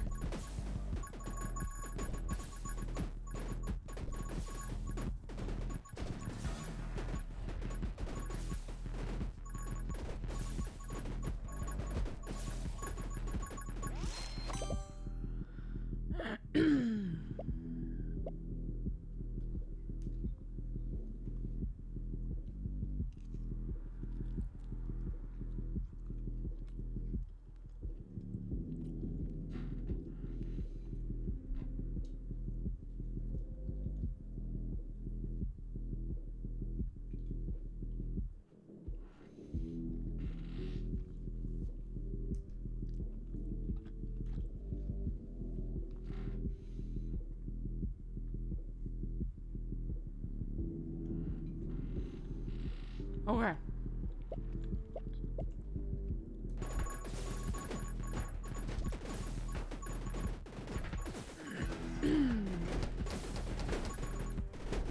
Oh! No! What the fuck? No!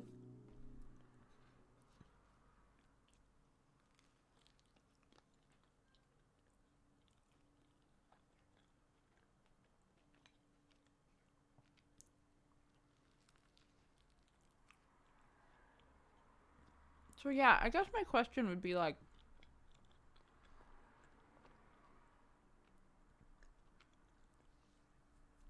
did they hide your upgrades from you on purpose? And if so, why? That doesn't make any sense.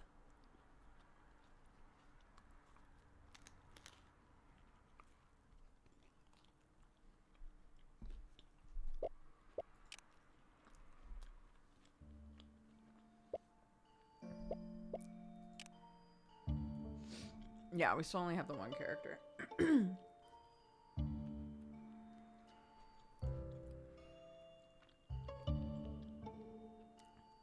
Oh. Okay.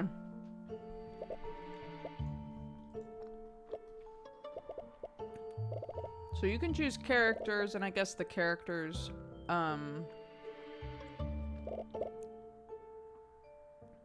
can reroll upgrades once per level. Right. So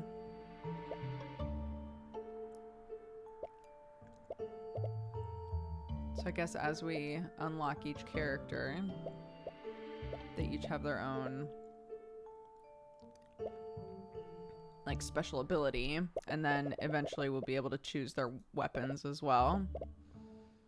Oh, unlock. How do I unlock?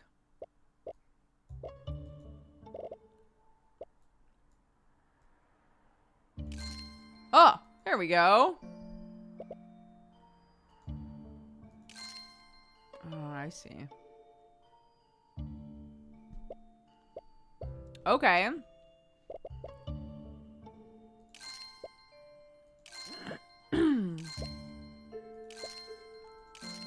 Cool, we've got them all.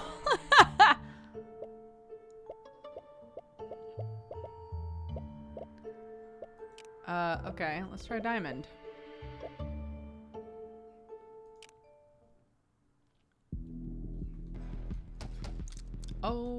Oh no, I only have 2?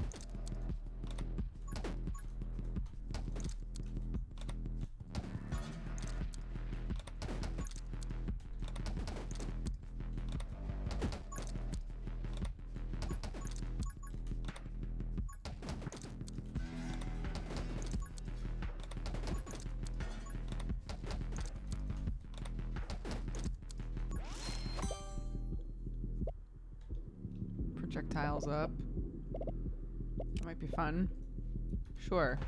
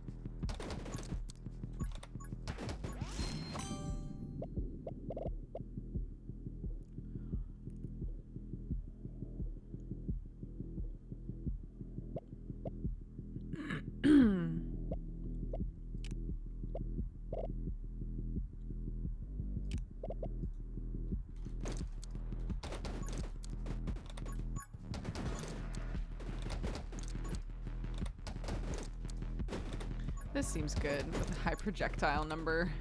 To just say like, yeah, you might burn somebody. Them bullets.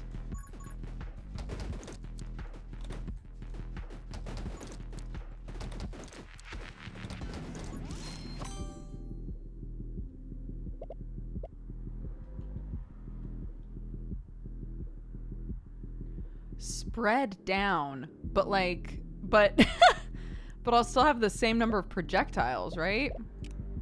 What does this do?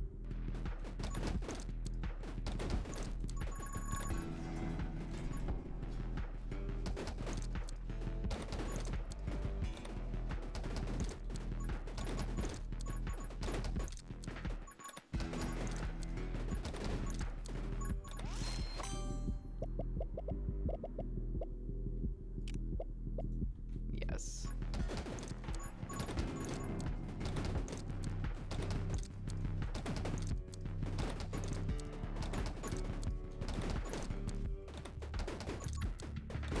I'm still so salty about the chicken coop, dude.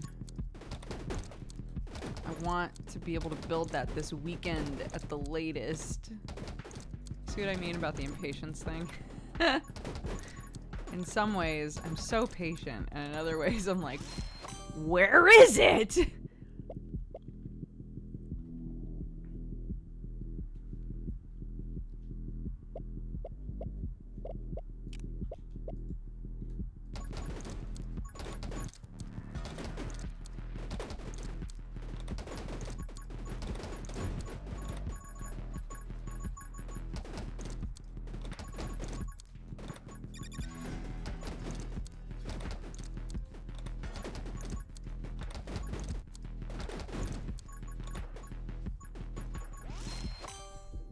Yeah, you can have a little ghost friend.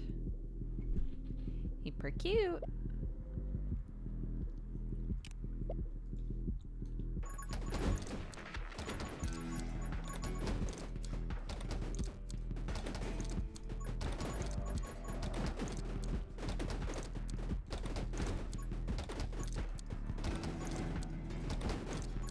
Ow.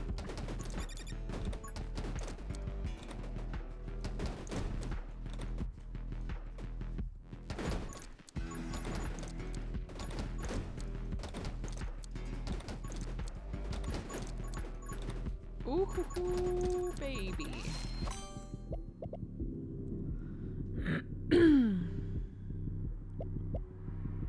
Oh my god.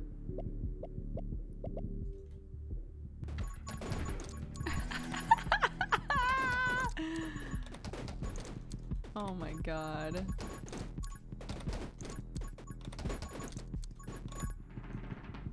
Thick. When Diamond's HP is at or below half of max HP, increase piercing and knockback? Hell yeah. That's what I'm talking about. Let's go.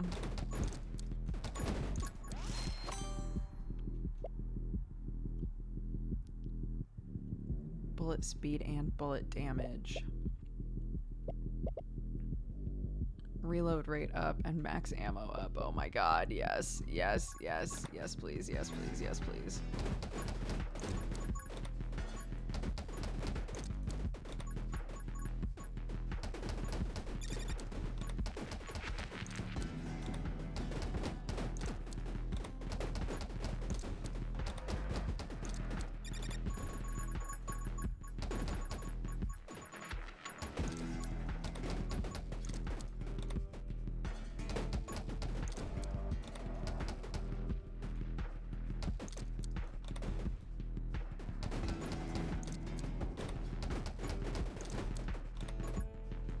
You know what makes the whole like, oh, I guess I haven't unlocked the character thing also pretty funny is that I did the exact same thing with Vampire Survivors. I was like, man, it's taking me forever to be able to unlock these characters. And you know, because we have the no backseating rule, chat wasn't allowed to tell me like, hey, you just buy them. I'm so glad I noticed that in this game.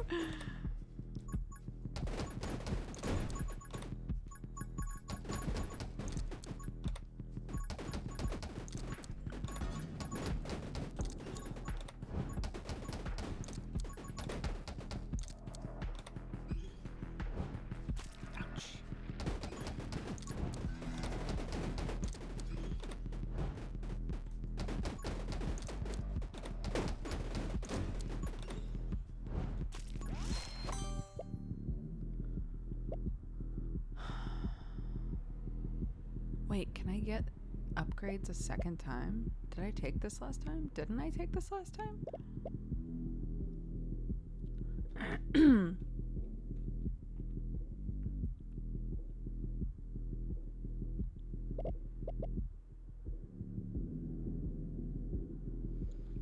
Reload rate up. Increase bullet damage by 30% for 1 second after reloading.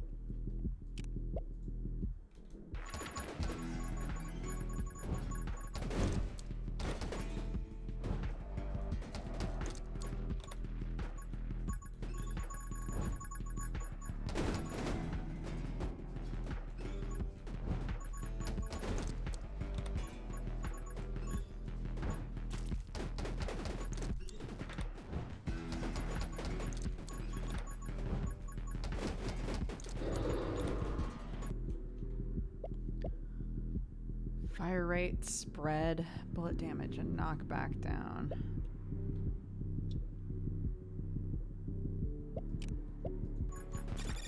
Oh my god. Oh my god. Oh my god.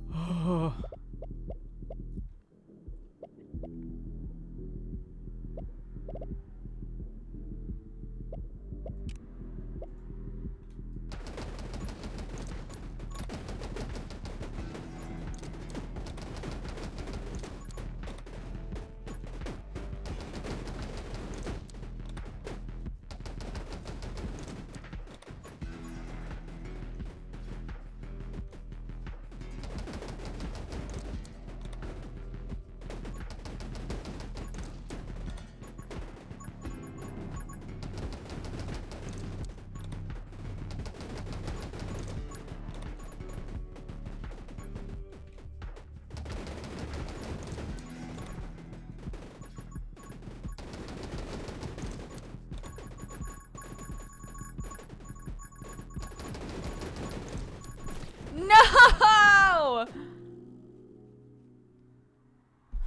My god. Ah!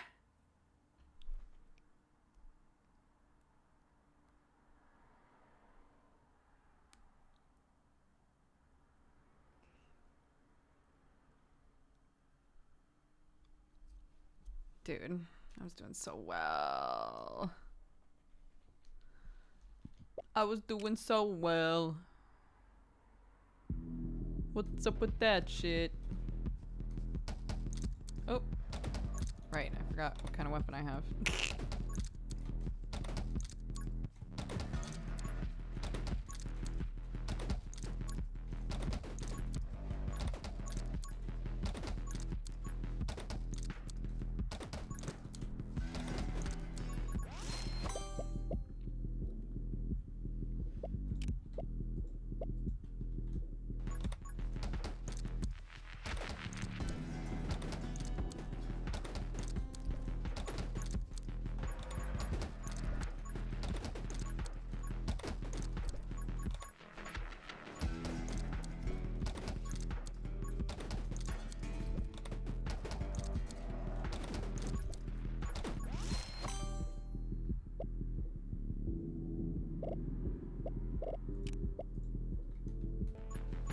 Sure. Oops, all ghosts.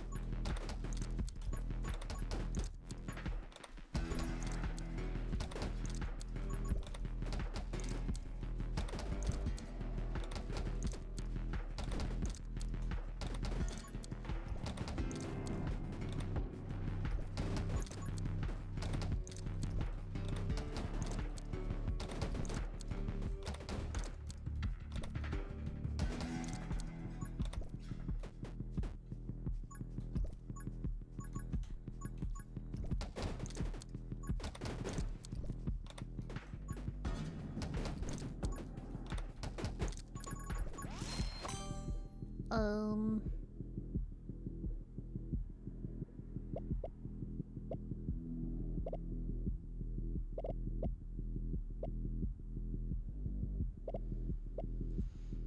Let's move faster.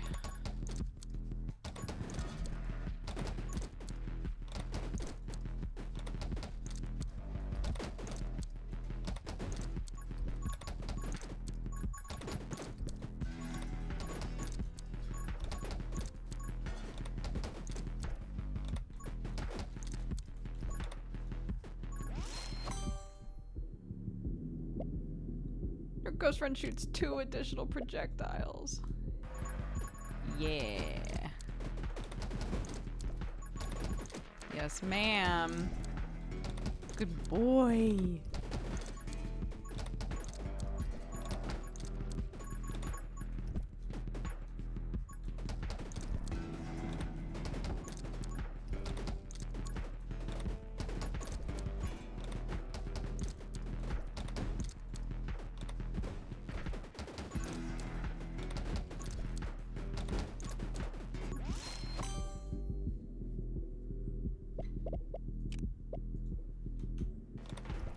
All right.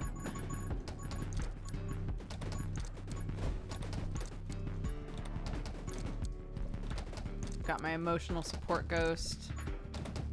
I've got my baby dragon.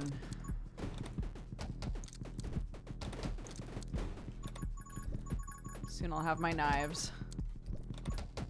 Maybe I can get a little lightning bug. We'll see.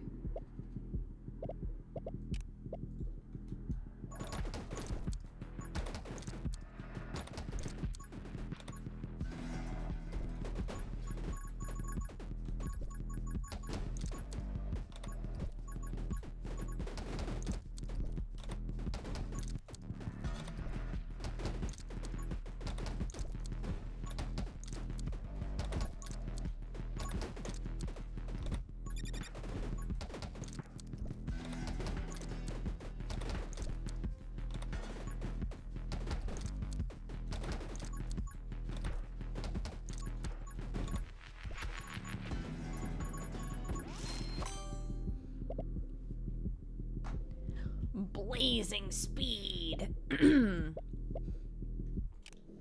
Sure.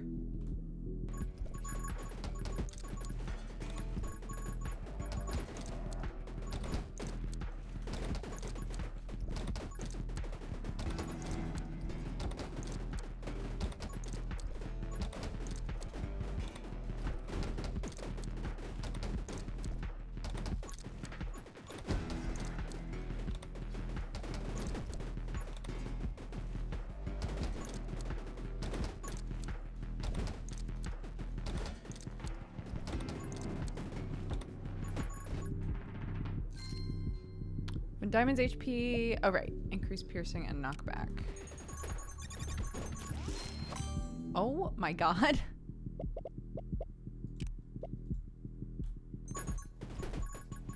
I told you, only a matter of time before I got my knives. That knife is mine. I'm sorry that you seem to be confused. It belongs to me. That knife is mine.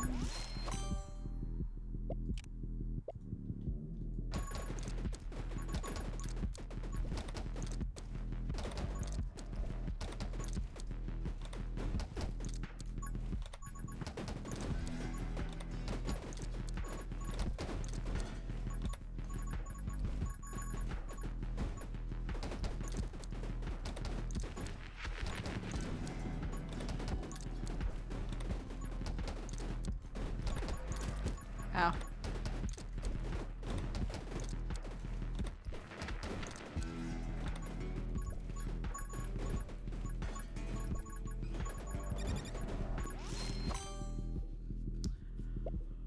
Okay.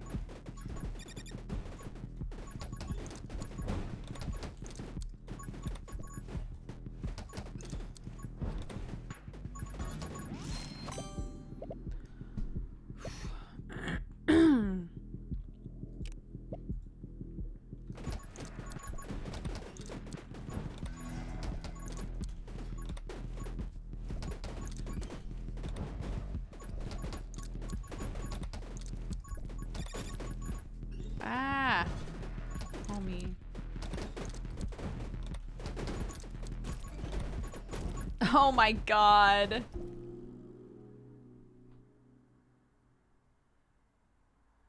Doom taught me everyone needs a shotgun. You know what? Fair.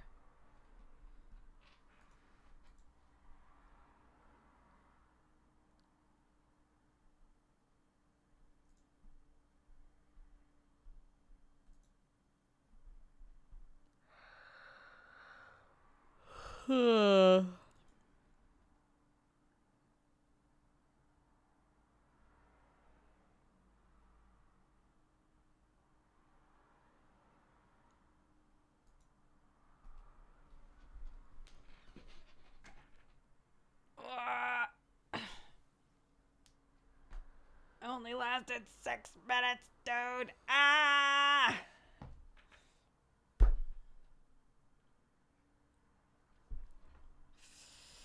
Okay, we have enough time for me to try one more time.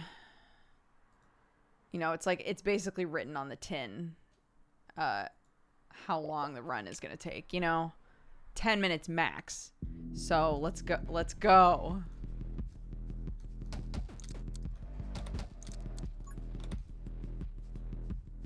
Come on, idiots. I ain't got all day.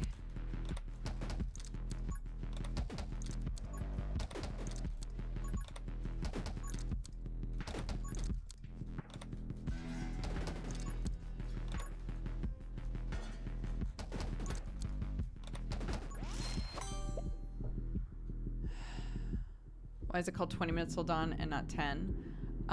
Because there are 2 game modes. And I'm doing the 10-minute mode.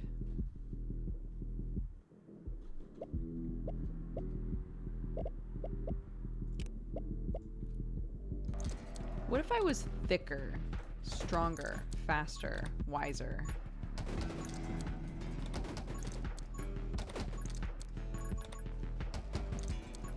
I think we should try the Oops, I'm Sonic build again. I think that would be a fun way to end this.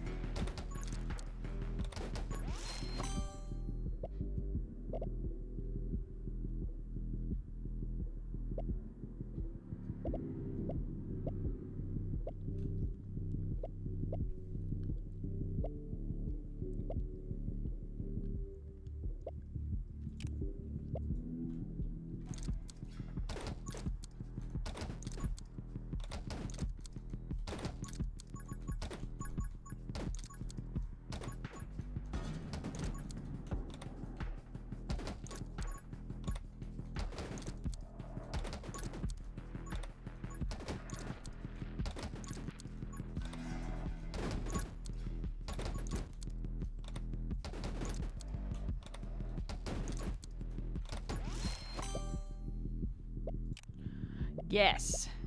Move faster.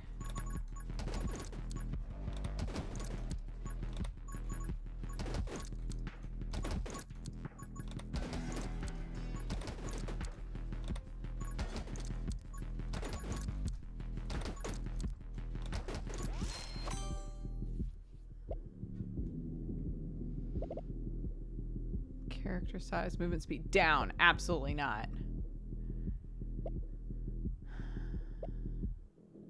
Fire rate, bullet damage. I guess fire rate is the best option if we're doing oops all speed stuff, but yeah, it's the only one that has something having to do with speed in it. Shit. Well, it is what it is.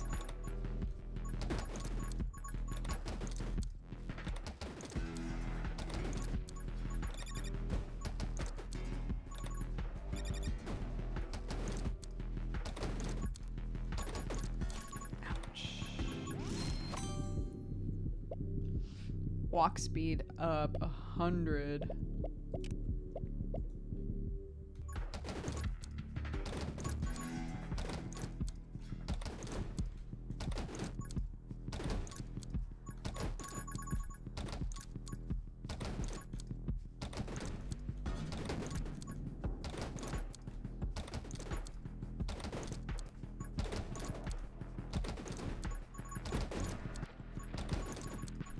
Hi, darling. Baby, what you shooting?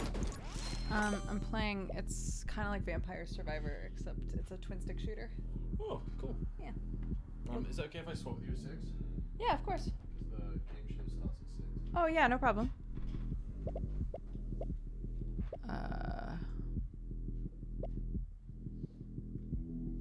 Fire rate, move speed. Oops, all Sonic.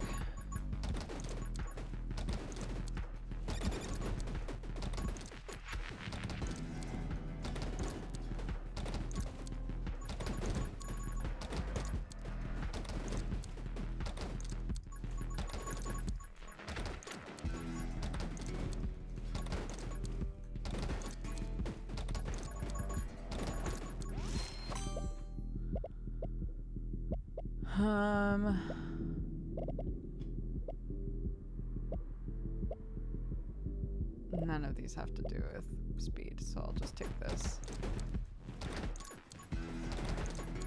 Ow. So the trees don't hurt you, but they do knock you back. So they like potentially knock you into danger, I guess.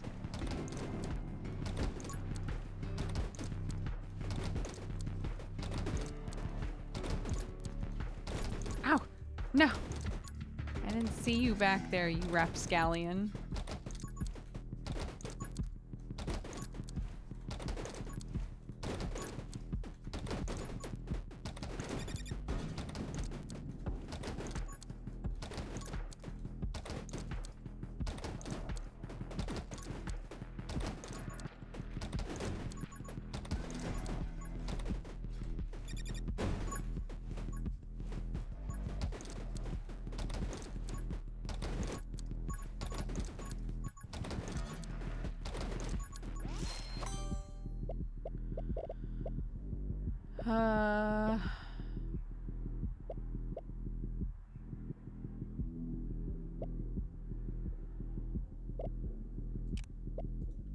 Sure. I'm like supersonic. If I recall correctly, I think supersonic, like, he moved so fast he had like electricity on his feet or some stupid shit. Love that. Eat that shit up. No wonder I got super into anime. Okay, let's go. Increase bullet damage and bullet size by 15% permanently every time you heal? Every time I heal? Oh, Lord.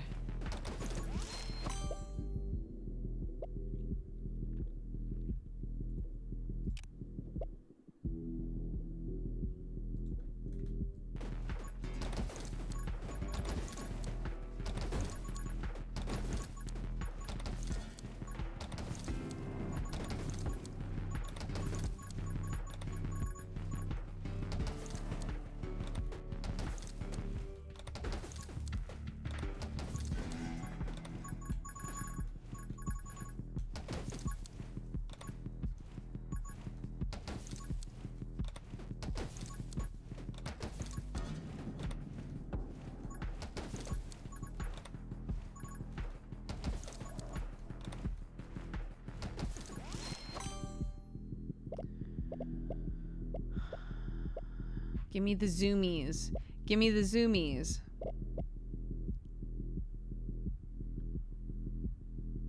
I guess this technically makes other things slower.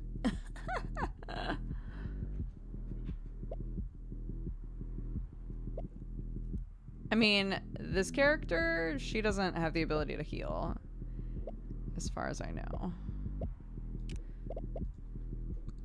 You can pick up a skill that lets you heal every 90 minutes. 90 minutes? 90 seconds. But in this game, 90 seconds is a long time. So I didn't pick it up.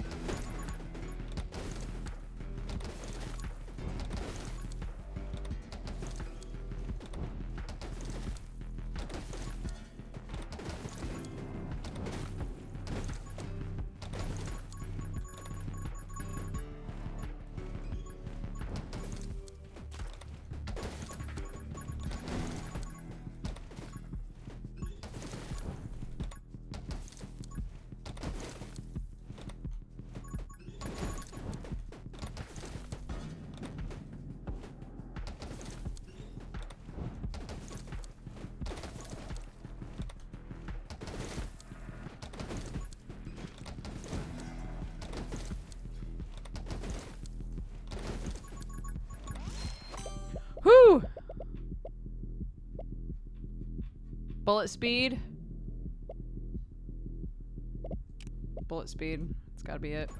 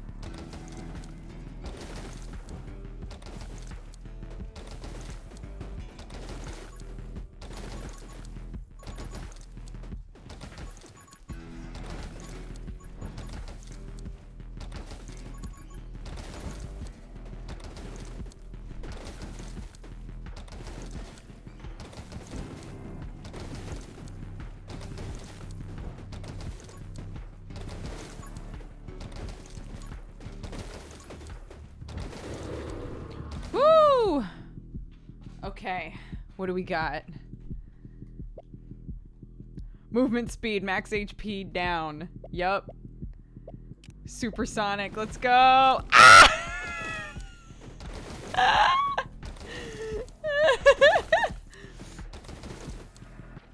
Holy shit.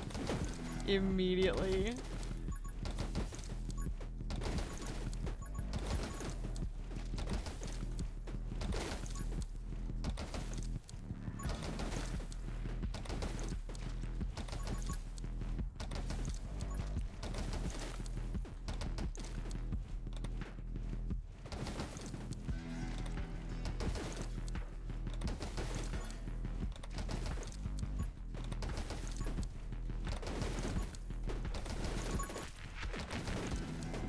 Uh-oh. They're zooming out. No! Welp. Hey guys, thanks for tuning into the stream today. That's a very fun game. I'm glad that we played that.